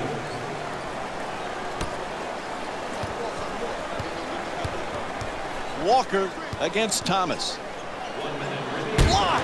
That kind of play, Mike. Oh, his foot's on the line. What a costly turnover. It's hard enough to overcome a deficit in our league. But to try to overcome a deficit while making careless mistakes like stepping out of bounds is all.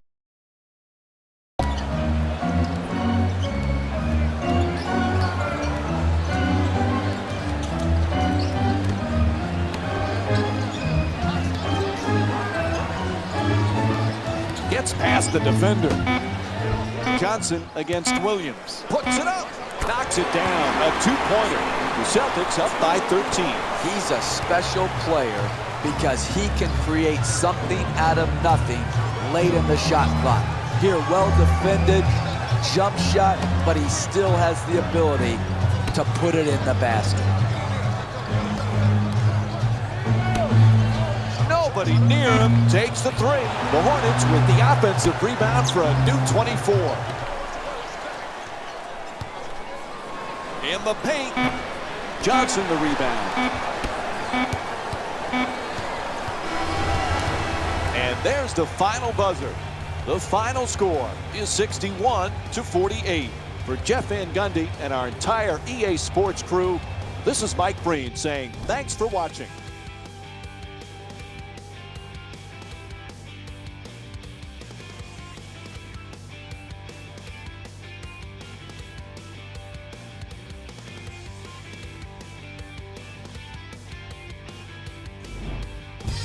Hey everyone, it's Jalen Rose, and it's time for the EA Sports post-game wrap-up.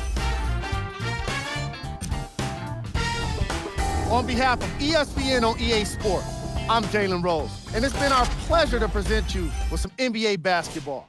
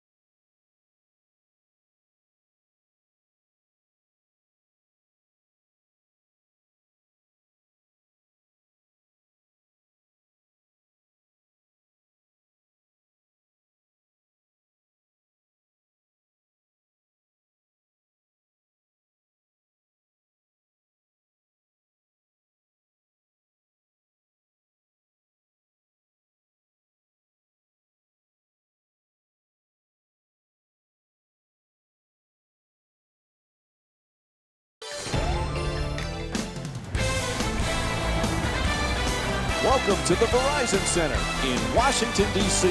It's Tuesday Night NBA, presented by ESPN on EA Sports, as we get set for tonight's matchup between the Washington Wizards and the Brooklyn Nets. As this one gets underway, Jeff, who might they need to be careful with against Brooklyn tonight? I love Thaddeus Young and Lopez together because their strengths complement each other. Young, quick off his feet, quick off the dribble, that left-hand finish in the paint, a good complement to the slower Lopez. This is a good front court that the Brooklyn Nets have going forward. First free throw, perfect. The Wizards coming off an impressive win in their previous game against Atlanta. Jeff, they won for a number of reasons. What would you say was the most important? They were in the zone last game. I mean, when you shoot the ball that well from deep, it's hard to lose. They were absolutely on fire, and because of that, they got the victory. Wall bringing it up here. Boy, when you play Washington, you've got to be ready for one of the best backcourts in the NBA. As a coach, Jeff, how do you handle Wall and Bradley Beal? A perfect fit together for the Wizards. You talk about Bradley Beal's jump shooting, playing off John Wall's terrific speed and penetration. And then Beal's a good rebounder, and he too is an excellent defender. So they've got it covered at the offensive end and at the defensive end.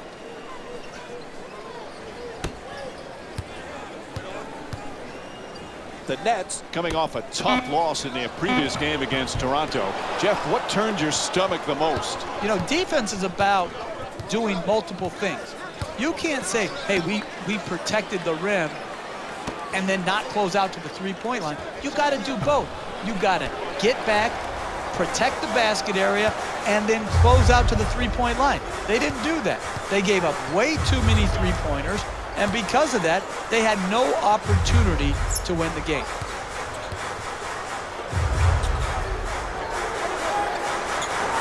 There's the perfect pick. Wall fires with the clock winding down. Wall's unable to hit the three. We're seeing some outstanding defensive work, forcing the offensive team into late shot clock shots, which are very low percentage.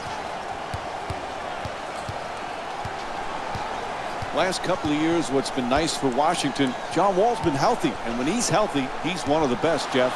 He's a one-man fast break, pushing the ball with great pace in the open court. When he gets other guys running with him, they are terrific in transition. And then defensively, people still don't give him the credit he deserves. A very, very good defender on the ball.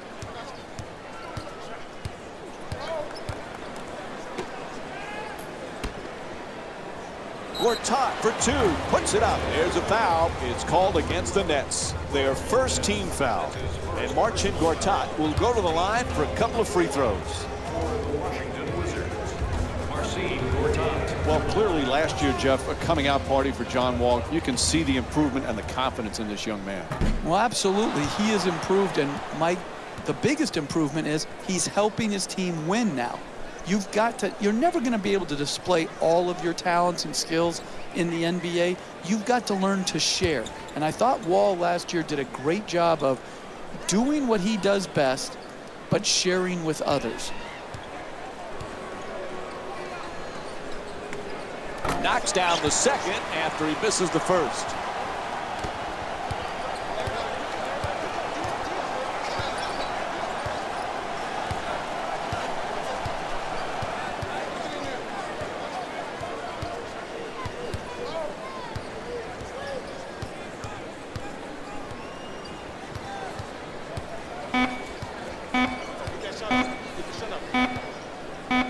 Goes to the goal, and a foul is called. And Jarrett Jack will go to the line. He's shooting 89% from the line this season. A good offense is about getting the ball in your best players' hands in their best spots. And then all the great offensive players have a knack for drawing fouls.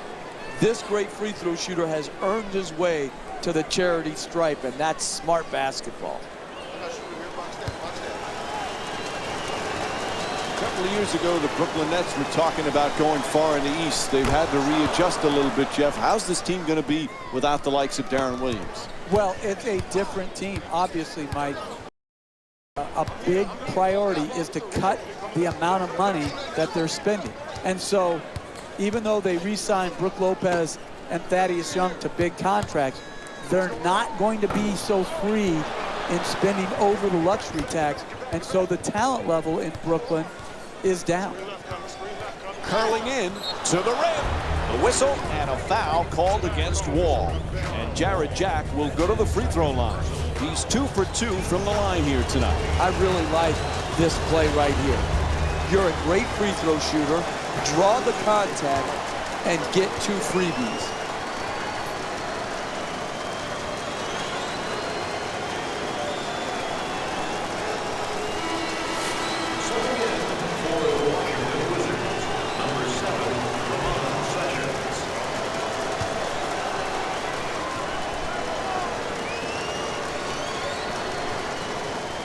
Good recovery, hits the second free throw.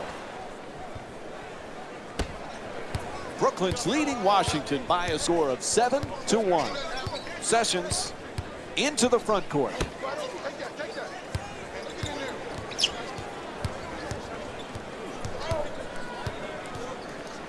And Bradley Beal's whistled for the foul. Offensive, says the ref. Bradley Beal.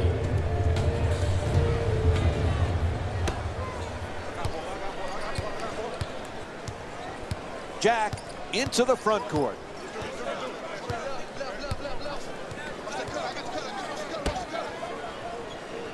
To the basket. Nice move. Just won't get it to drop. Don't worry about the miss. Just keep creating quality shots. Eventually, they will go in.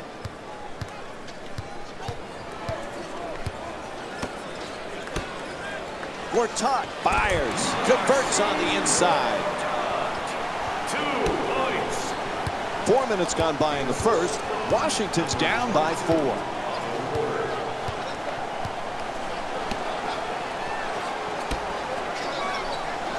They double him. Young puts it in and gets his first shot to go. That's nice body control right there on that layup. Good finish.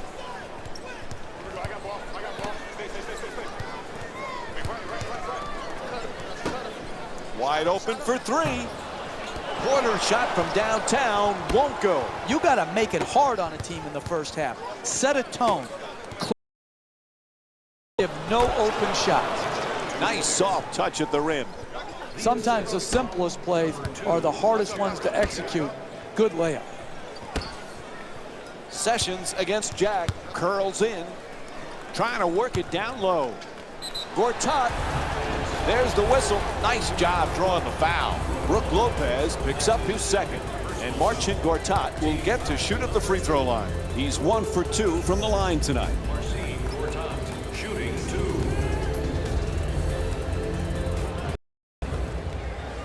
And he hits the first free throw.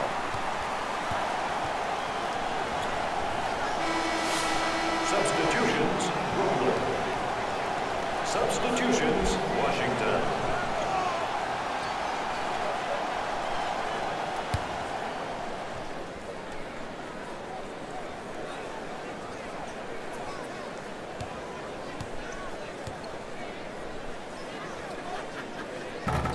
So he hits the first and misses the second. 2 minutes left in the first quarter.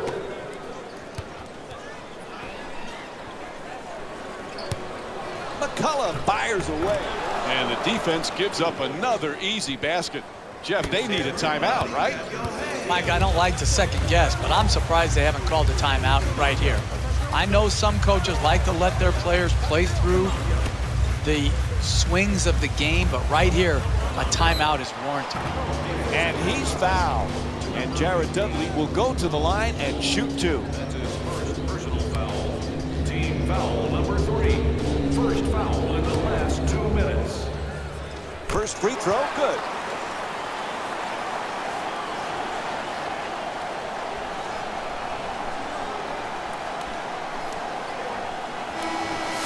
Stepping in for the Nets, number 24, Monte Hollis Jefferson.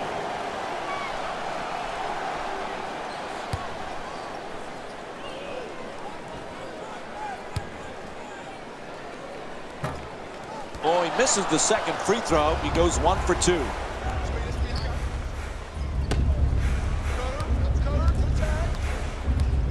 Making the baseline move. Jack against Sessions. Oh, he slams it through. Oh, that's a sweet finish right there. Dunking the ball with strength and force.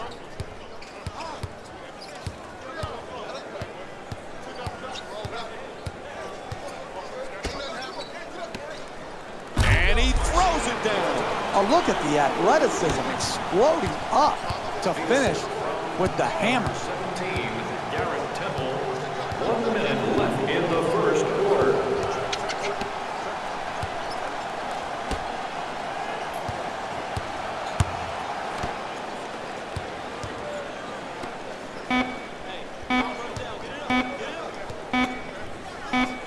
For 3 with 1 on the clock. Can't connect. And the lead still in single digits. Hey, that's a tough shot right there. Solid team defense forcing the miss. Dudley against Hollis Jefferson. For the layup. He says no, but the ref says foul. Called against Carousel. Picks up his first personal. And Nene will get to shoot 2 free throws from the line. Hey, you can't allow easy baskets. You've got to foul these bad free throw shooters, put them to the line, and see if they can earn their points at the charity stripe. Nope. First free throw won't go.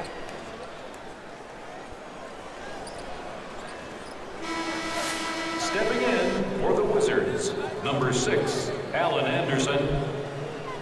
And number 90, Drew Gooden.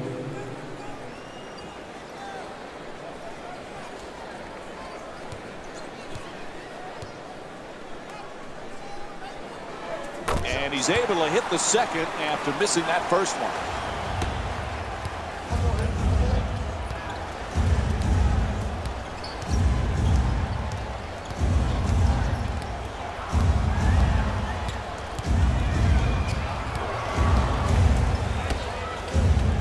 To the basket, flips it up, lays it in for two. Everybody says go ahead. Number 2, Jared Jack. In count of it goes. Buzzer sounds. That ends the first quarter. Washington's down by 9. We'll have more NBA action coming up for you right after this short break.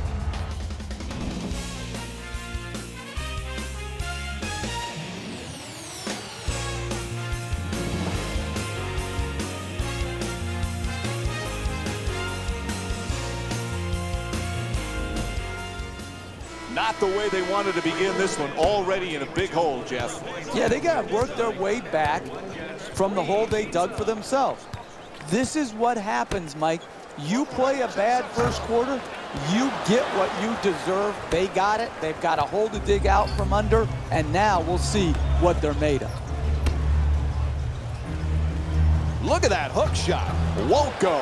And they can't extend the lead into double figures. The NBA game is a long game. You may be down now, but if you string together 3 or 4 good possessions at both ends of the floor, you can be right back in it.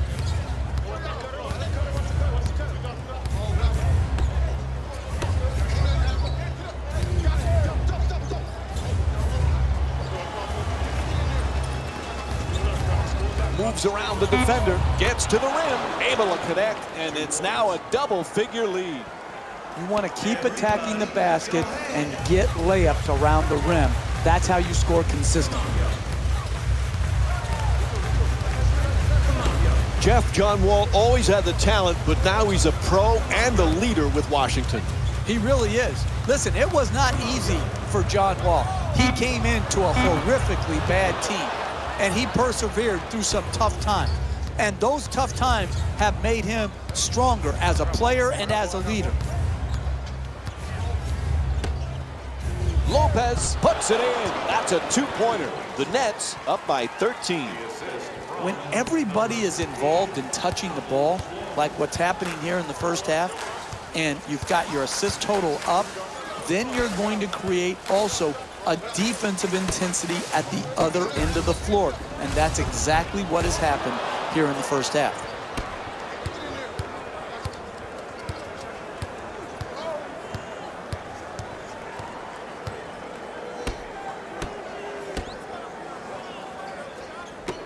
That's a three-pointer. The defense nowhere near him. Misfires from long distance. It's a first half lead.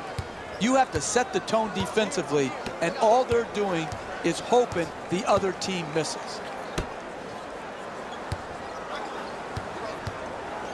Into the paint, goes to the reverse, and John Wall with a nice shot for two.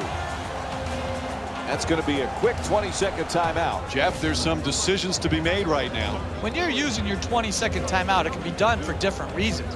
Here, I think what they're using it for is a quick play to break this run and try to get a well-executed hoop coming out of the timeout.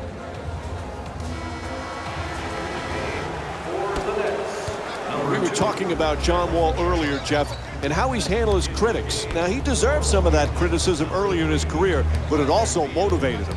If it's just the Twitterazzi of the world out there criticizing you, pay it no mind. You can't have too many voices in your head and play big-time NBA basketball. You got to know who to listen to and who to tune out.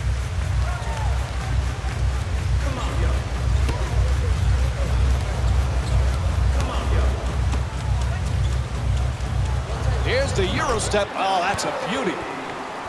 4-2. Brooklyn's leading Washington by a score of 23-2.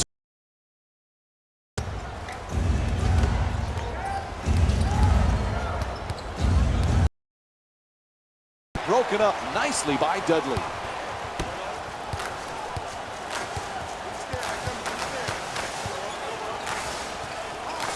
Wall against Jack.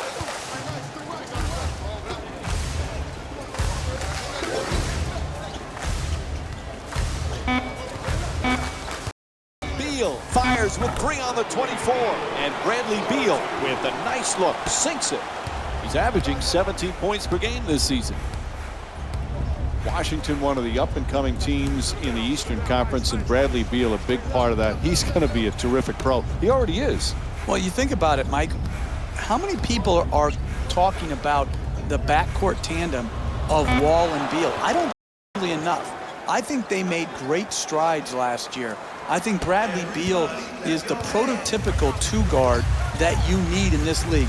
I really like this guy, and I like the tandem of Wall and Beal. Wall against Jack. Wall for 2. Young the rebound.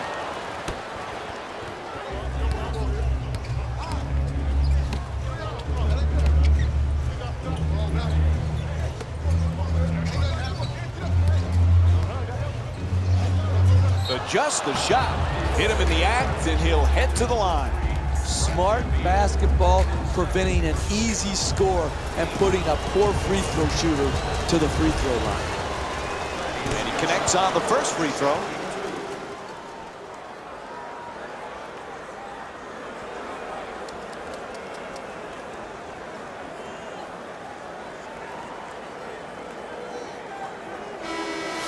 Substitutions, Washington. Subbing in for the Nets, number 24, Rondae Hollis-Jefferson.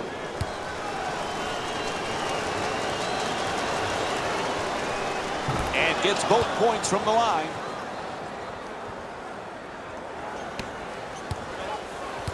Brooklyn's leading Washington by a score of 27-14.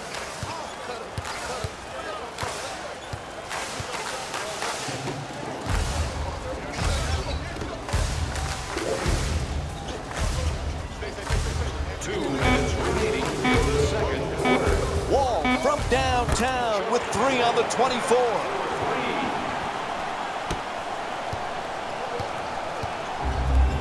Jack brings it across. Here's the pick. Hollis-Jefferson fires away from downtown. It's good. Pretty feed. Number 2, Jared Jack.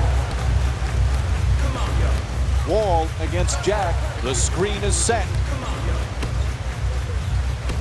Beal from downtown. Plenty of room.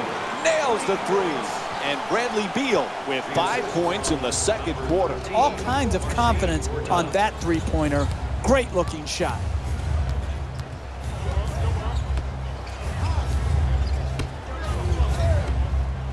Young for 2, shoots away, unable to flip it in. And they got the ball right at the basket and just missed. Lets it go, and a nice finish at the basket. Hey, sometimes good offense beats good defense. There's nothing to be ashamed with on that possession. That was a well-defended, well-contested shot. Here's the screen.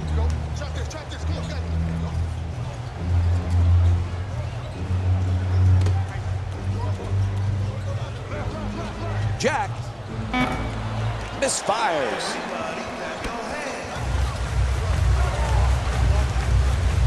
Beal nails it. Look, you can't give up layups like that. You got to protect the basket and the paint at all costs.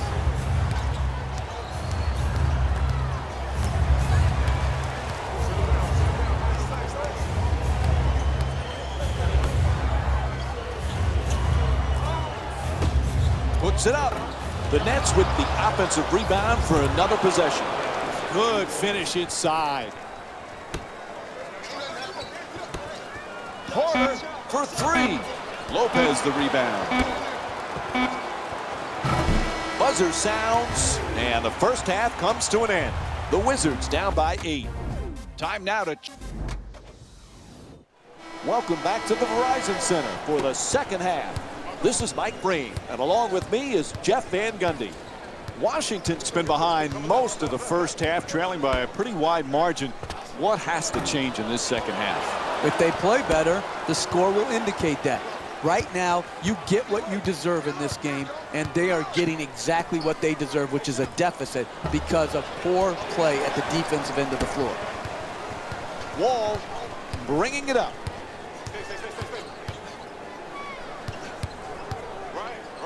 Wall fires away for 2, able to knock it down. And John Wall with 7 points. Jack in possession.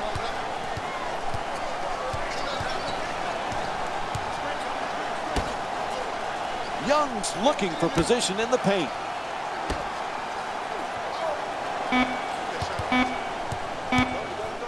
Inside, right there, and it won't fall. The double team, the intensity of the double team had an impact on that offensive possession, forcing the turnaround jump shot.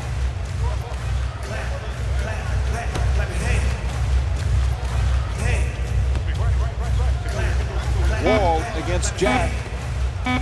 With 3 seconds, he puts it up from downtown. Misses from the perimeter. Nice effort staying with the ball and scores the basket. You're not going to see a better possession in the NBA from both sides of the ball. Good defense, good offense won out that time.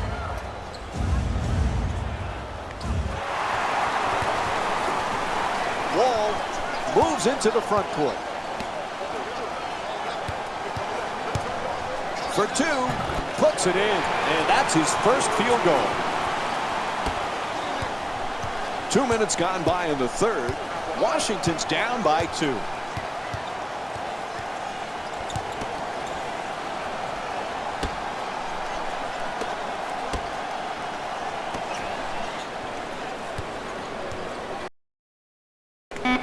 He goes baseline at the rim. Good work to draw the foul. Brooklyn's shooting 87% from the line here tonight. A good offense is about getting the ball in your best players' hands in their best spots. And then all the great offensive players have a knack for drawing fouls. This great free throw shooter has earned his way to the charity stripe, and that's smart basketball.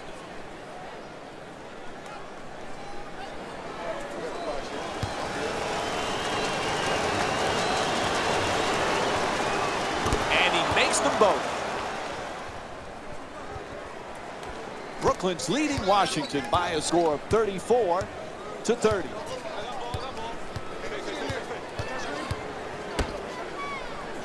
Turnover. Terrific anticipation by Jack.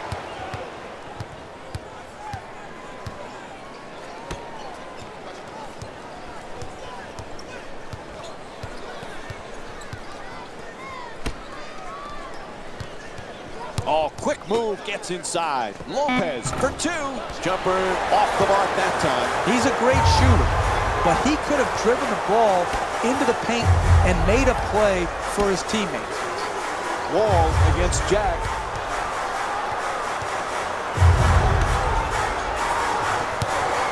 Power dribble with the drop step. Out of bounds.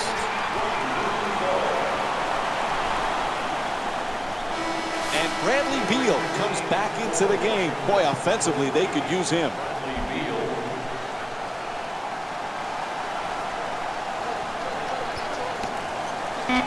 With plenty of room, he fires for 2. The Wizards with the offensive rebound to keep it alive. It's good. A 2-pointer. The Wizards down by 2.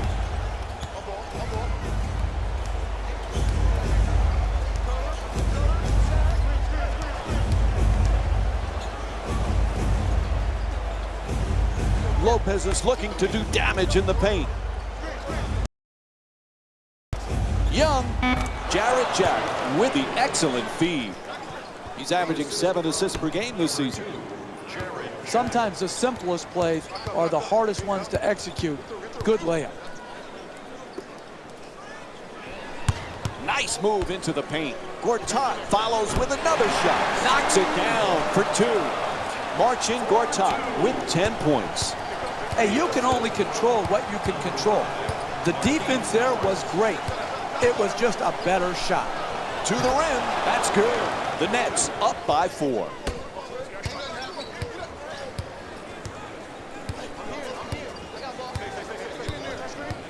Wall on the drive. Throws it down. Oh, look at the athleticism exploding up to finish with the hammer.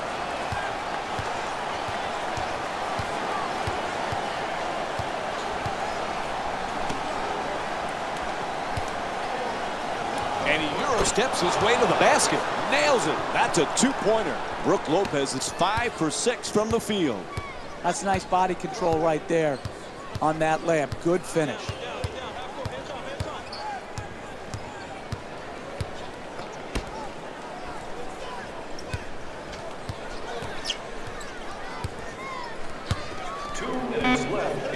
Nice looking drop step there. Gortat for two, lets it go.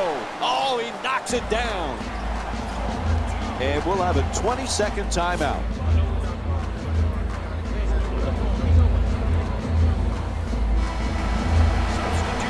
Brooklyn's leading Washington by a score of 40-38. Lopez is looking to set up in the paint. Lopez for two, puts it out. Nene the rebound. Sessions walks it across.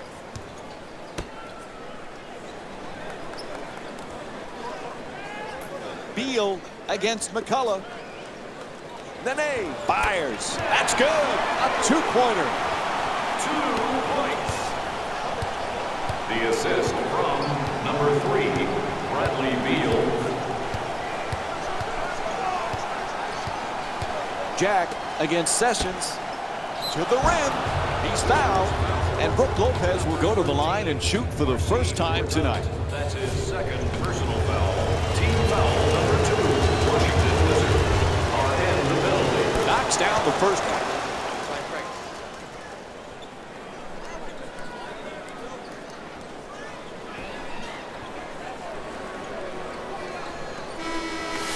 Subbing in for Washington, number 6, Allen Anderson, and number 90, Drew Gooden.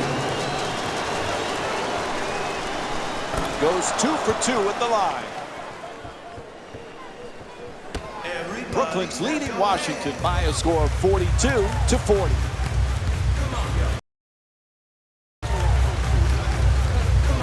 Screen set nicely. Blows past the defender. Sessions on the drive and gets it to go. Nice layup off the drive to get the easy basket.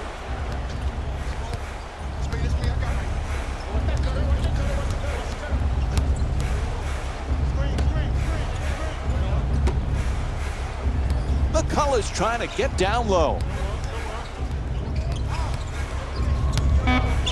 Has to force it. Shot clock running down. Two-pointer won't go. Sessions on the drive to the basket. Ref blows his whistle. Foul called against the Nets. Their first team foul. And Ramon Sessions will go to the line with under 30 seconds to go in the third quarter. The final 2 minutes. First free throw, perfect.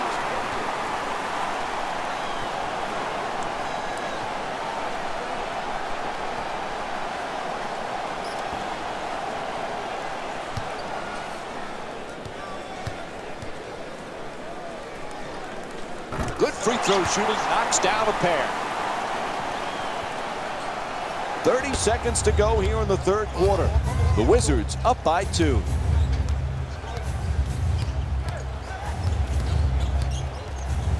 Washington's leading Brooklyn by a score of 44-42. With the jump hook. Wide open for 2.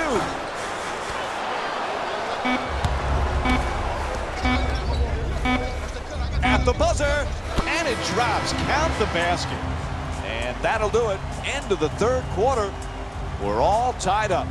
We'll be right back with more basketball here on ESPN after this short break. Third quarter comes to an end, and this one is all tied up. What do we expect here in the fourth quarter? Well, this is when your best players have to play their very best. Close game, make the shot or make the play that leads to the shot.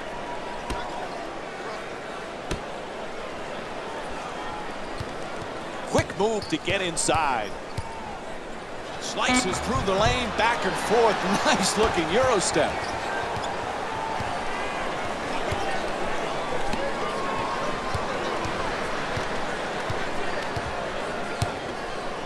Puts it up, able to put it in. Markieff Morris with 6 points. Better late than never. finally a lead change in this game. Now maybe we'll get some of that back and forth action that we expect to see in NBA basketball.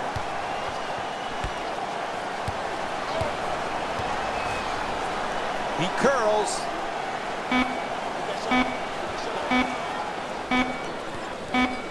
Hollis Jefferson from downtown with just one left on the shot clock.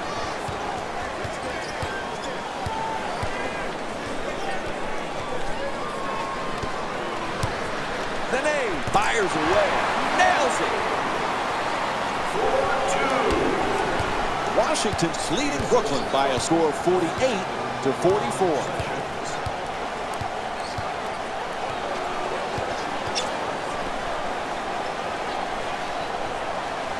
Hollis Jefferson against Dudley.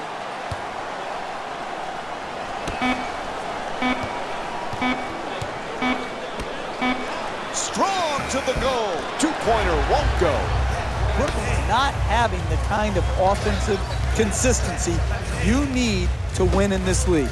They just can't seem to get into a rhythm. Attacks the basket. Draws the contact. Yep, it's a foul called against McCollum.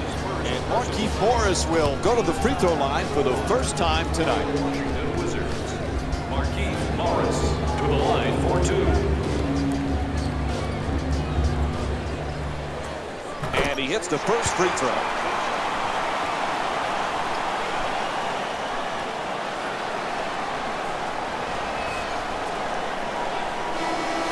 Substitutions, Brooklyn. Substitutions, Washington.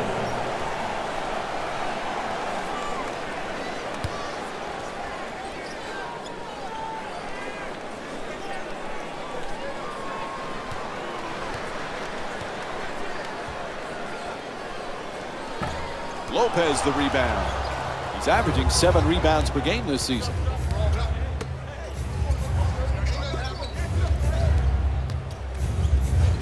Trying to keep that ball in bounds and goes out of bounds.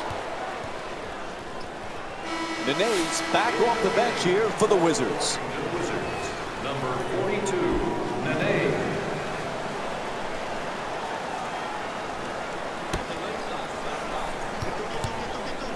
Oh, excellent screen.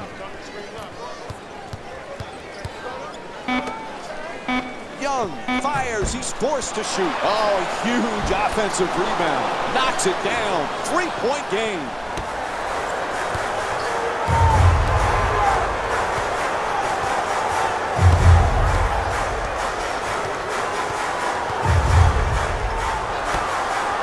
To the rim. Oh, what a move from Marcin Gortat. You want to keep attacking the basket and get layups around the rim. That's how you score consistently.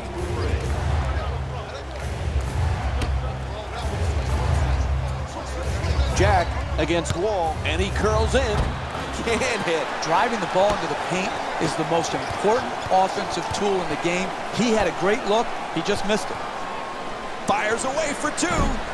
Nene shot misses the mark. You got to figure out how you can get a better quality shot and use your greatness to attract the second defender and find the open man. The assist from number 2. Washington's leading Brooklyn by a score of 51-48.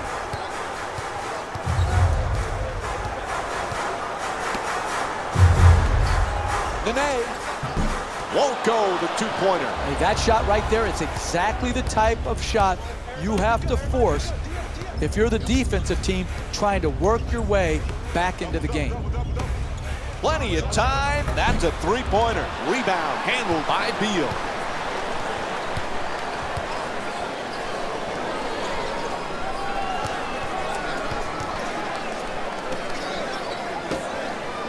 Oh, an authoritative dunk. Oh, that's a sweet finish right there. Dunking the ball with strength and force. And we'll have a timeout. They want to talk it over. The Nets down by 5. Availability is limited, so you must act now. Visit our team website for more details. Entering the game for Brooklyn, number 24, Rodney. Puts it up for 2. Nails it. 3-point game. The assist Washington's leading Brooklyn by a score of 53-50.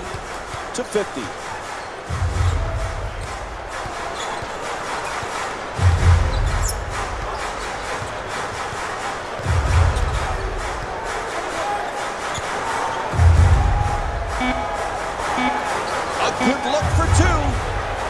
Misses the shot. Hey, that's a tough shot right there. Solid team defense forcing the miss. Jack against Wall. From three-point land. Strong on the offensive glass. Score on the foul. Terrific concentration to finish the shot and now shoot a free throw.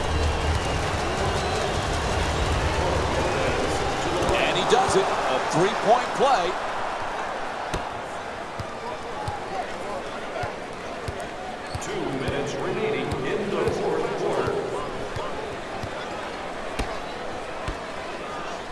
Nene against Young.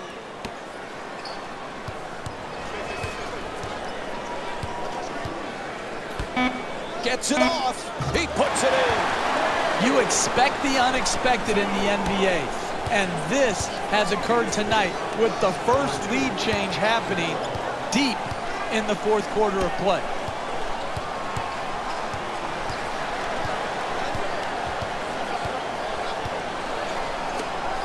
Jack against Wall. Gets to the rim, puts it in to tie the game. The assist, number 2, Jared Heel.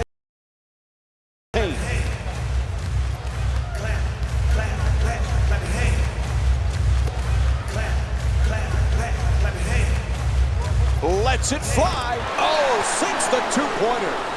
I'm shocked. There's finally been a lead change in this game late in the fourth quarter. How rare is this to see the first lead change happen so late in a contest? Oh, pretty move into the paint. Inside. Gets it to go. We've got ourselves a tie game. Whistle blows. Timeout here late in the fourth. Coaches get paid to put their teams in position to win. But in the last minute of a game, you've got to come up with the right play call to get your team a quality shot. Wall against Jack. Three-pointer. Shot from downtown, no good.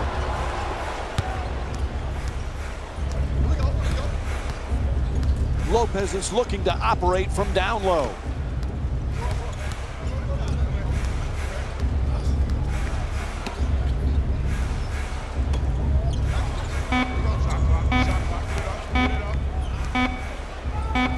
Gets a good look. And they call a timeout as we're winding down the fourth here.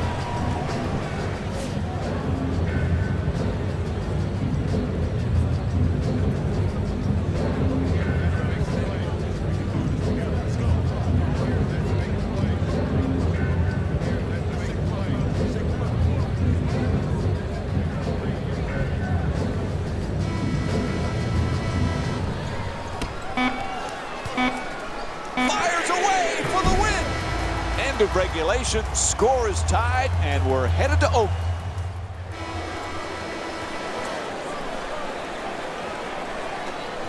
All right, here we go. Overtime underway.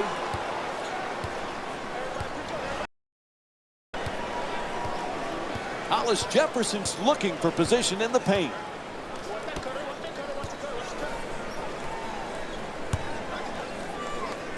Oh, terrific defense, picks off the pass. That's the last thing they needed right there, Mike. A critical mistake. There's the pick. On the drive. Nice control. 2 points. That's just a nice layup right there.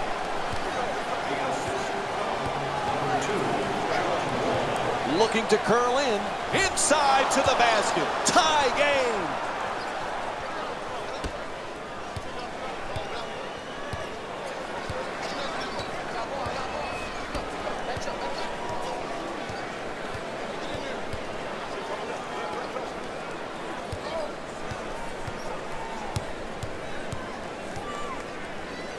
Gets inside. Draws the foul. It's called against Jack.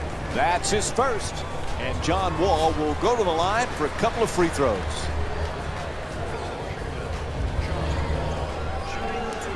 First free throw, good.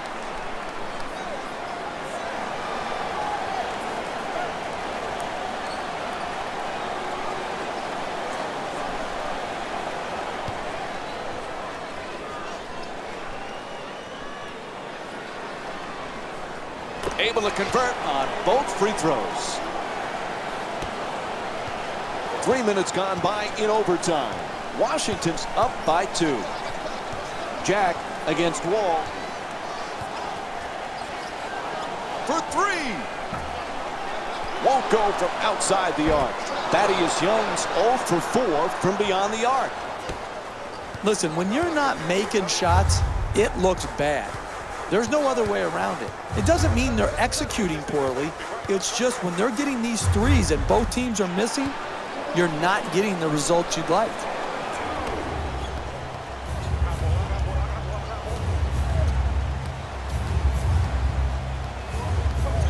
There's the perfect pick. Nobody near him for 3. Misses from downtown. To close a game out, you've got to execute, create open shots, but most importantly, knock those shots in. To the basket, puts it up and in. What a play from Marcin Gortat. You need guys who can make shots under duress and pressure. That was a well-defended possession, but that man stuck it even against the best defense. Lets it go, puts it in. 2-point game. Washington's leading Brooklyn by a score of 65-63.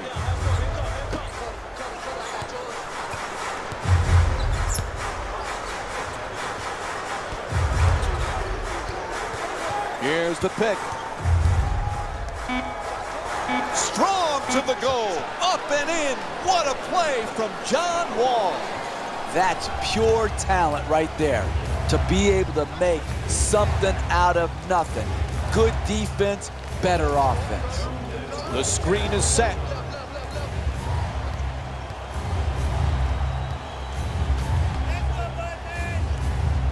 For 2. It's good. You're not going to see a better possession in the NBA from both sides of the ball. Good defense, good offense won out that time.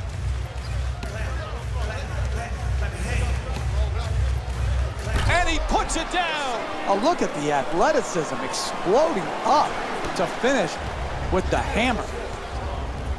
Here's the screen.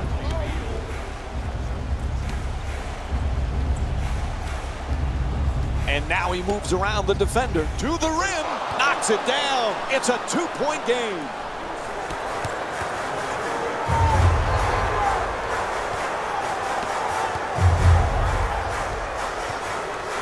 Fires away. His jump shot won't go. He's a great shooter, but he could have driven the ball into the paint and made a play for his teammates.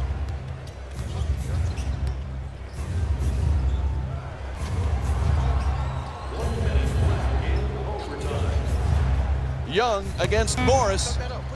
Puts it up, knocks it down. What a clutch play.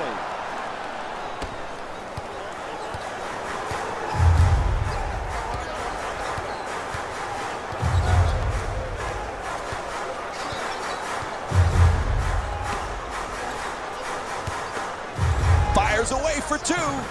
Offensive rebound. Oh, clutch shot. And they call timeout, ask for a full.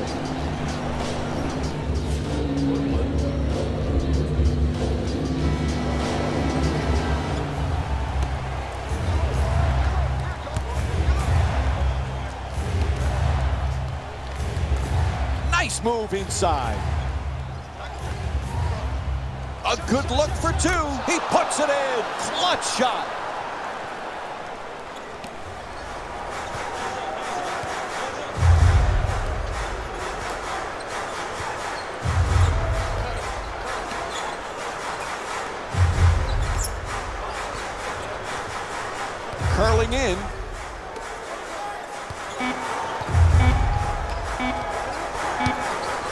shot for the win.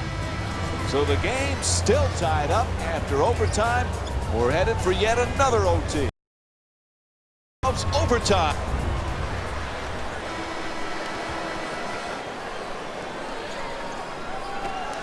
And the crowd is ready for overtime. Jack against Wall. Defense nowhere around. A three-pointer off the mark from downtown.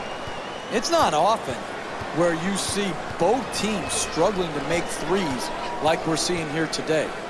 We've got both teams are trying to shoot through it, and quite frankly, right now, it's difficult to watch.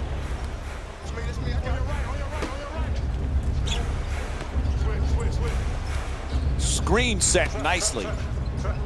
Gets to the rim, dunks it hard. Oh, that's nice right there. The finish at the rim with the nice dunk. Wall coming across.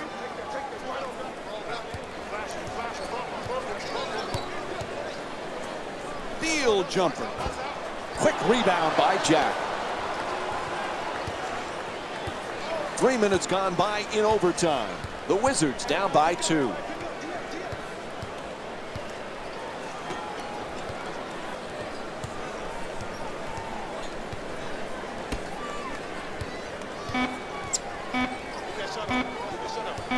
Jack on the drive, and that's his 7th rebound of the game.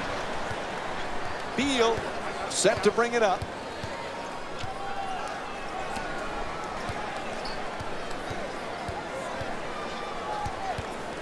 Wall on the drive, inside. There's the whistle, and John Wall will go to the line and shoot free throws. He's 2 for 2 from the line.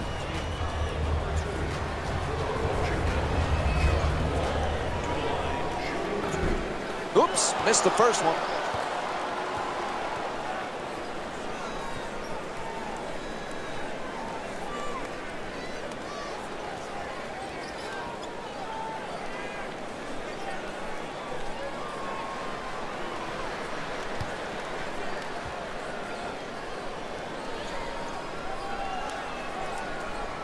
Good bounce back, hitting the second free throw. He's 1 for 2.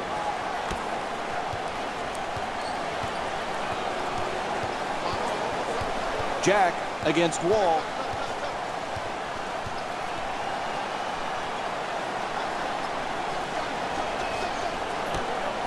In the paint, knocks it down. And Thaddeus Young with 18 points. 4 minutes gone by in overtime. Washington's down by 3. Wall against Jack. Gets it off. Unable to flip it in. I really like that. That's good defense, good sound defense protecting the basket in a close game. On the drive. Young shot off the mark.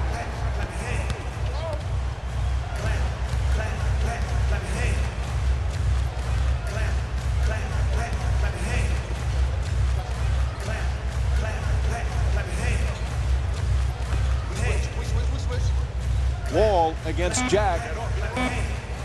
Inside to the basket. Great offensive rebound. It's good. A 1-point game. Brooklyn's leading Washington by a score of 75-74.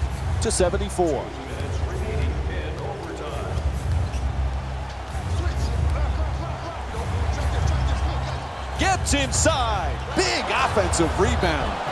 Yep, he hit a foul called against Morris. That'll be his first, and he'll head to the line with under 2 to go here in overtime. And he connects on the first free throw.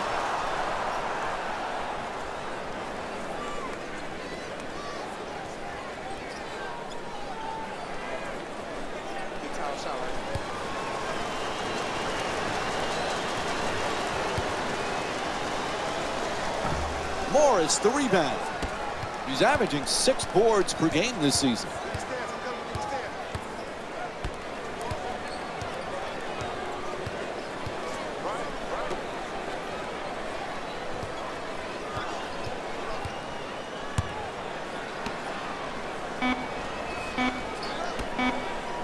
Lets it fly, and he gets it to go. Tie game.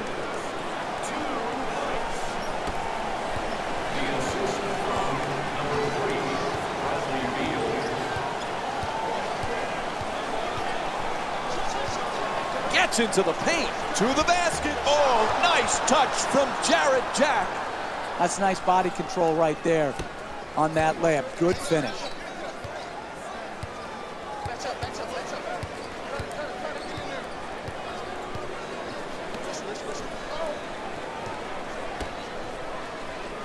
Brooklyn's leading Washington by a score of 78-76.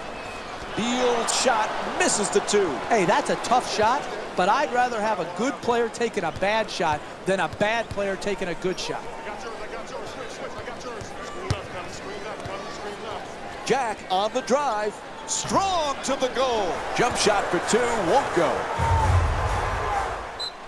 And Scott Brooks calls a timeout. I think he's going to need a full one.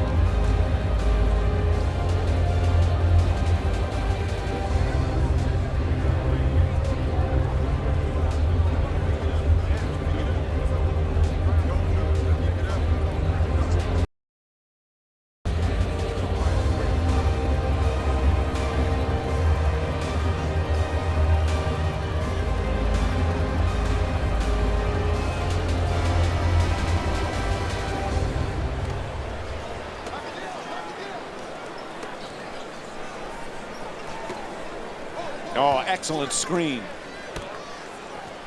Attacks the basket. And Brooklyn's called for their third team foul. And Markieff Morris will.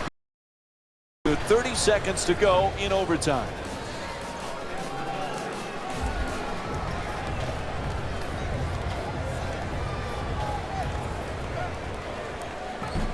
Can't connect on the first free throw.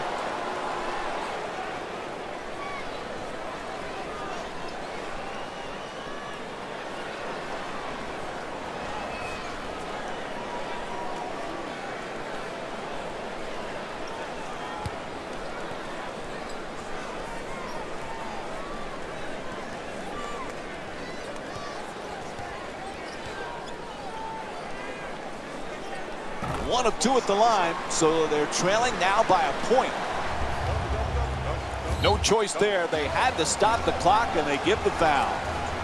How important are these free throws? Up one with about a half a minute left, 2 free throws. They need both to make it a 3-point game and force their opponent to shoot a 3-point shot.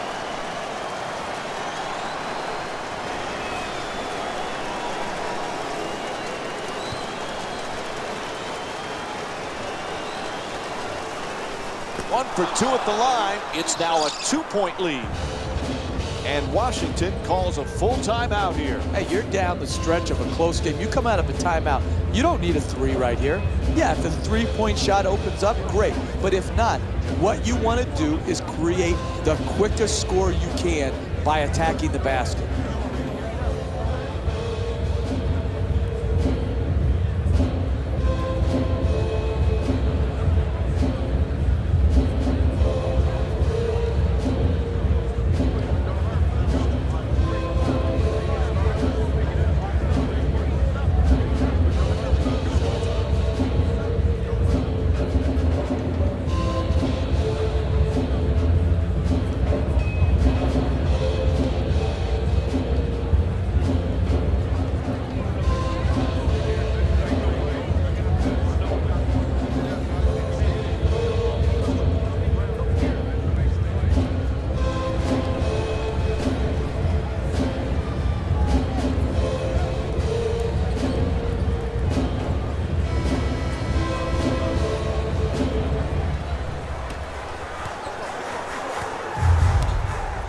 ball goes out of bounds.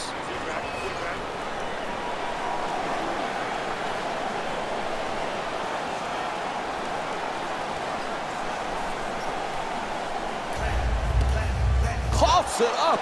What was he thinking on that play? Who was he trying to pass to? And there's the foul. They had to stop that clock. Up 2 with about a half a minute left in the game. It's absolutely critical you make both of these free throws and make it a 2-possession game.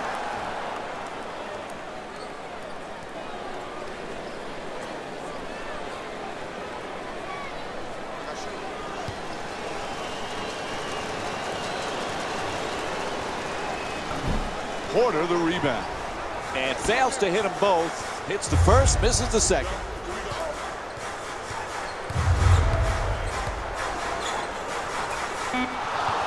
So they get the clock to stop with the foul.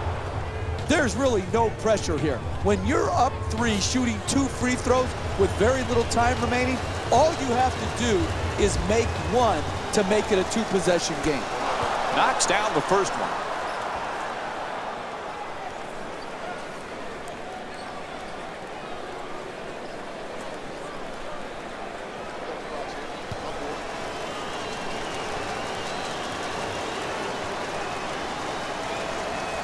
He converts on both at the line. It's a 5-point game.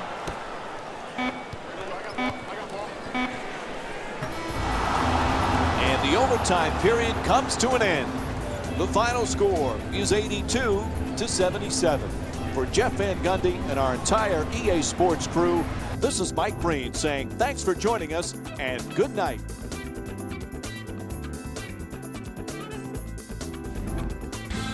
Jalen Rose here, and I've got your EA Sports post-game wrap-up.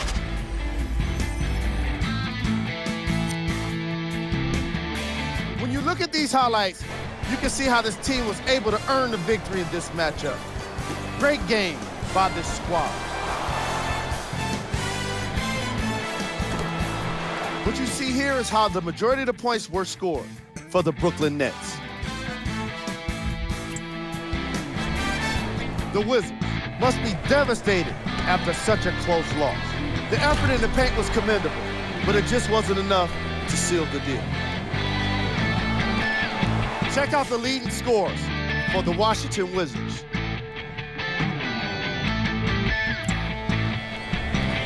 Game track. Points in the paint. This was a game for old school fans of basketball. The way these players worked in the paint, earning points the hard way, definitely put a smile on my face. And now, of course, the game stats. Player of the game.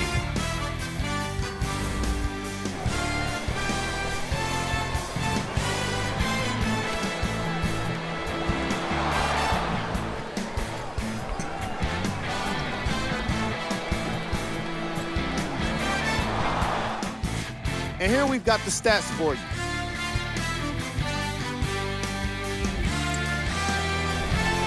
Time now for the top plays of the game. This has been a presentation of ESPN on EA Sports. Until next time, I'm Jalen Rose, signing off.